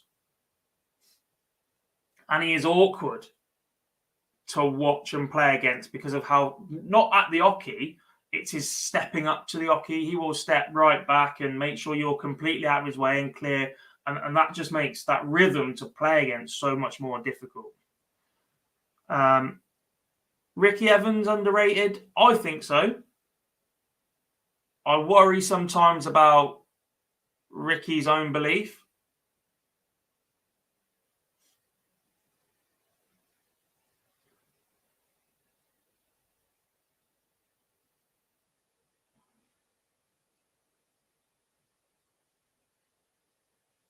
I think he's much better than what we see from Ricky Evans week in, week out. And I think he knows that. I think that is what will annoy people.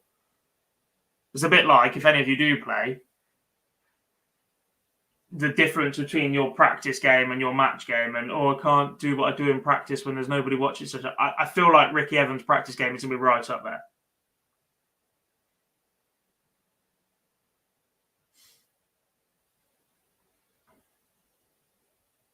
Right, says his best darts bored him too much. Yeah, that's him. He's just searching for something, isn't he?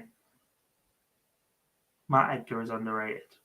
Do you know what? I worked with Matt the other week. He did an exhibition, him and Robert Thornton before the varsity match.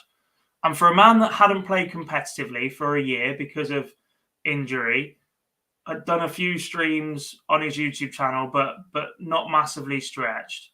He played very, very well. Very well. Scoring power was so good.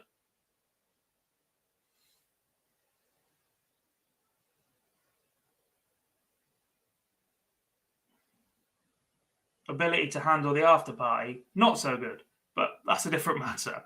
Adam Hunt is underrated. A game, yes. Rest of his game, not at this level. Chizzy won a Euro Tour recently. Chizzy should be winning a lot more recently, I think. Like, he won one last year. He's won a Euro Tour this year. I want to see him win a major. I don't think there are many out there that would begrudge him winning a major.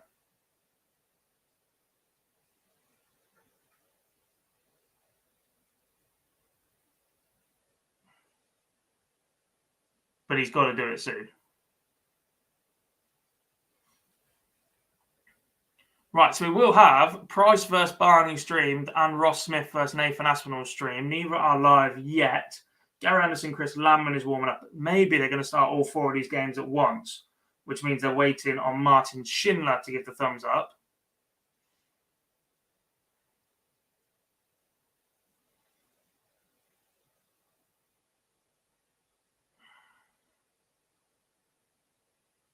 Who's my favourite darts commentator?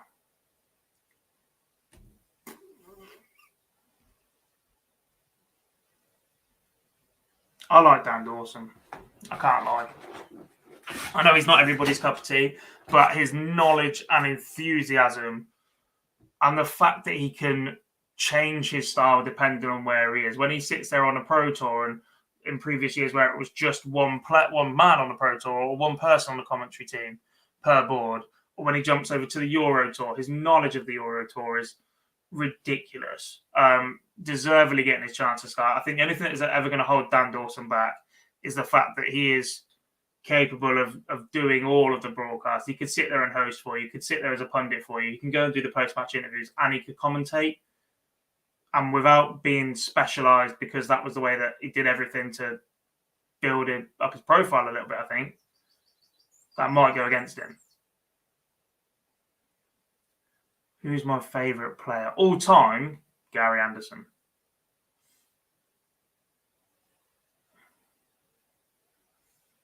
I like James Wade as a player. I mean, I used to live with Kyle Anderson, so it'd be wrong to not include him in that conversation, even as a darts player. So they're the 3 for me. Chris Mason, underrated. Do you agree? I think Mace is getting more and more recognition as a top-class commentator now than he has before.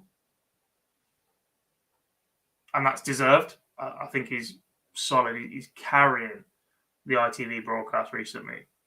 No disrespect to anyone else, but it just needs shaking up a little bit. Would be cool if Matt Egger could make a run in a TV tournament. He's got to get back on the tour first. How much is the BDO World Championship trophy sat now? I don't know. I haven't looked in a while. I saw it was about £17,500 at one point.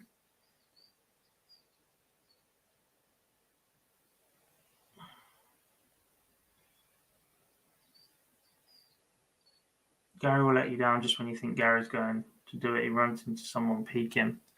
Well, we'll find out because he's won the lot on Chris Landman with a 14-dart leg. Do I like or dislike Price? Look, I have moments of both. I get irritated with the way that he responds. I don't like his Instagram, basically. I think there are certain ways. I'm not saying that players should be robots. I never have. But I also think there's ways of going about airing criticisms or frustrations or whatever else. There have been moments where in the past he said he misses the crowd or he misses the boos, and then the following week he's got ear protectors on, etc. The individual abuse and one-off shouts and DMs and whatever else that him and his family receive are abhorrent, and nobody should ever be in that position. A wall of boos, I think, is just one solid noise. It's the individual shouts and stuff that he does have a right to be annoyed with. But it's the way that he handles that, and like it comes across as crying sheep or can't have your cake and eat it. As Chris Landman takes out 138 for one apiece for Gary Anderson.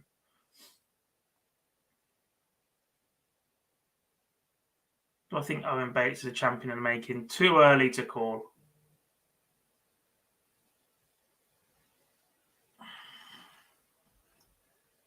I think the only one that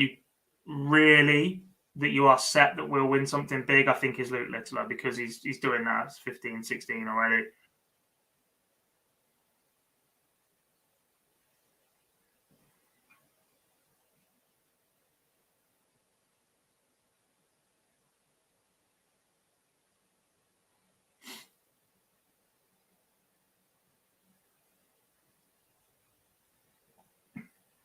Gary under pressure here.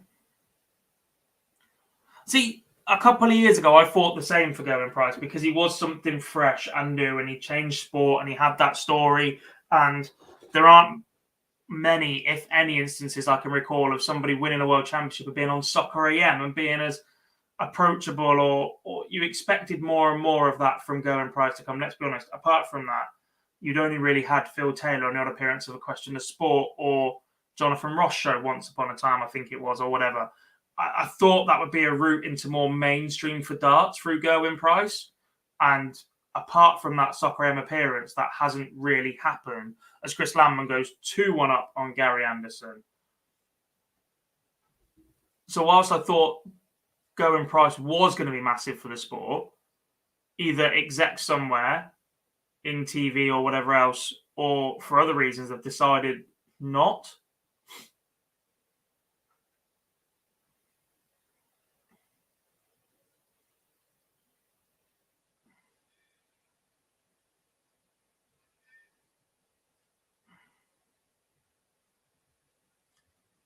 Look, any 16-year-old that rocks up to the UK Open and makes it into the fourth round draw definitely did himself proud. The same with that performance against Gerwyn Price. Not easy to go up there, main stage, and play the way that he did.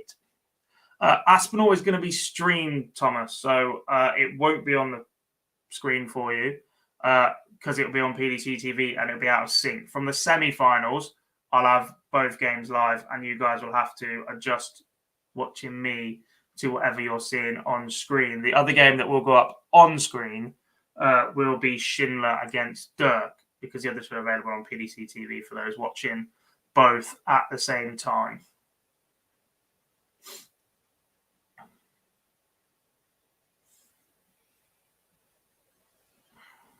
Just starting to click into gear now is Gary. There's a 180 once again. Daily count must be on the way up.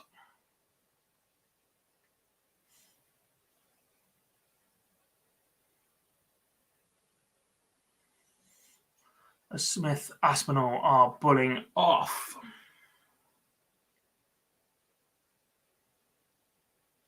No sign of Price v Barney yet. No sign of Schindler versus Dirk. Martin Schindler was the last player to finish.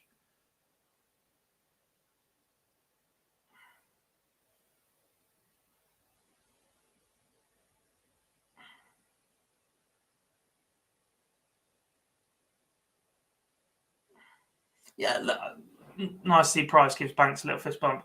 I just think that you gain absolutely nothing out of that situation by being a dick, as Gary takes out a 161 for want of a better phrase. Like, you can only lose in that position if you're Gerwyn Price. And I think he handled it pretty well. Not blowing away a kid's confidence or anything like that. Still a long, long time before you expect Thomas Banks to be in the pro ranks, giving it to Gerwyn Price, etc. So you're not losing out on anything there. That was a 161 from Gary, by the way. Ridiculous.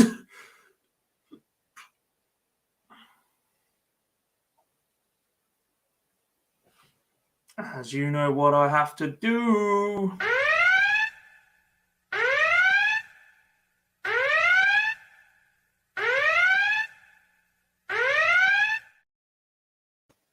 He's back again.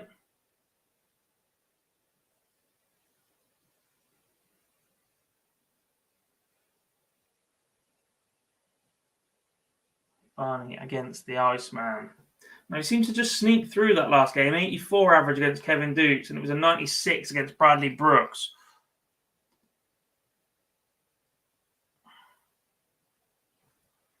What German do I think has the highest ceiling? No,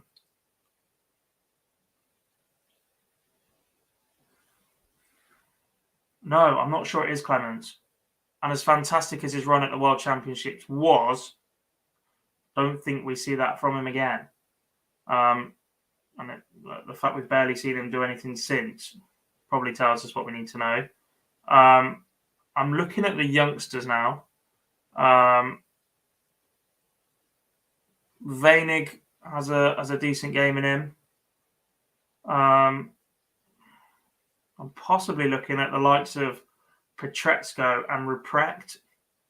I know they're even newer, and we don't have as much data or a sample size to have a look at their games, but action-wise, they look pretty solid. Performance-wise, they look comfortable joining in at this level.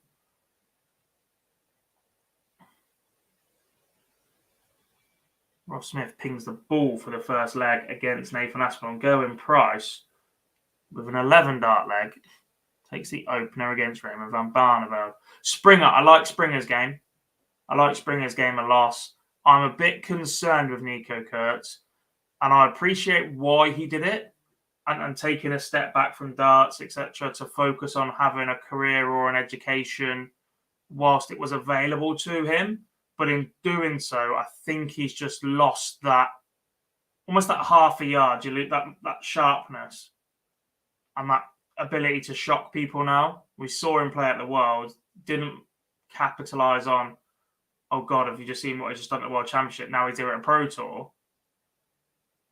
And sort of just faded out for a while and has allowed a lot more of Germany to catch up to where Nico Kurtz is.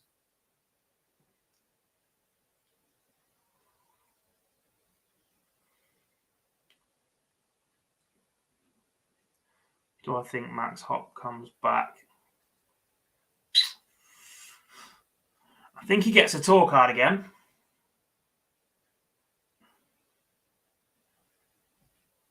Don't think we'd see him top 32.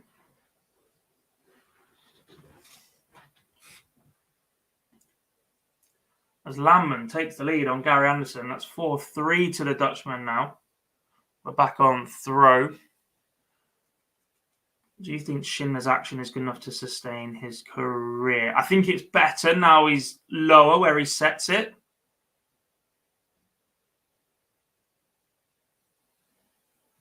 Whether or not it's top 16 for a career level, who knows? Gary Anderson is in trouble here now.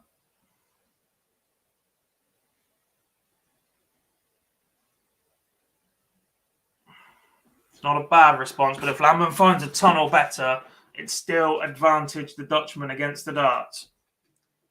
And that is the perfect slip for Gary Anderson.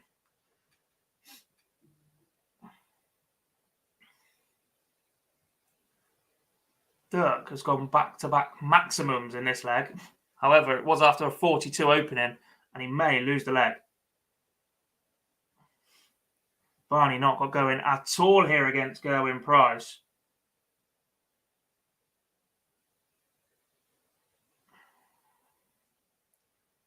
Is Max playing anywhere? I don't know. He went to Q School, so he is Challenge Tour eligible. The next block are in Germany, so I guess we'll see. Gando gets that back. That's now 4 apiece. Thoughts on Hempel's dip in form?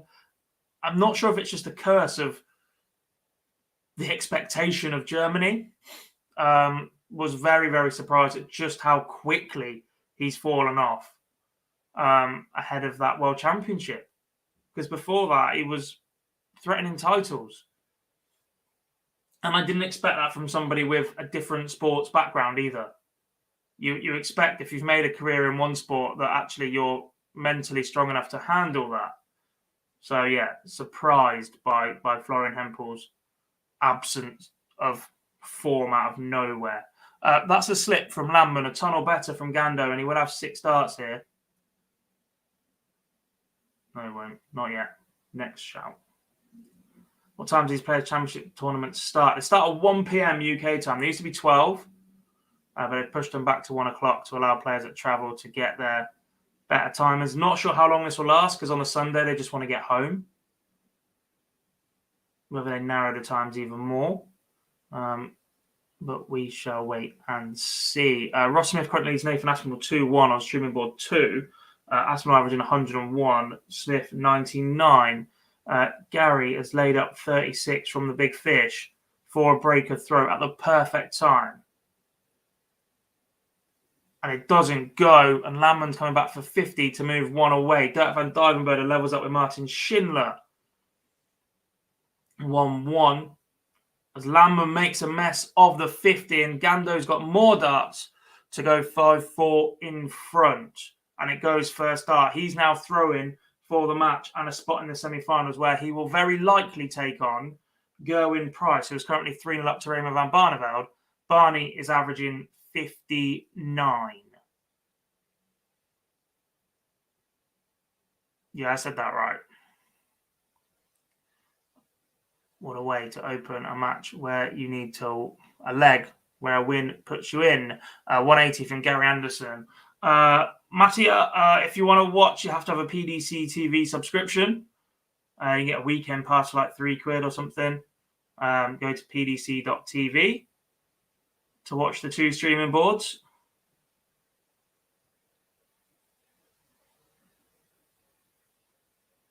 Who's my favourite 180 caller of all time?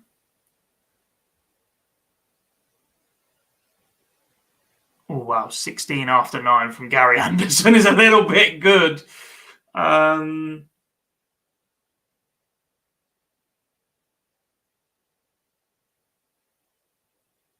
like Kirk Bevins, you know. No, Paul Hinks. Paul Hinks for me. As Gary Anderson wraps up the match in 11 darts.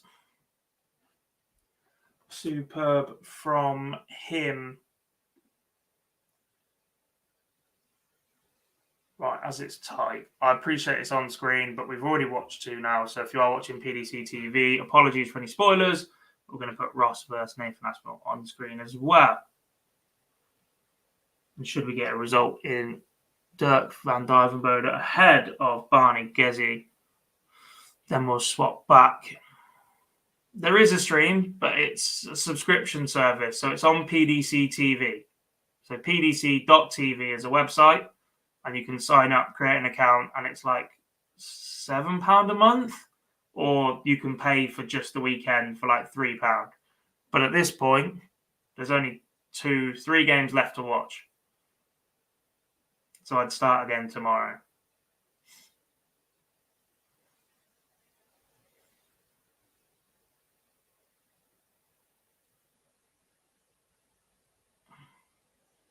Has there been any major changes in the Pro Tour match play race? I'd love to tell you yes, but I'll be honest, I don't know what it looked like before we started. Match play, match play, match play. Barney's 15th on that match play race right now. He's jumped above MODUS Rasma. Ross Smith now up to 9th on the match play race, but he's also only £4,000 behind Damon Hetta on the main order of merit. Martin Schindler 2nd overall now. I think that's where he started anyway. Josh Rock comfortably leading the way still. Do I think they should bring back blocks? I think the issue with bringing back blocks is there still isn't a minimum earning. And whilst you have to back yourself, and yes, it's now win 1 in 3 to cover your expenses for the week or whatever it is. As Martin Schindler takes out a 152 and Gerwin Price goes 4-1 up. The problem with midweeks is people can't work.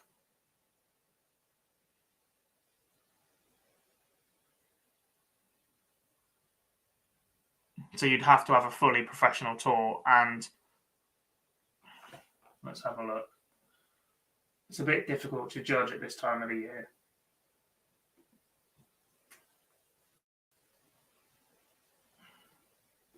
But, for instance, let's take... Is he on 2 year?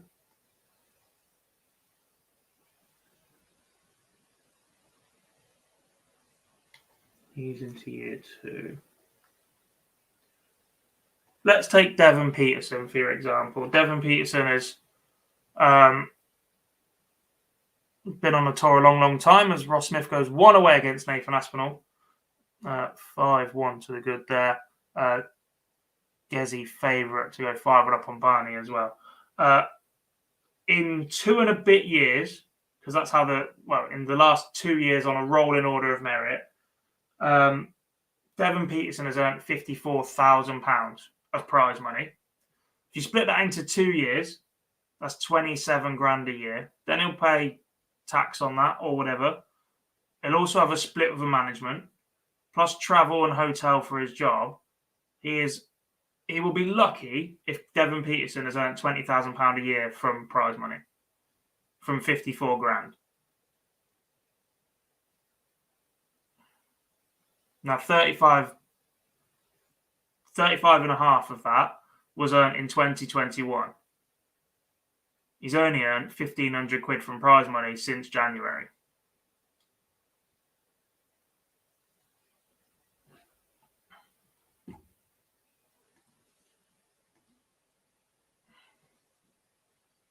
Has Alan Suter played today? He must have. Well, I think so. But I don't remember his result. Yeah, he lost first round to Martin Lukeman, despite being 5 points higher in the averages. Big response from Nathan Aspinall, but he's going to need another 4 legs like this if he can convert this 1-2-1. Schindler and Dirk 3-2 still. However, Gerwin Price has beaten Raymond van Barneveld 6-1. 100 average for Gezi. But I guess the bigger talking point right there is Barney has just averaged 69. All the way to quarterfinal today for Barney. But it's just not happened for him here in this match. They're loopy, they're drifting.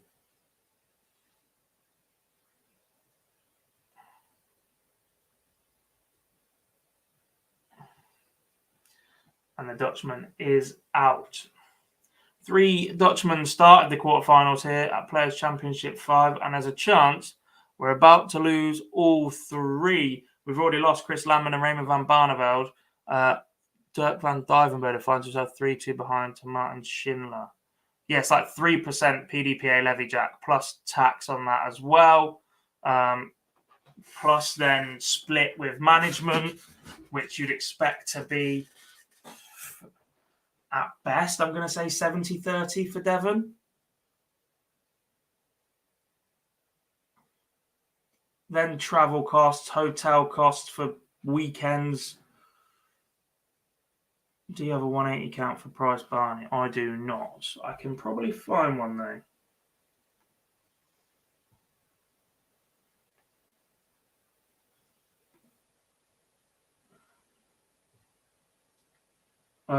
Gezi had 2 180s. Barney had none.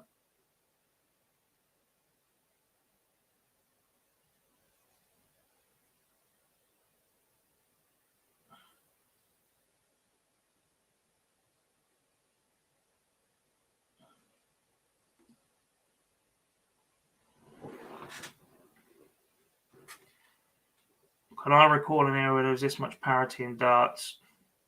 Not really. You're probably asking the wrong person, as I'm not old enough. I guess the presence of Phil Taylor, followed by the dominance of Van Gerwen, has meant there hasn't been this much parity since the 80s, perhaps. And even then, you look at the likes of Eric Bristow, John Lowe. I mean, there was a small group at the very, very top. I guess there was less players. There weren't 128 players in their World Cup, and globalization hadn't kicked in like it has done nearly 50 years later. So it's hard for certain sports when they're not at the top. Stuff like tennis, snooker. Exactly. You can have all the sponsors on your shirt, etc. Just keep you plugging along. You can pick up exhibition work, but if the results aren't coming,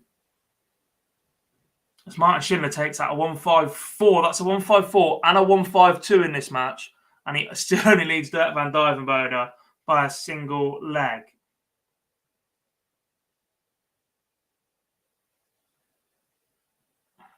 Smith finds a maximum. Aspinall, though, 2 trouble visit of his own, goes favourite here in leg number 9.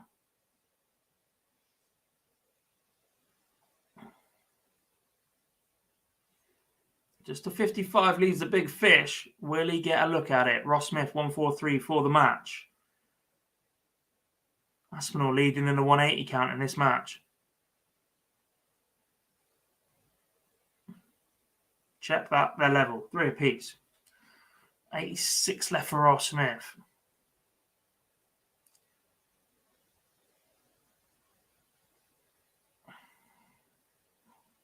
Straight ton from Aspinall, so they should get at least a match start at the bullseye for Ross Smith.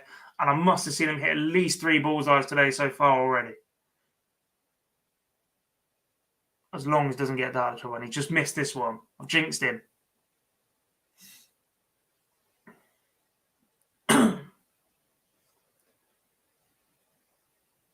Reminder, semi-finals are a race to 7. And we will see Gerwin Price against Gary Anderson in one of those. Aspinall's made a hash of 70. And Ross Smith is coming back for 25. Should go 988. Dart Connect tells me it goes in 2 darts. And that is Ross Smith into a Pro Tour semi-final where he will take on either Martin Schindler or Dirk van Dijvenbode, who have just gone level at 4 apiece.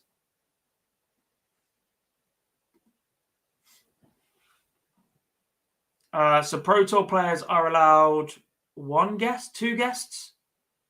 So ones that aren't streamed, there are some railings further back. You can stand around that and watch. But yeah, there's nobody stood behind the streaming boards. Are Kazoo still in trouble? I believe so. I think the way that Kazoo have operated is similar to the way that a couple of other businesses owned by the same person have set up in the past. And what they do is they run at a massive loss for a couple of years, but crash the market with advertising and marketing to build brand awareness. Zoopla was one of the property ones that they developed. I think there's another one that he was involved in. I think the issue for Kazoo is there was a massive boom in the used car market in the UK as well, but it hasn't materialised with the emergence of the likes of Cinch, and I think there's one other as well, and you've got We Buy Any Car still about. It was... They haven't crashed the market significantly enough to make routes into it.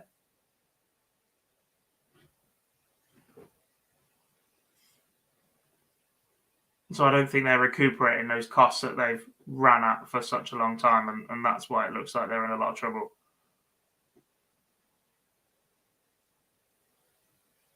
Streaming on this board has finished. What do you mean streaming on this board has finished? Are they going to run the semis back to back? Schindler goes 1 away.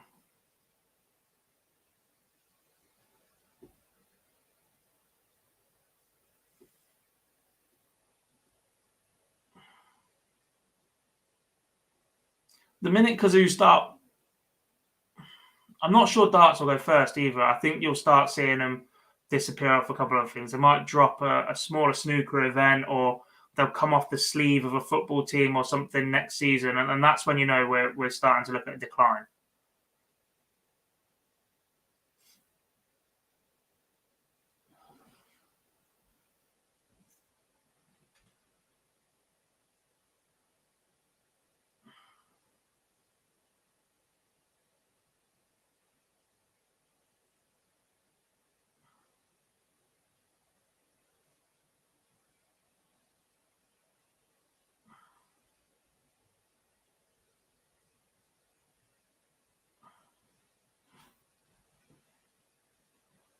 Schindler leaves 164. We've already seen the 152 and the 154. Could he take this out in style to wrap up the match against Van Dijvenbode?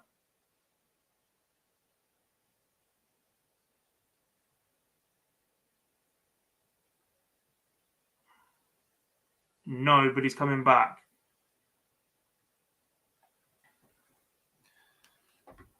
Van Dijvenbode only just leaves a finish. You expect 6 from here for Schindler. You won't want all 6. You want to take it out cleanly here. Sets up 32.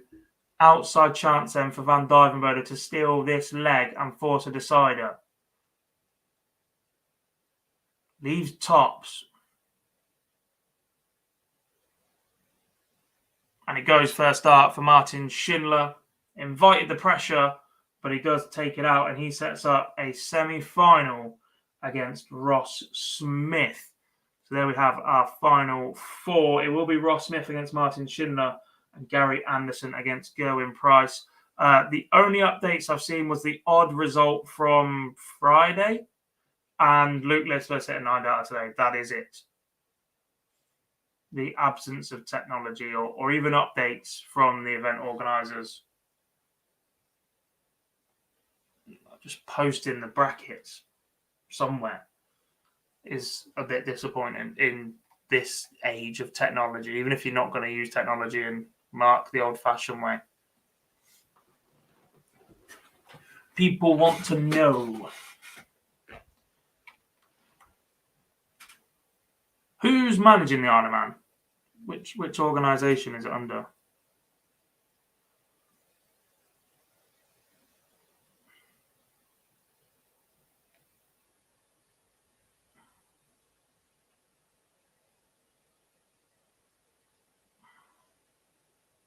When will the semis be? Within the next 3 to 5 minutes, usually. Your guess is as good as mine, Jack.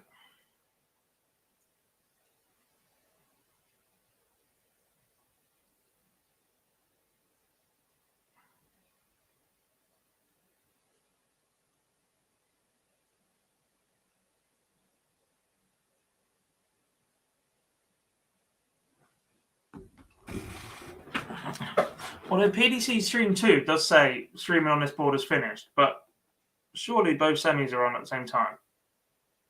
Or am I just that far removed from Pro Tour life they don't do that anymore? Oh no, now it says Stream 2, Gary Anderson against Gerwin Price.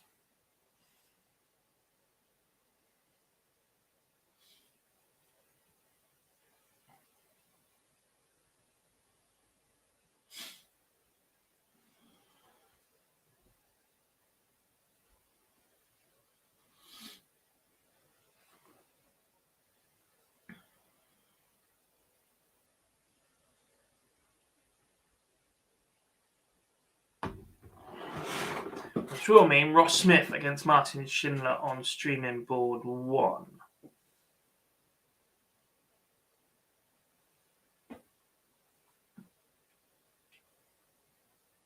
Paul says, great to see Gary playing well today, and he has entered the Euro qualifiers on Monday. I see he seems to have his hunger back, which is great for his fans like me. Yeah. Whether or not he travels to Germany and plays in those ones next weekend, different matter. I think he's on the entry list. I haven't looked. Yeah, no 9 darters today. Never happens, does it? I mean, there's a good chance there's been one today. But since we changed streaming equipment, unless Phil's hosting, I can't watch as many boards on Dart Connect as I want to. So I'm literally resigned to the main screen. I want to call one in where I see it go 180, 180, 141. Next leg.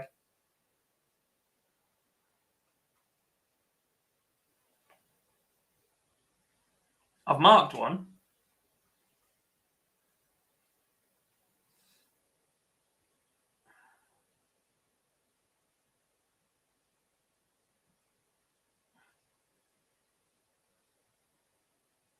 What time does finals night start? For MODUS Super Series? 7:30? So it'll be live on YouTube, and then from 10 o'clock, they'll show highlights of all the group games on Sporty Stuff TV before showing the semis and the final live. Did I see the Uni Darts near 9? Yes, it was against one of my friends. Well, one of my friends' teams. He moved from Trent to Liverpool and helped get their team up and running. I'm actually up in Liverpool for one of their events in a few weeks' time.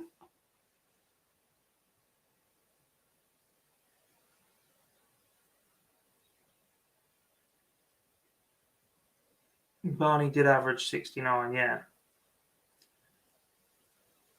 Which is shocking here, but if I throw that tomorrow night at Super League, I'll be pretty happy.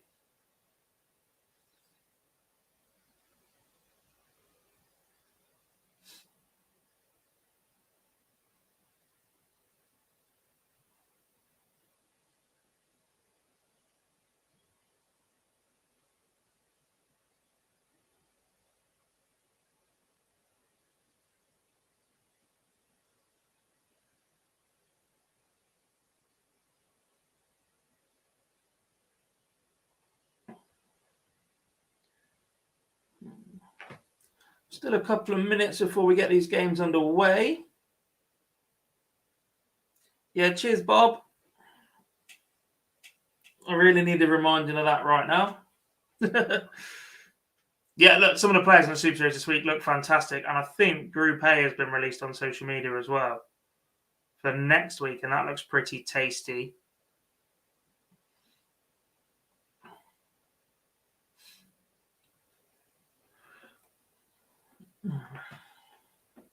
Right, while we wait, I'm going to run a quick ad break because Phil never seems to remember anymore. But I'll be back after this one. Hopefully the semi-finals will be close to getting underway by then.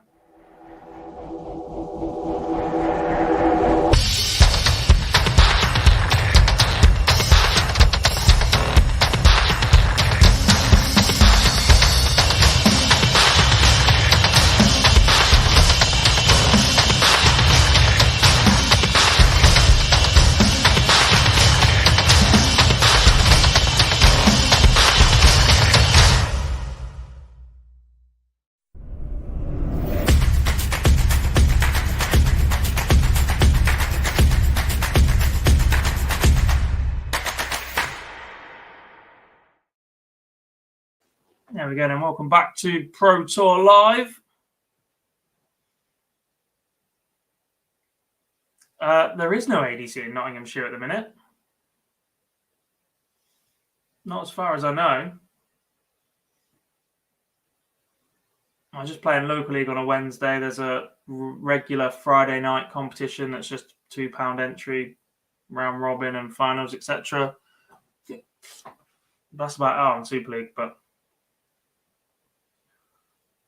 my head's gone a bit with that. So we'll see. Does Phil own MODUS? No, he does not.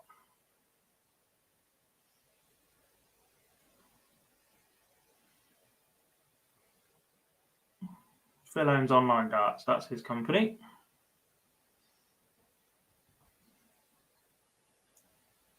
Did I bid on any of the BDO trophies? Do you really think I earned enough sat here doing this to bid £17,000 on the World Championship trophy? No.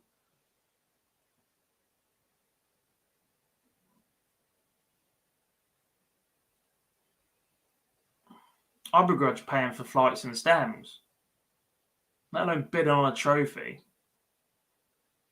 Would look pretty good in my background though, wouldn't it?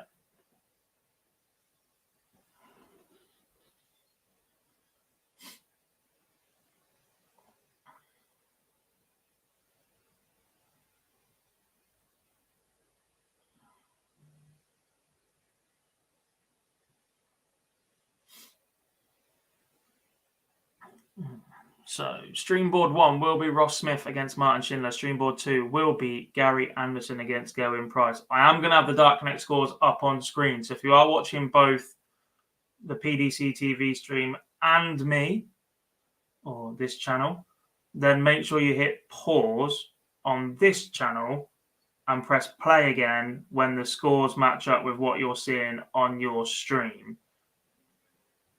However, bear in mind that the chat room will be delayed for you as well by then. If we get to 100, tell Philly has to buy the trophy. I'm still waiting on that Domino's, Anthony. There's no way he's going to stump up the trophy. Number one, just rebadge the BDO World Championship trophy to number one streamer.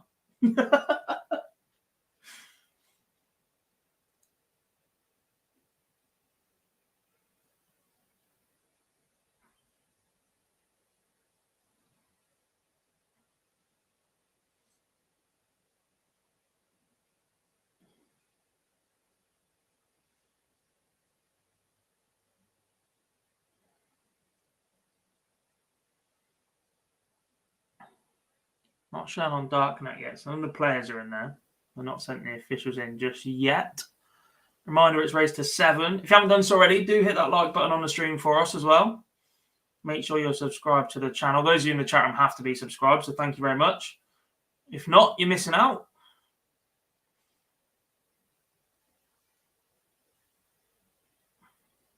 Subscribing costs you nothing. Hitting like costs you nothing.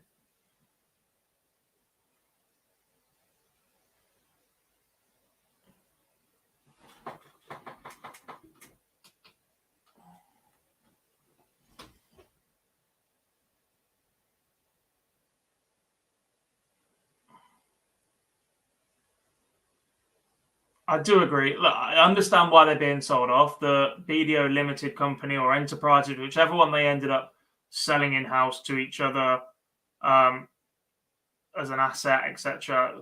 That company has debts that have to be paid off. The trophies are assets. They went to auction. What I'm a little bit disappointed with is that if you were involved in that process or were part of that company and knew what was coming, knew what was about to happen, then you understand that these assets have to be sold, but there was no warning to people. There was no coordination of a way to sell these trophies to cover the costs, even if they ended up at auction, to produce crowdfunding or just giving pages to ensure that that collection of trophies could be purchased by a group or by individuals, etc., to keep them in, it's difficult to say the right hands, but appropriate hands.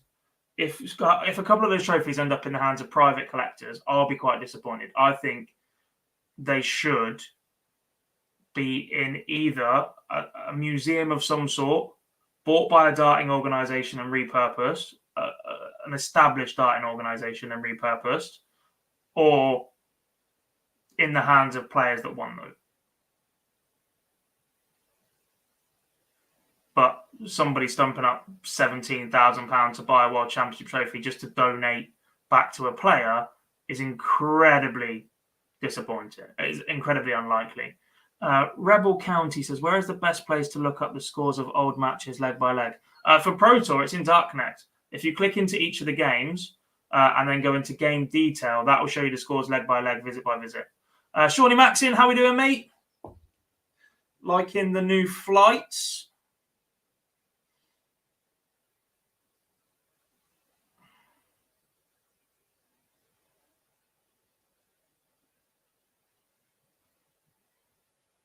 I haven't heard anything from Wolfie, no. Oh, for Christ's sake.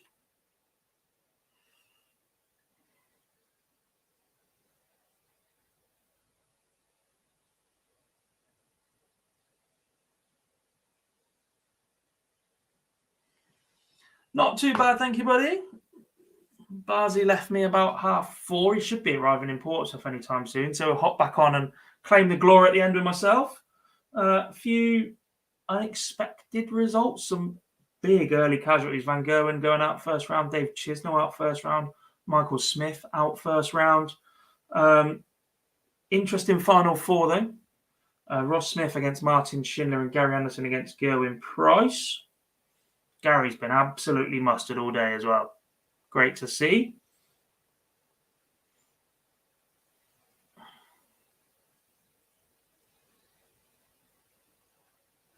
As we get some games warming up. There we go. Ross Smith, Martin Schindler. That'll be streaming board 1.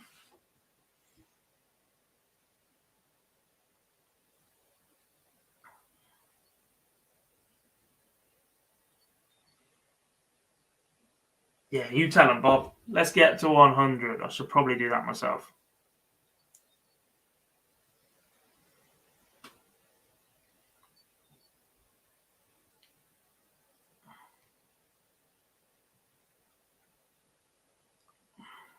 The UKDA does still exist. It's difficult to put results into graphics the way that they set themselves up to do from darts to Windows. But I appreciate why they use darts to Windows. Setting things up is easy and just click it and it runs through. But actually, in terms of usability and results visibility from the home page,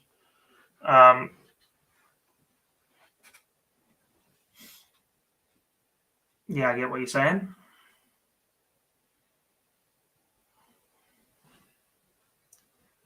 Am I doing a poll for the last 4? Now you're testing me. Can I do it?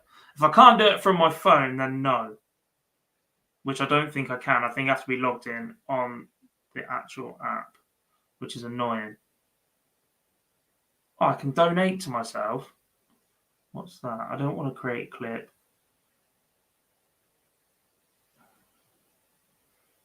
Filter all. Give me 2 seconds. Let me see if I can get it in there.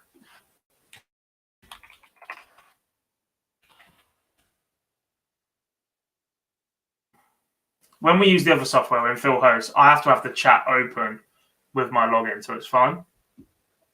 That's why you don't see me comment when we use when you see us on the side where you can see our names in the boxes. You won't see me in the chat room because I just come up as OD because of the way I'm logged in.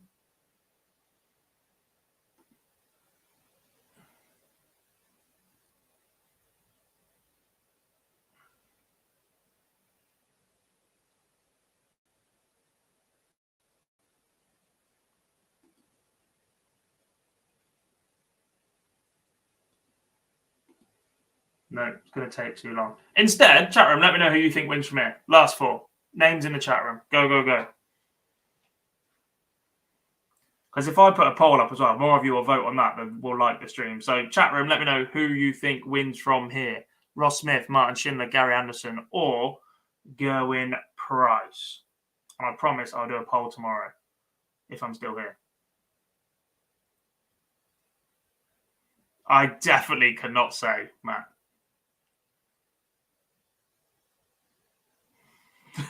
Definitely cannot say.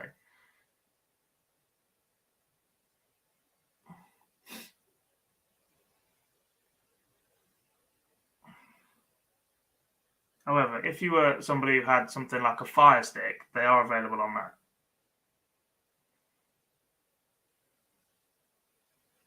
In UK Sport, other.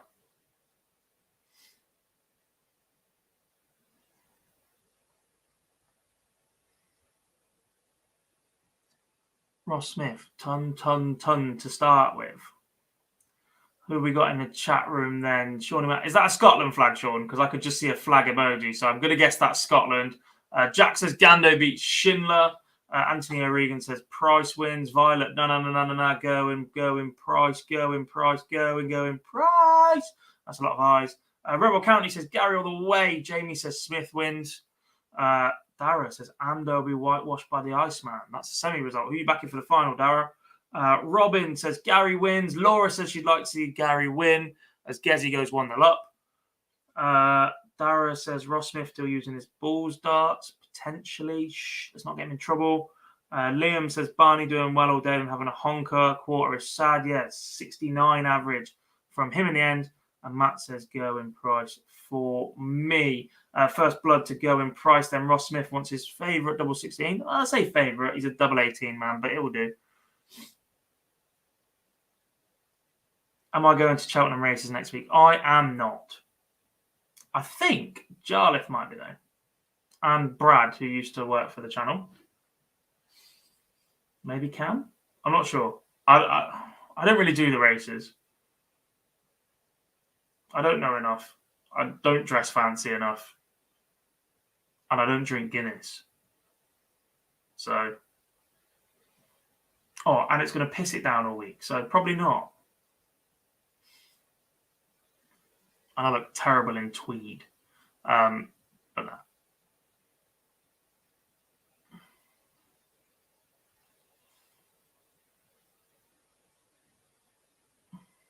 Ross Smith did ping double 16 in the end. We get a little bit of a grimace. Anderson looking likely to level up once, well, straight away with Gerwin Price, not once again. As he leaves tops after 15 darts.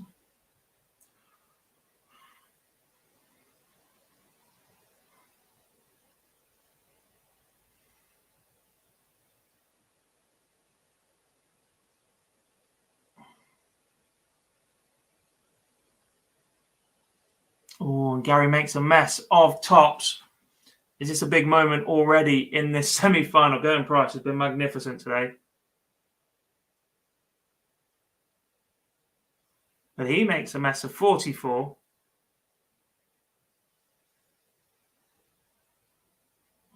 Ross Smith goes 2-0 up. Gary wants double 5. And it goes third dart. I suspect that might be double 2 when the stream catches up in a moment. Inside 1, double 2. We'll find out very shortly. Gezi went low on 10s, on 20s, and inside on 10s. Let's see this 10 then from Gary. Outside. It's going to have to be. Outside again. And then the double 5. 1 apiece. And he starts with a maximum. He's been banging in the maximums for fun today.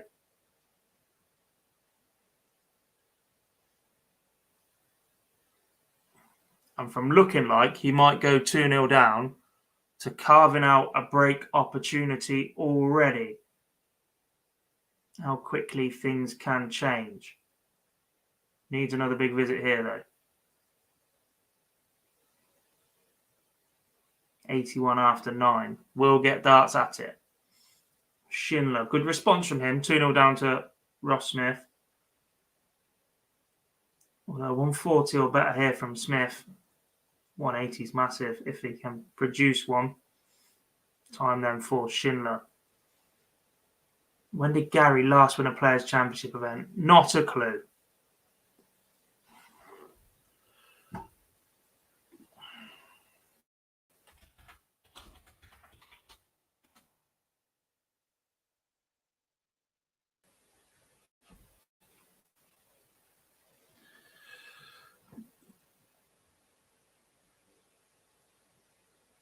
There's a 2020 in Barnsley by the looks of it. 2 in 2017, 9, 10, 3 and 11, 18, 10. Looks like 2020 in Barnsley.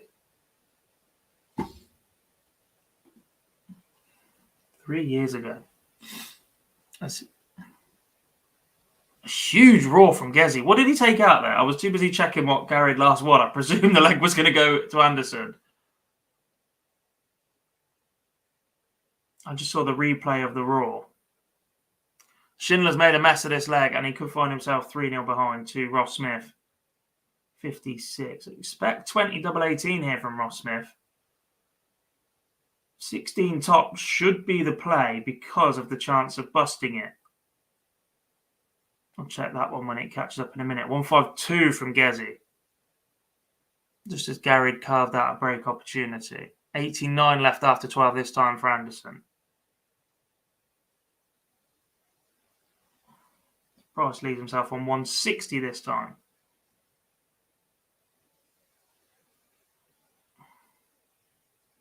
I feel like Schindler's setting point is just creeping a little bit higher on his head. Was 16 tops from Ross Smith. I'll let him off. Gary levels up 2 apiece, 89 in 3.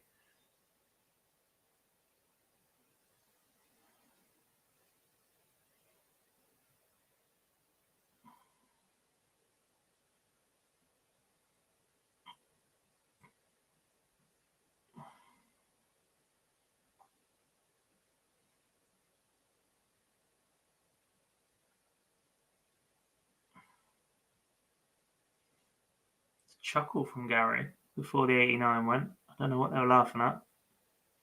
Is there a noise or something as well?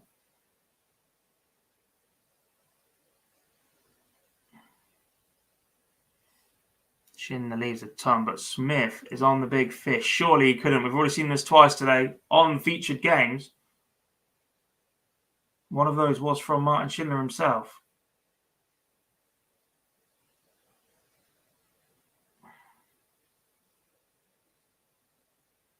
Big visit needed here from Gerwin Price. Anderson has left 1-2-1 after 9. Schindler gets a leg back. Has Gary just gone favourite for a break once again? Possibly he should have broken in leg number 3. Held in leg number 4. Break opportunity here in leg 5.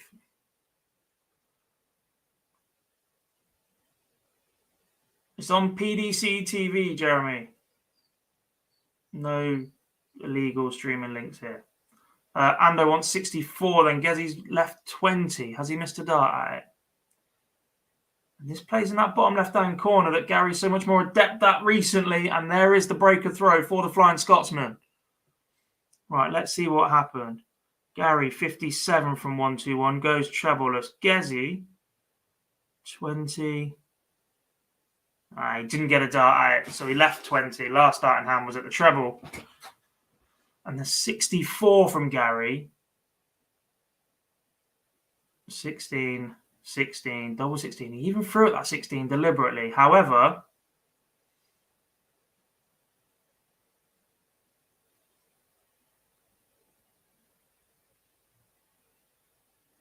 Oh, Ross Smith, what are you doing to me? We thought that was the 9. Who else thought it was going then?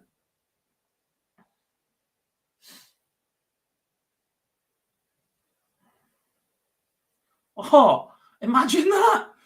Back-to-back 180s, only scores 60 with your third visit and don't get a look in and lose the leg.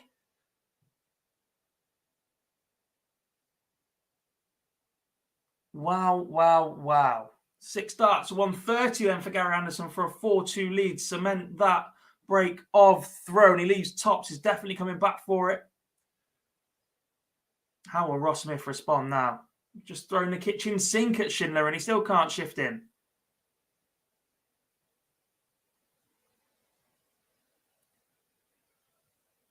Oh, Gary.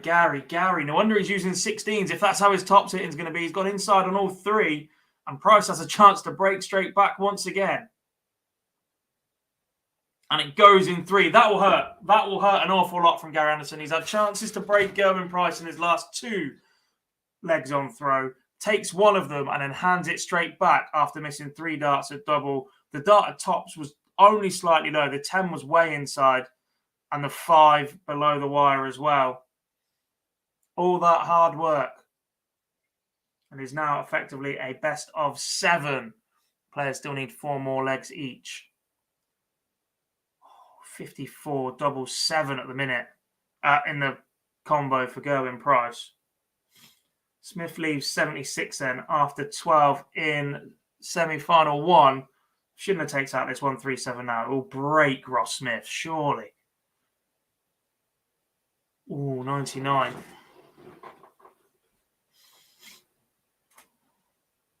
Gary looking, he's going on the attack once again. However, Smith will want to stop the rot, and he doesn't once again. Martin Schindler to level us up at 3 apiece.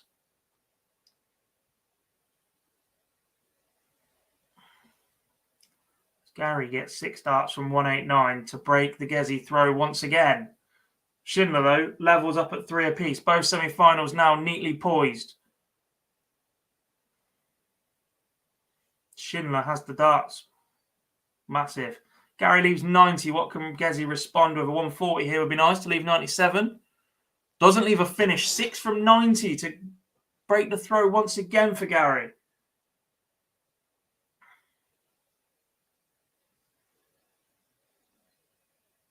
It's a good job too because he leaves 24. Ross Smith. His head is gone.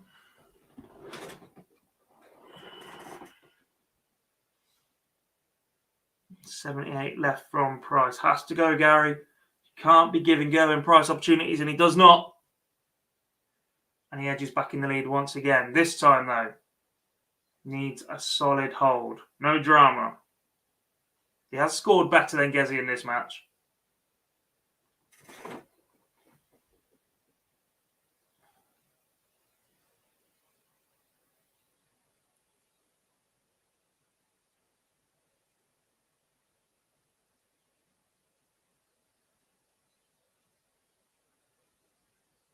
Both players open up 140.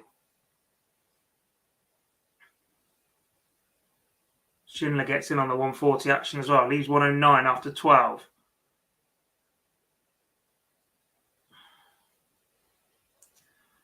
Are we about to see the break straight back from Gerwin Price once again? Just a 55 from Gary. Needs to be smart here. 140 doesn't leave a finish.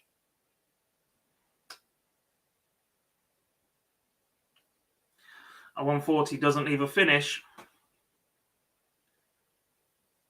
It's 6 from 221 that turn into at least 3 from 87 for Gerwin Price to break back once again with 4 straight breaks of throw in this match.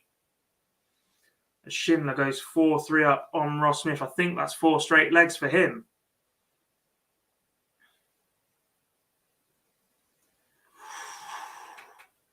Chance comes for Gezi and it doesn't go. 106 for Gary. Anything but the single one. And he's 48. Surely we're going level at 4 apiece now.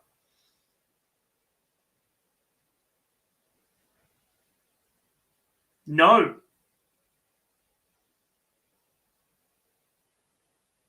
Gerwin Price misses more darts.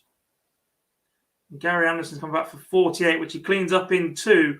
I wonder if that's 16 double 16. He has loved that corner so far today.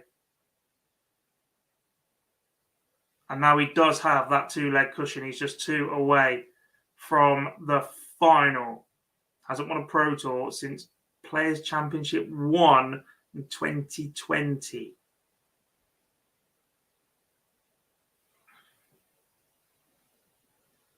It was 8 tops for Ando as well. Changing his MO up at the last moment. Interesting, given that he just missed 3 at tops and has been so comfortable in that bottom corner.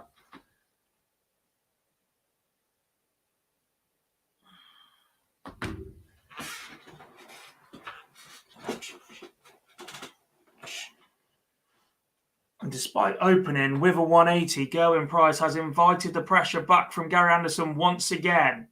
Gerwin Price has not held his throw in his last 2 attempts.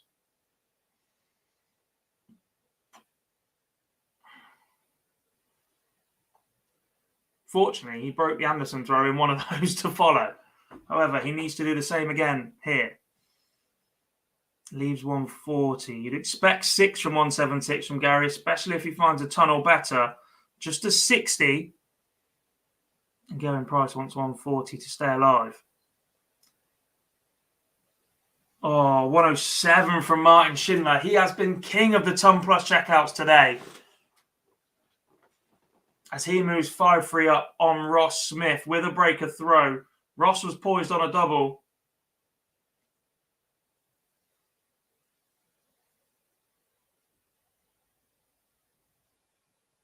As Gary takes out the 116. He's now 1 away. 15 dart leg against Gerwin Price. The Flying Scotsman has 4 attempts to seal a return to a Pro Tour final. This has been brewing this year.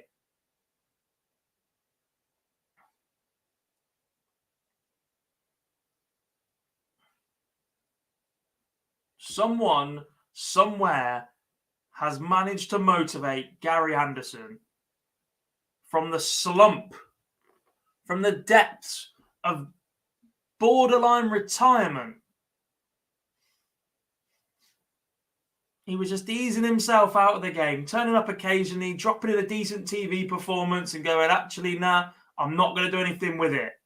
He is 306 points away from a Pro Tour final.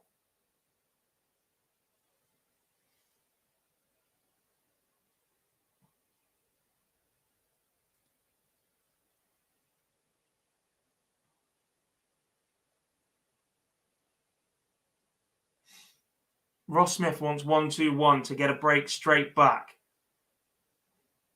However, eyes on the other game right now. Gerwin Price wants 106 to force us into an 11th leg.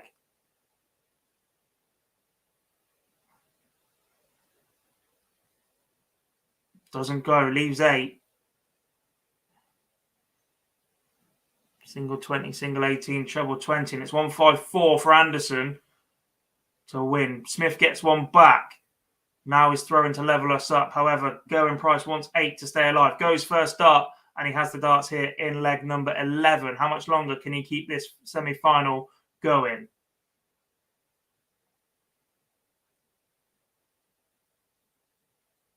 Both players that trail in these semi-finals are throwing to stay alive.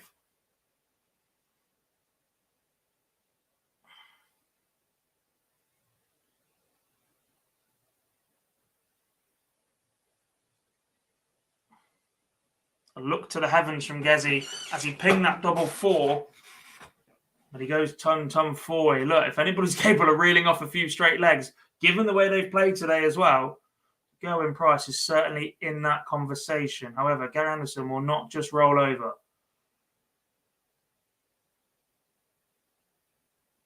Neither will Martin Schindler. Huge visit from Gezi, though. Leaves 81 after 9. And it's looking like 6-5.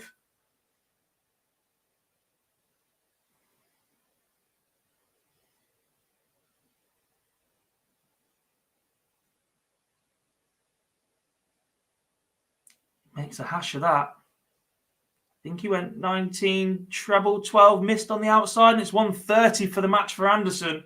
So on take out 116 2 legs ago. Only needs one treble here. And he's missed a dart at the bullseye. That's a match dart come and gone for Gary Anderson. Will he get any more? Not in this leg, he won't. Go in price. Sends us to leg number 12. Ross Smith wants 76 to level up. We've seen him miss this once low on tops earlier on.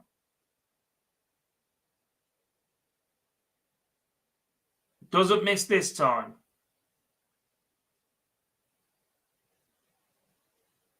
And it's 5 apiece in semi-final 1. However, Gary Anderson with the darts throwing for a spot in the final. Opens up 140, then goes trebleless with a 60.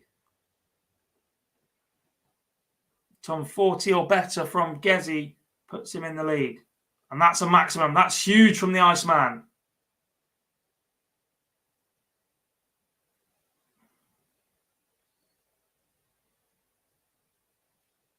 $140 from Anderson. First to a finish. 161. How much pressure will that be under? Anything better than a ton in Gezi's favourite. And he's huge slip. Unable to find a treble. And it's 6 from 161 for Gary. From looking like he might be under all sorts of pressure. He leaves 62 after 12. Guaranteed to be back at it. Under how much pressure? 139 from Gezi would be ideal. Just 96 to leave 83. And it's 62 for the match for Gando.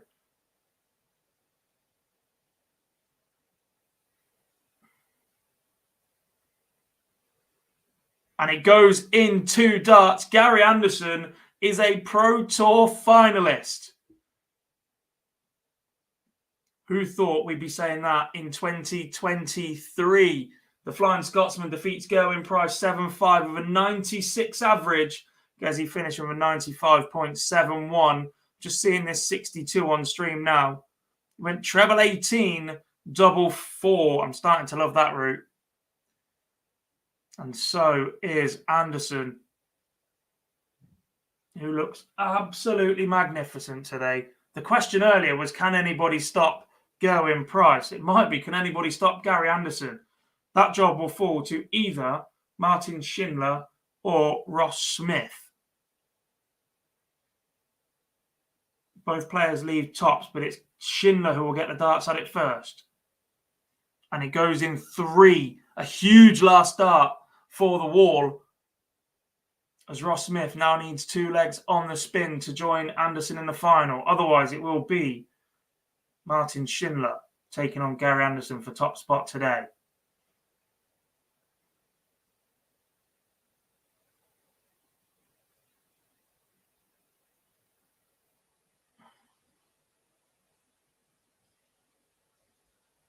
Back-to-back 1-3-4 to Ross Smith there. 1-3-4 to set it up and then 1-3-4 to open this leg. But the pressure does not relent. It was double 10 from Schindler as well. High, low, and then in the double. A lot of love for Gary in the chat room. I'll get your score predictions when we know who he will take on in the final. However, back-to-back 140s from Martin Schindler makes it look like it will be him, as Ross Smith, trebleless in his 3rd visit, hands the throw to Martin Schindler. It's at least 6 from 221. And he leaves 86 after 9 darts. Ross Smith can only pressure this 86, but by how much? Finds a ton to leave 114. I don't think that's enough.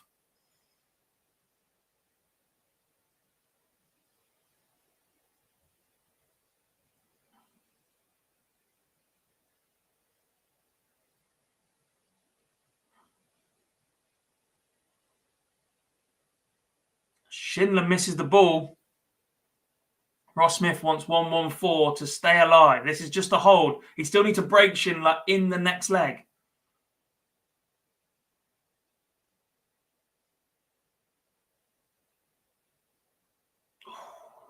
Has he missed a dart yet?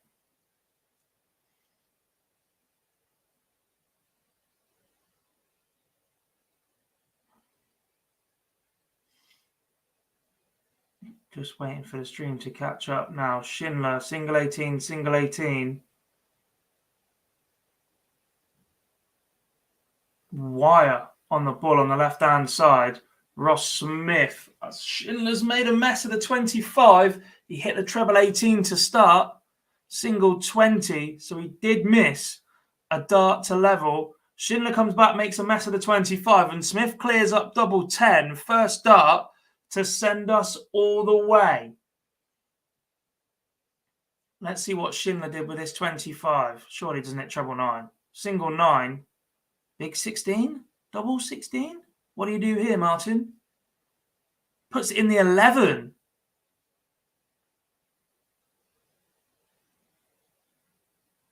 Turned away in disgust and throws away the last dart. Did he think something happened behind then? He was pointing towards away. What's gone on there?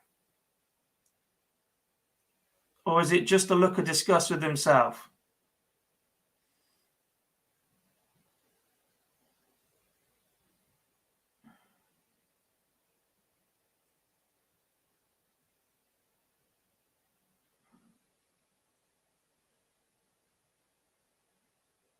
Guess we'll find out later. Into the decider then, and it's Smith who has the early advantage. Needs some counting here from Schindler. Tried to go the right way. 19-19s, but comes up trebleless, and it's advantage Ross Smith here in the decider, thanks to that massive maximum. Another here, and he goes huge favourite.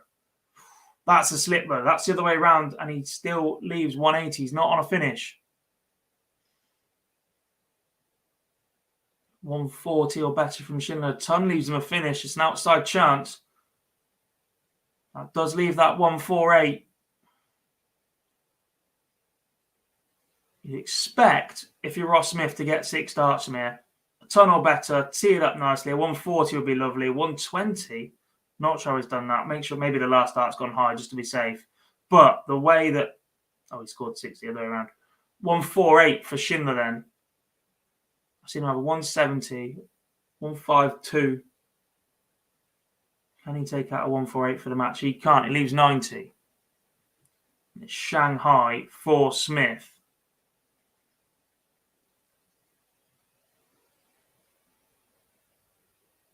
If he gets a dart out, will he block himself? Potentially. Because he scored a ton. Let's see what happens. Schindler wants 90. Should get a dart at the bullseye.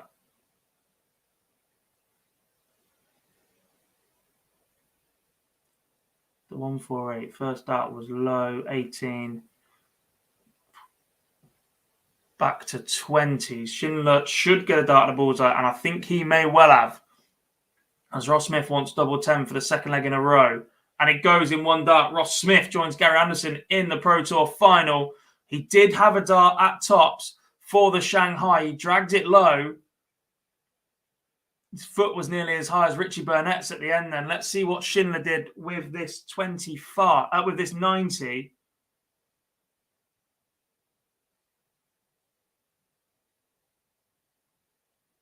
It was 2 single 20s and another dart at the bullseye. That's 2 missed darts at bullseye for Martin Schindler. Both match darts. And it costs him a place in today's Pro Tour final as Ross Smith defeats the wall to join Gary Anderson in today's Pro Tour final. I'm going to run a very, very quick ad and we'll be back in about 30 seconds time.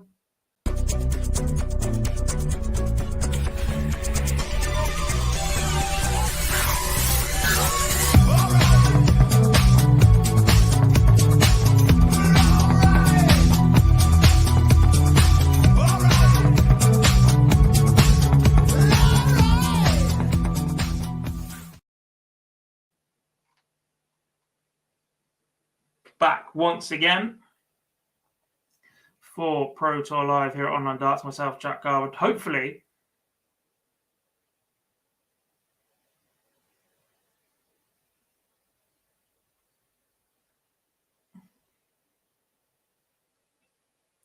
lost my train of thought there.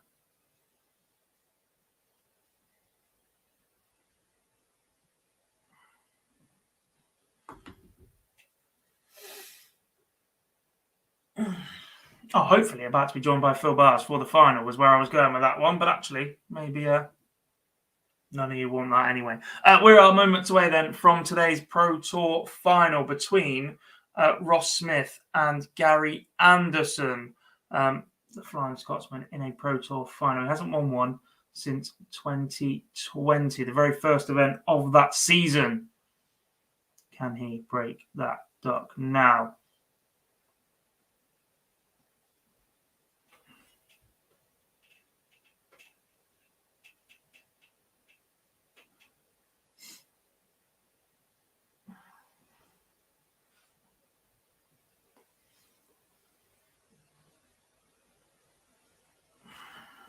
Chat room, let me know who you think wins this final. And in doing so, let me know your score predictions at the same time. Remember, first to 8. Get in that chat room. Let me know. And while you're there, drop us a like on the stream.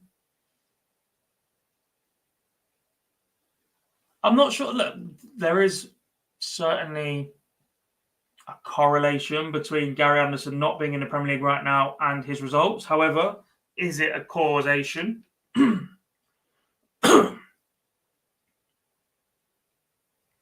one.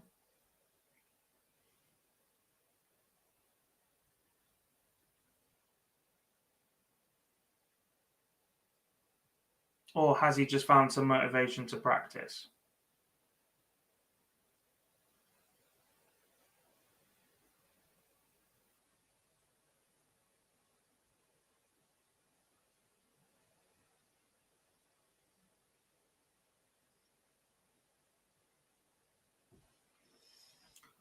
Few 8-6 predictions here then.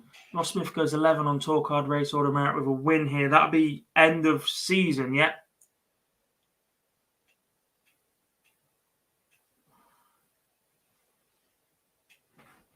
Give me 2 secs.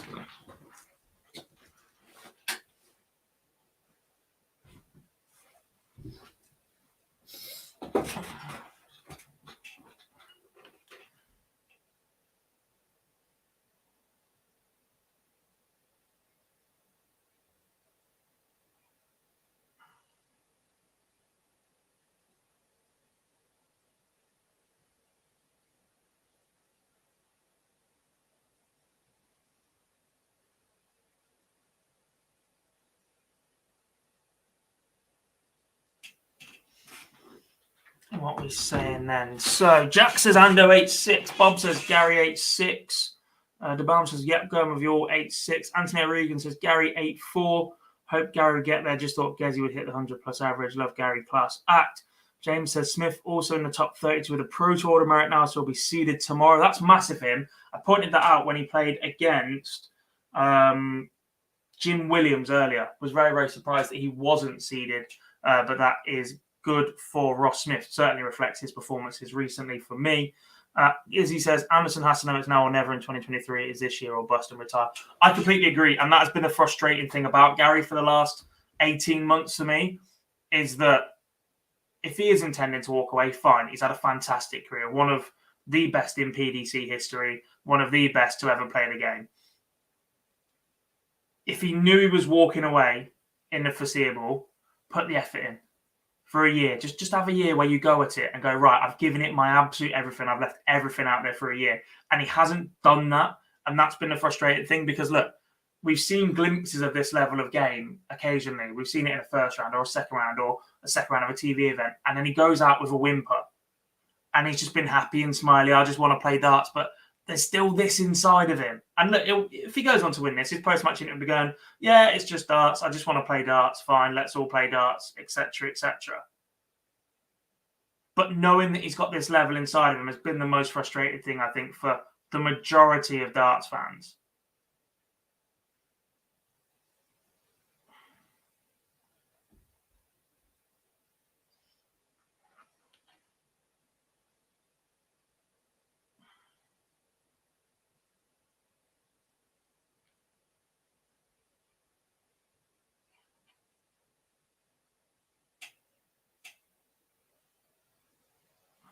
And now we might get that chance for Gary to give it his all for one last season, because he certainly seems a lot more fired up and motivated than we've seen him before. If I do this.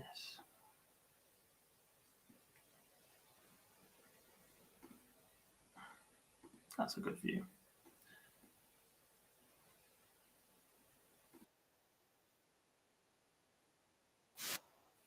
It's been a long, long time since I watched a PDC stream with audio on, and I've just accidentally clicked on it, and it still has that same terrible music. Spruce it up a bit.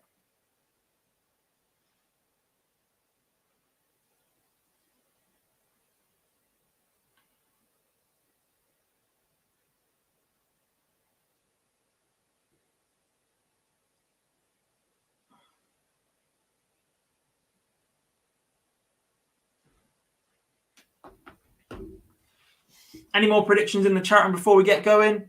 Because I will not have anybody going, I knew he'd win, if you haven't called it in the chat room. If you don't call it in the chat room, it does not count. Them are the rules. I don't make the rules. I just enforce them.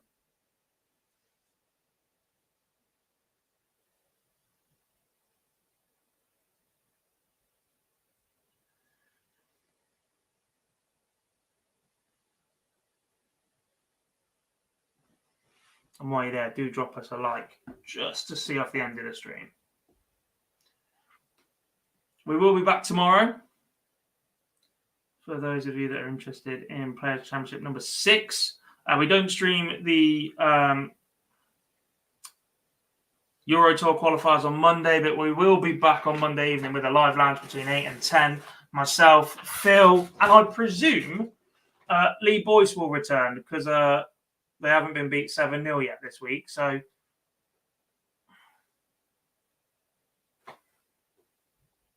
he might reappear.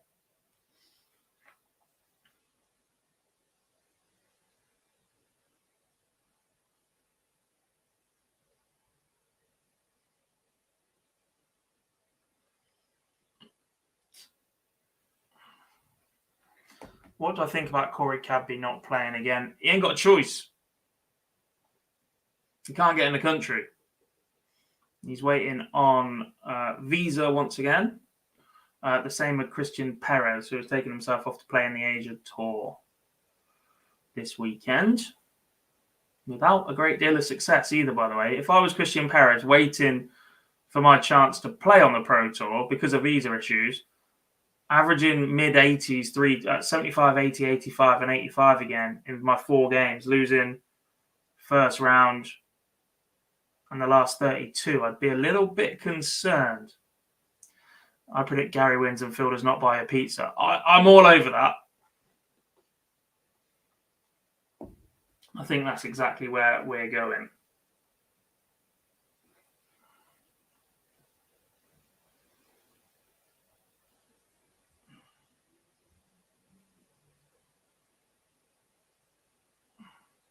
Justin Pipe going to play in the seniors? I don't know.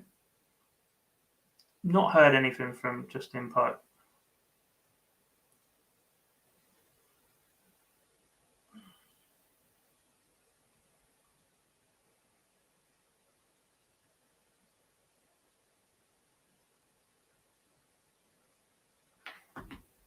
Gary's practice sessions with Ryan Searle seems to be paying off. Thought they were both on a collision course to meet each other today, but Ryan knocked out too early. Definitely looks on the way up. How old is Justin Pipe?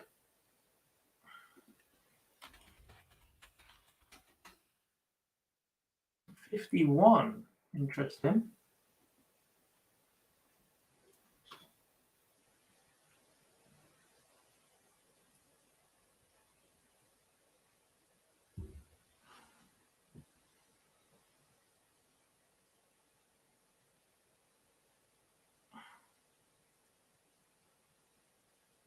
Are you saying Justin Pipe is 7,000 years old, Anthony?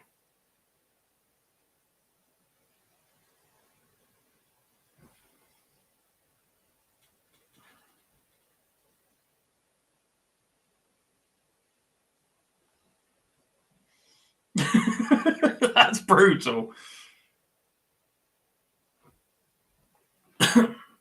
Absolutely brutal.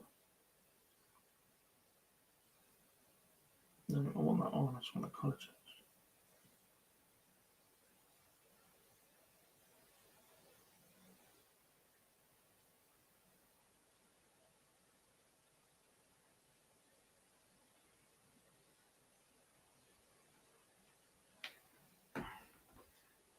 Must be. Imagine watching him and Mansell play a best of 19.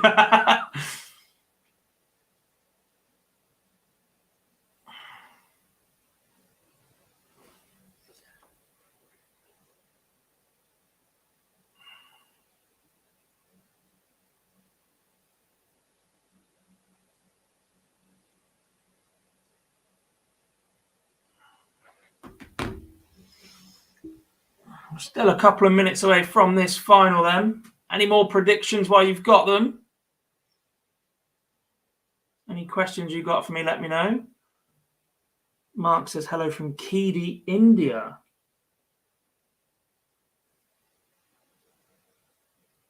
Afternoon, evening, hello, and all of the above.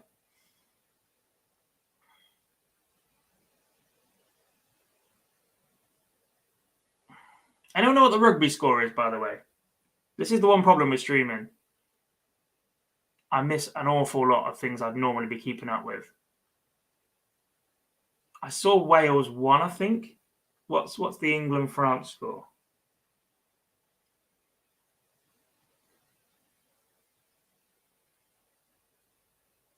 Scott Williams had a bad start this year. Potentially, but Scott Williams is also buoyed by the fact this is really his first year on tour, but had such a strong starting position given his run last year. I mean, if you handed a new tour card holder 59th in the world, oh shit.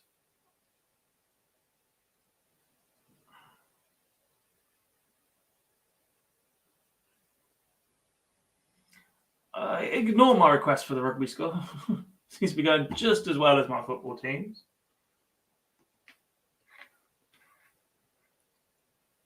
Christ.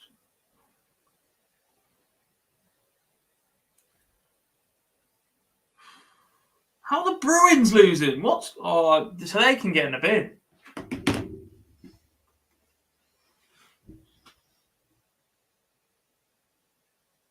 On the upside, from my very unbiased point of view here, I am very, very happy whichever one of these two wins this.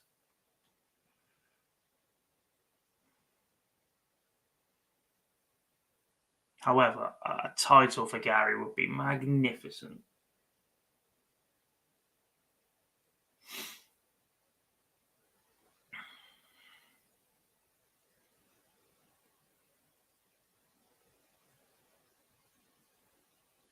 Nels is going for Ando. It's the first thing you said all day I've been happy about.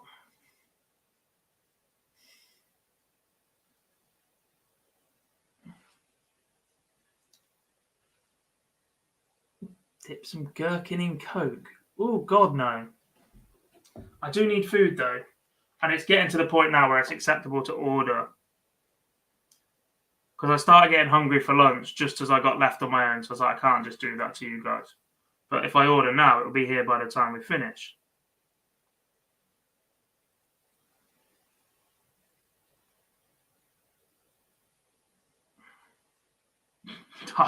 Look, I mean, the fact that we lost, so the first thing I did was tweet about the result was just amusing. I mean, I put 7 days is a long time in sport. We've capitalised to 7. It's amazing how many Man United fans are back out of the woodwork. Talking about the woodwork, hi, Phil. Hi. Oh, look, he's back to steal the glory for the 5. I fucking told you all he would, didn't I? How we doing? I'm all right. I'm just looking for dinner. Are you in tonight or out tonight? Don't know yet. Why? I may have fucked up and left my laptop charger at home. You're not very clever. It might be all right, but...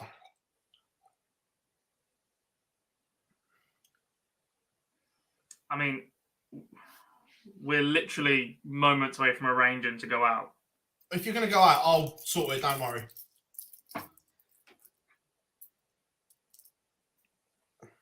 one of the teams in the league, one of their players owns a different pub, and they're all there tonight practicing. They've just called out my team to go down and have a game. So fair enough.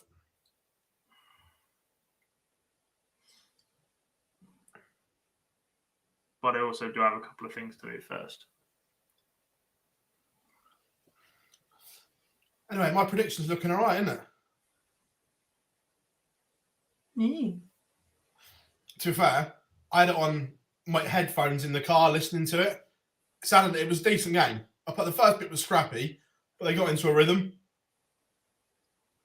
Hang on. Did you listen to it on PDC TV or me? No, on PDC TV. Fuck you then. Imagine not watching your own channel.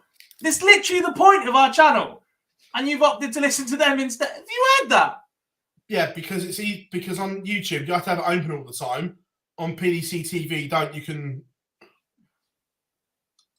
That sounds like absolute shit. But I haven't got that in front of me. But this must do Anderson's match play race the world of good regardless. I believe so. He's 22nd in the world. He's gone above Bunting today. World match play race. Currently 20th. If he wins, he jumps up to 13th.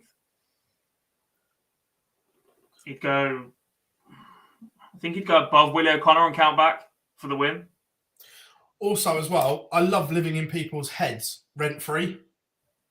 So on one of my tweets, there was a Quo retweet, and I looked just to see who it was, and I couldn't see it. So I was like, okay. So when I looked on through the OD account, I'm not going to name the person because I'm not going to give him the satisfaction. And he criticised me for favouriting Gary. The tweet didn't. I said great game from both him and Keegan. And so I clicked on his profile, and he's Quo retweeted a couple of mine recently having a pop. And then I go back to mine, and he blocked me. Mm-hmm. So he's blocked me and then goes and opens to look at my tweets. Talk about living in someone's head rent-free. How funny is that? Quality effort.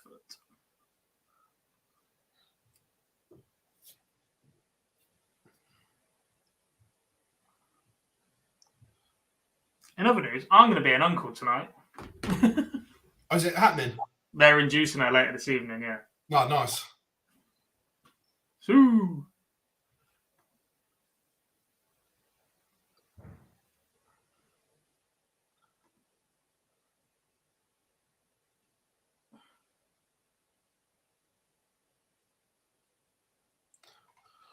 How did Ross Smith play in his semi-final?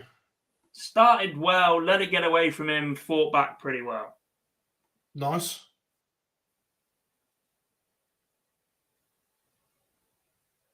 Here we go. That's a shit view. Let's.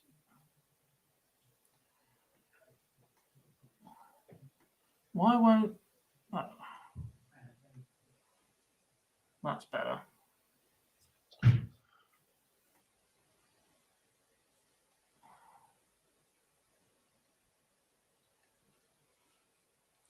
Maximum.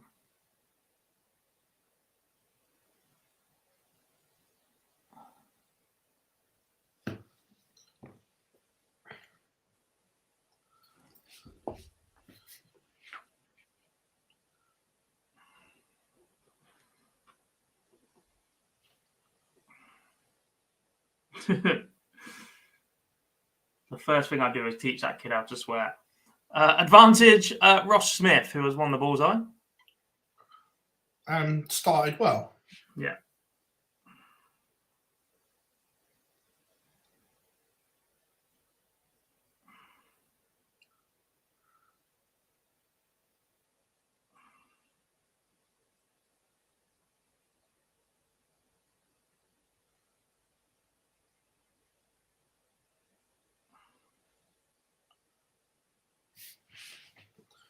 Can't believe Gary hasn't won a Pro Tour title since the start of 2020.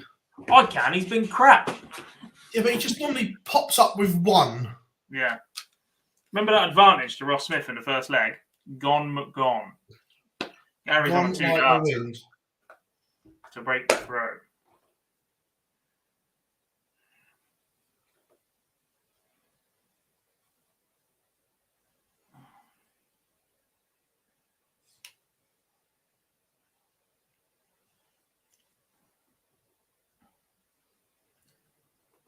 Yeah, he does. Only the ones that ask stupid questions, really. It's the way he laughs afterwards. Hmm.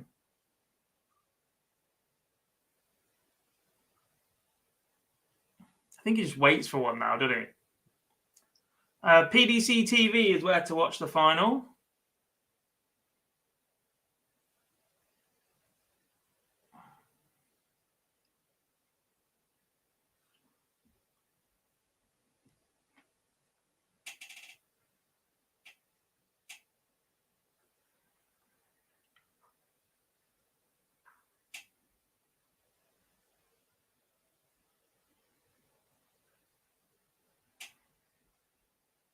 Oh, 2 secs. Okay, bye.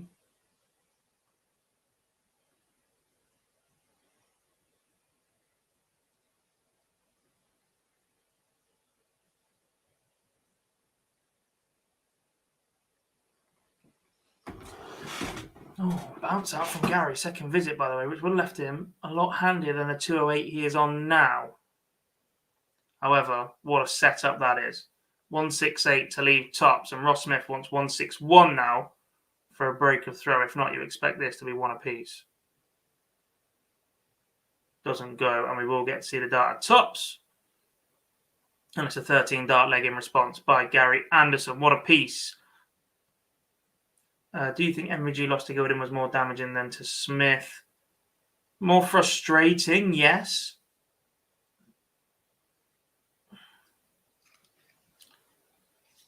PDC video about the Premier League was good. I can see MVG calling coloured. No, I haven't seen that one.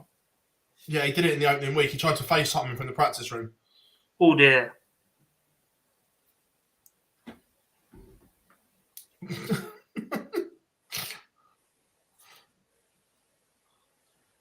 I knew about that, but I didn't know they were going to show it. Yeah. All friendly, I hope. I think I can't remember who it was. Someone went, "Is that a bit early, Mike?" And he was like, "Nah, he'd do it to anyone else."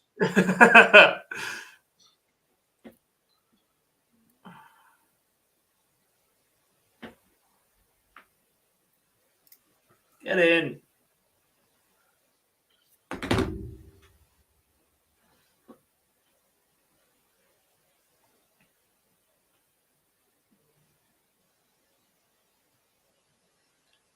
Evening, Mr. Cullerton. How are you?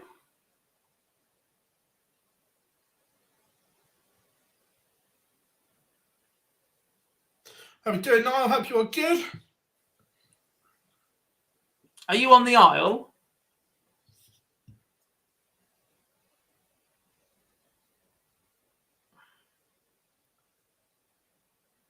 You know, the darts was obviously cancelled. Was it on Friday, or the play was cancelled on Friday? I think they changed the schedule to bunch things up a bit more to get. That was my question. Have they managed to fit it all back in? That was what the post said. I'm not sure if they actually did. I can find out.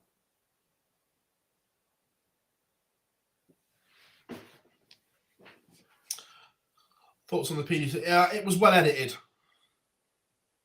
I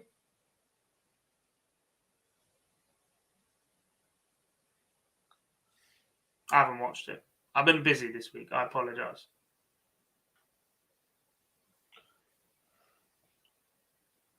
The only thing I knew about was the World Cup. And we all know I love the World Cup.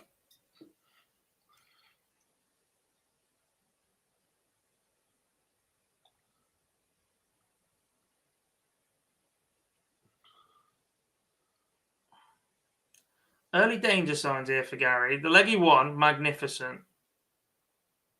Just creeping more and more treble-less visits into his game right now. There's another. Not finding that top wire anywhere near as often as he has been throughout the day.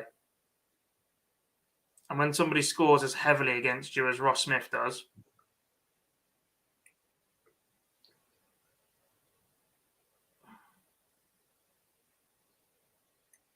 that was wild.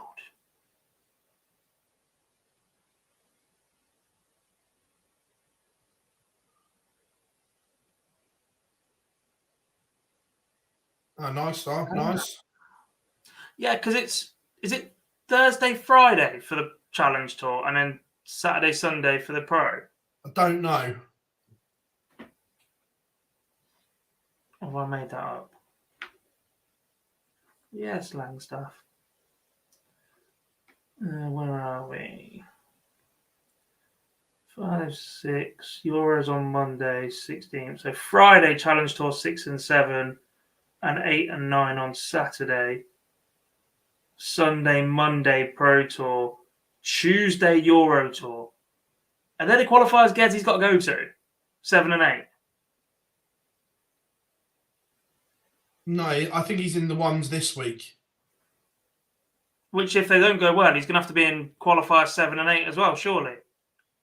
Possibly. Which means he's got to go Nottingham, Germany until Newcastle. Monday night instead of Sunday night. Maybe even a Tuesday morning flight to Newcastle, where he's got to be for Wednesday.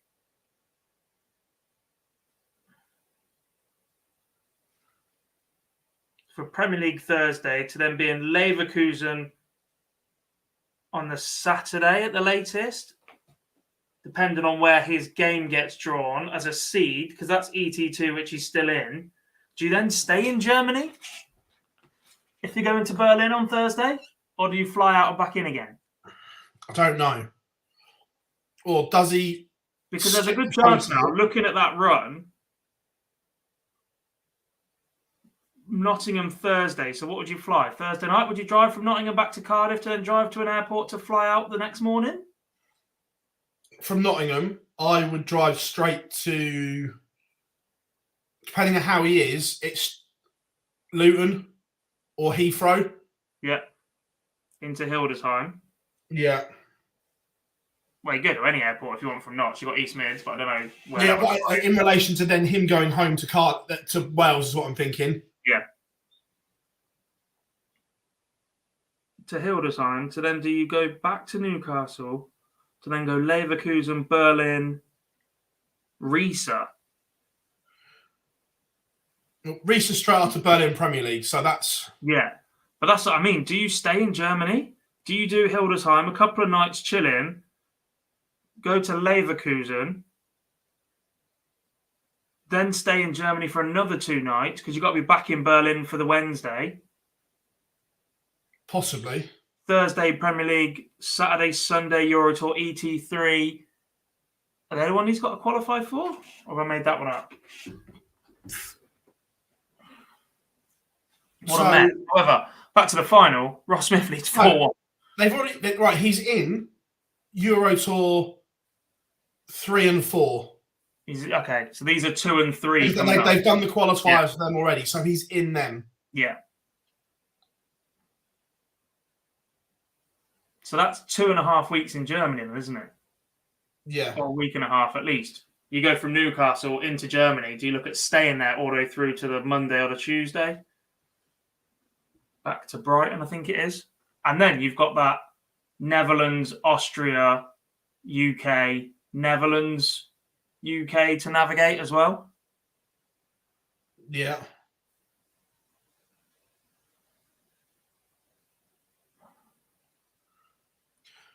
Gary in a bit of trouble here. Yeah, he needs this leg.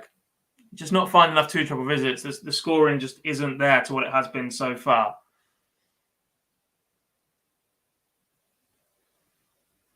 Just seems to be pushing that a little bit. Someone mentioned his action earlier and he looked brilliant, but there's just a little less snap in it.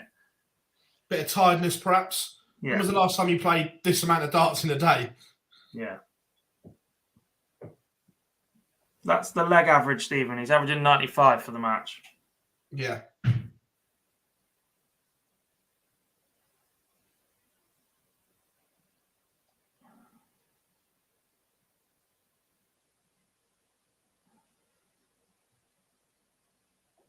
Oh, he does take out 1-2-4 though, so we'll let him off a little bit. Back to 4-2. Yeah, he's back in this, and this was the one he needed. Yeah.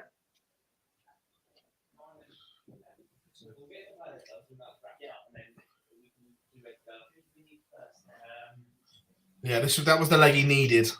Yeah. 5-1, there's almost no way back. 4-2 with a breaker through here as he starts 180. There is a way back. Oh, what do I order?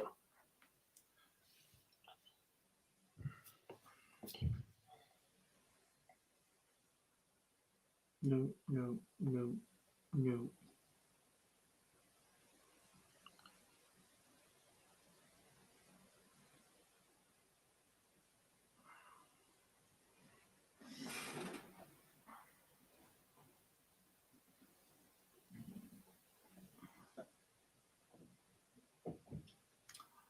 He could, but also you don't want to give the rest of the field the chance to tell Michael that.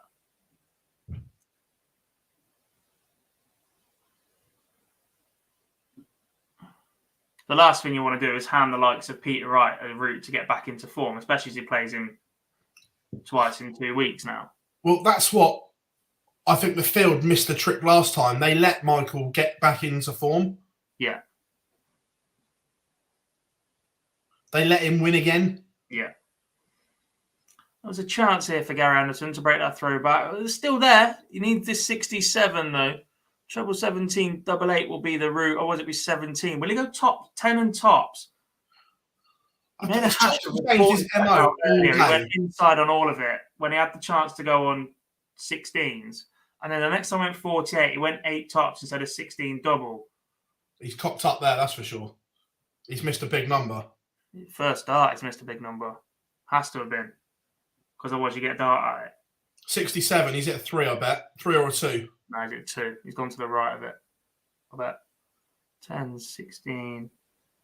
High on the 20 for Ross Smith. Let's have a look at this 67 now. This is going to be a 2. Well, it was a 3.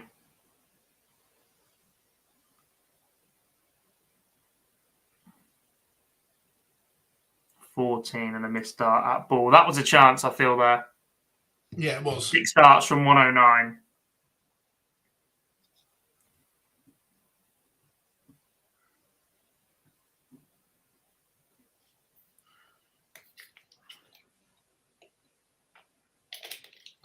I think Connor's got a great chance tonight.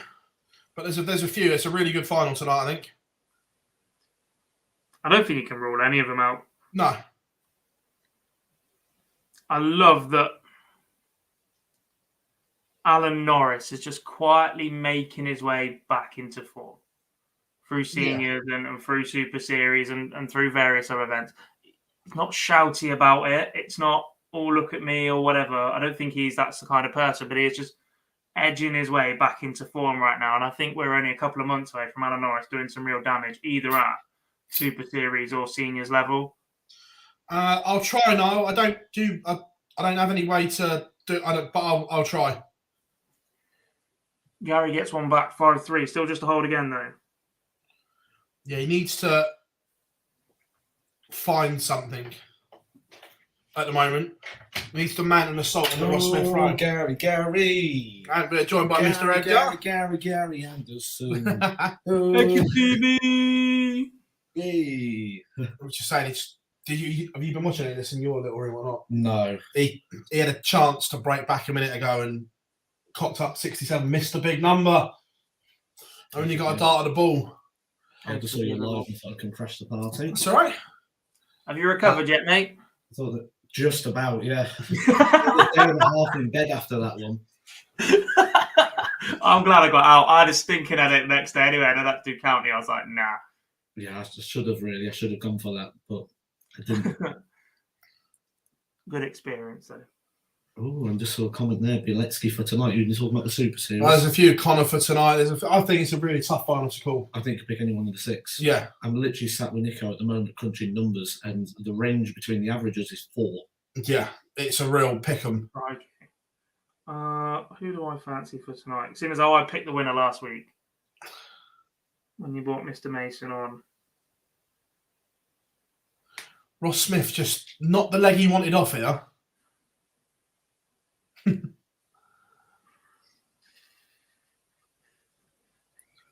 don't want to be giving Gary Anderson chances. You want to put him away whilst he's there to be put. Sometimes you've got to do it with a 170 finish as well. Just Yeah. Do you know who's done that?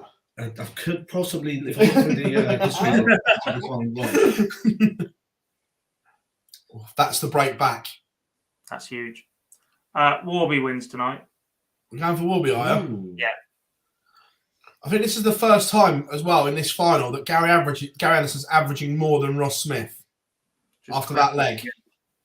They've just crisscrossed.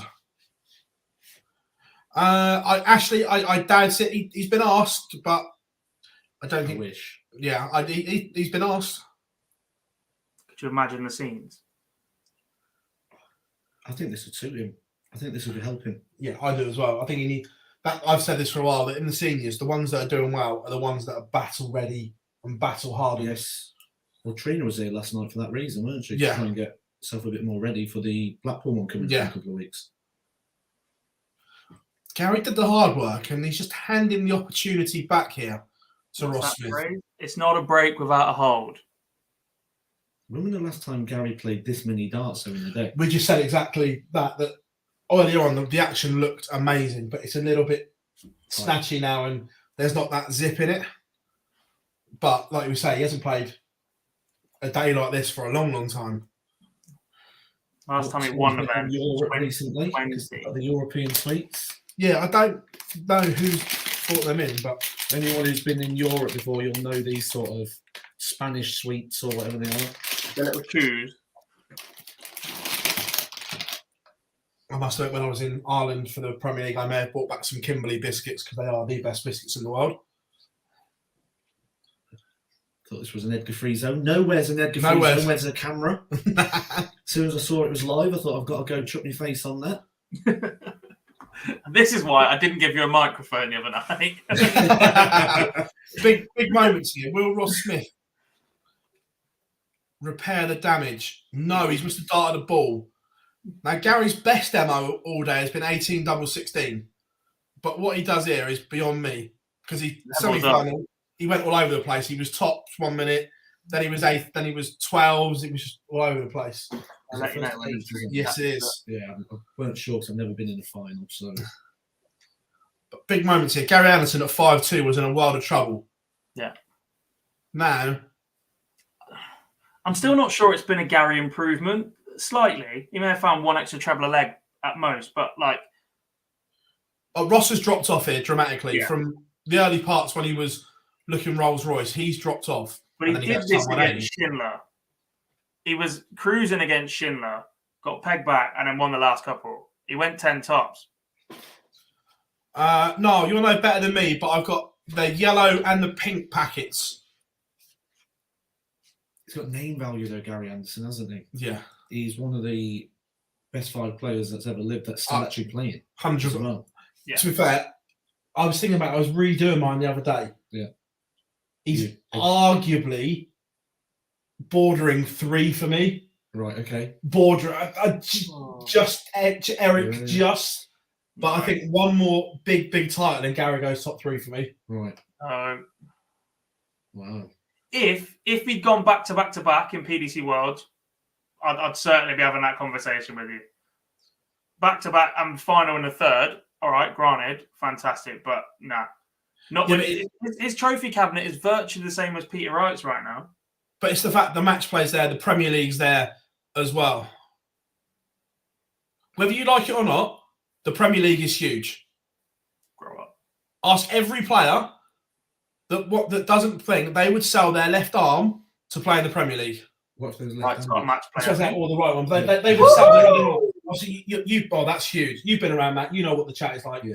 Players would sell anything possible to get in that Premier League. Yeah, I agree. Whether you like it or not is another matter, but it's monstrous. When you compare their trophy cabinets, they're virtually the same. I would rather have Gary's.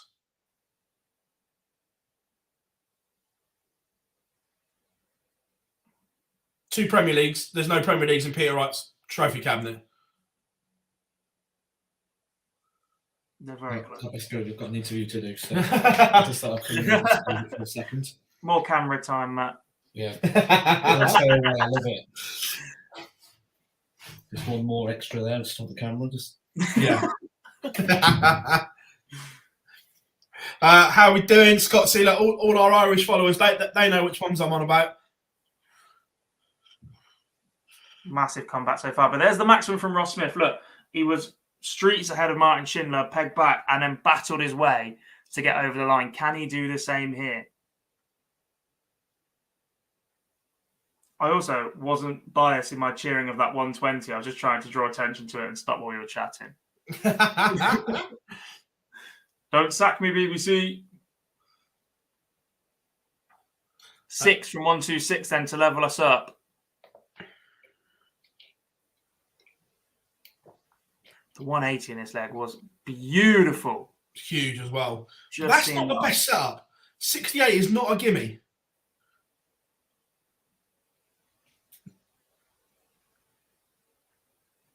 But Gary's not set it up at all.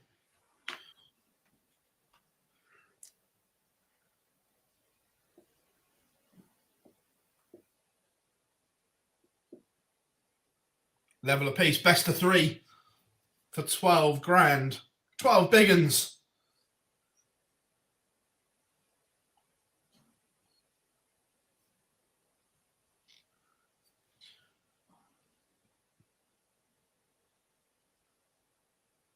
It's a good reply there from Ross Smith because he just had a little wobble.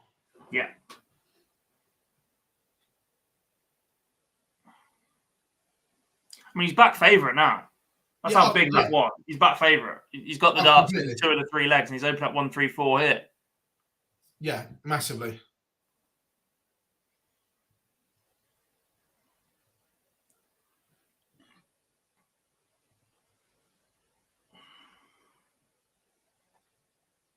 But 2 troubleless visits for Gary Anderson. Ross Smith is now a huge favourite to go within 1.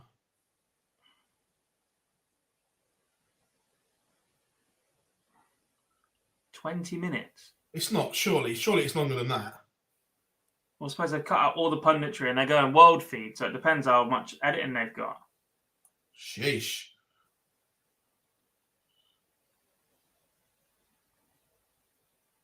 Either way here, the BBC are absolutely screwed. If they don't bring him back, there's uproar. If they bring him back, it looks as if they just caved again. The BBC can't win, though. No, this is a darts show. You've just muted yourself. Didn't want to get cancelled.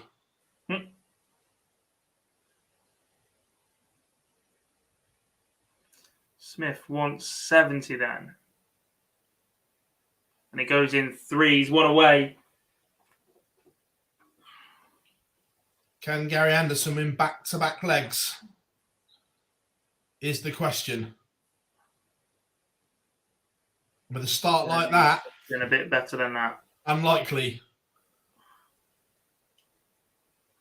2 180s apiece in this final.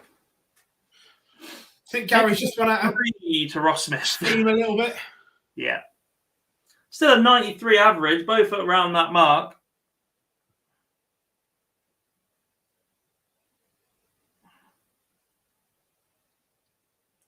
Look, will he be disappointed if he loses this? Yes.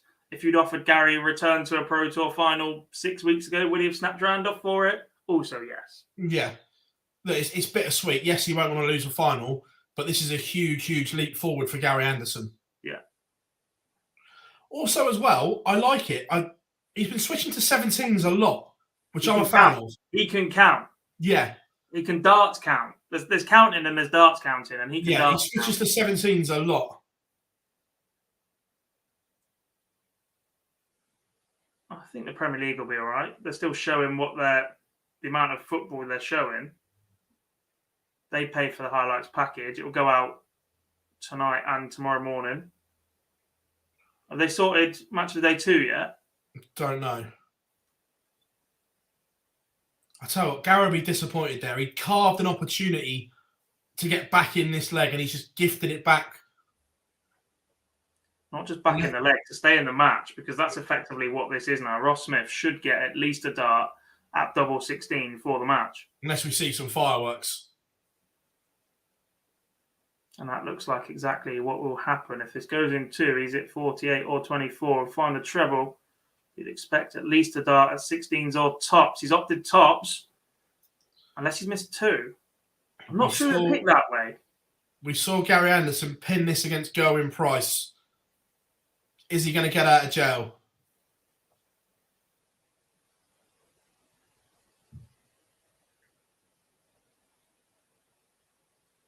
I think he's missed a dart. He has to have. The 41 was in the treble 1. He missed the chance to slip past it as Ross Smith wins Players' Championship event number 5. He beats Gary Anderson 8-6 in the final, taking out tops in 1 dart. I'm just seeing how this 116 went for Gary Anderson. Right, God, can you close us off? I've done my bit now. I need to get back out and in the production room. Ladies, everyone, see you tomorrow. Just cut me off in my roundup. Ross Smith, your winner today then, folks. Just beat Gary Anderson 8-6. Top slap bang in the middle. Friendly handshake. Bit of an embrace from both players. But a fantastic final in the end. Superb from Ross Smith all day. Superb from Gary Anderson all day. Superb from Gerwin Price up until the moment Gary knocked him out. Solid day of Pro Tour action. Big thank you to everybody that has joined us today throughout our stream. If you haven't done so already, please do drop us a like on your way out, as we really do appreciate it. We'll be back tomorrow, same time from 1 o'clock, or just before 1 o'clock, actually. We'll go live for Players' Championship number 6. We'll be here all the way through till final, or at least Phil will be. Then we're back on Monday night for the live lounge, myself, Phil Bars, and Lee Boyce, rounding up all of the Pro Tour action. We'll discuss last week's Premier League, look ahead to next week's Premier League, the return of the Asian Tour, and anything else we can find to talk about, possibly even the Isle of Man this weekend. A big thank you once again for everybody that joined us. If you want more darts, head over to the MODUS Super Series channel. You guys can keep up with all of the action this evening from week 7 finals night, I think it is. Fantastic lineup for you in store. Or if you've got plans for the evening, tune in at 10 o'clock on Sporty Stuff TV, where you'll be able to see highlights of all the group games and then the semis and the final as live. Really do appreciate all of you guys joining me this afternoon. Once again, back again tomorrow. So we will see you then, if I can find the right video. Anyone? That one.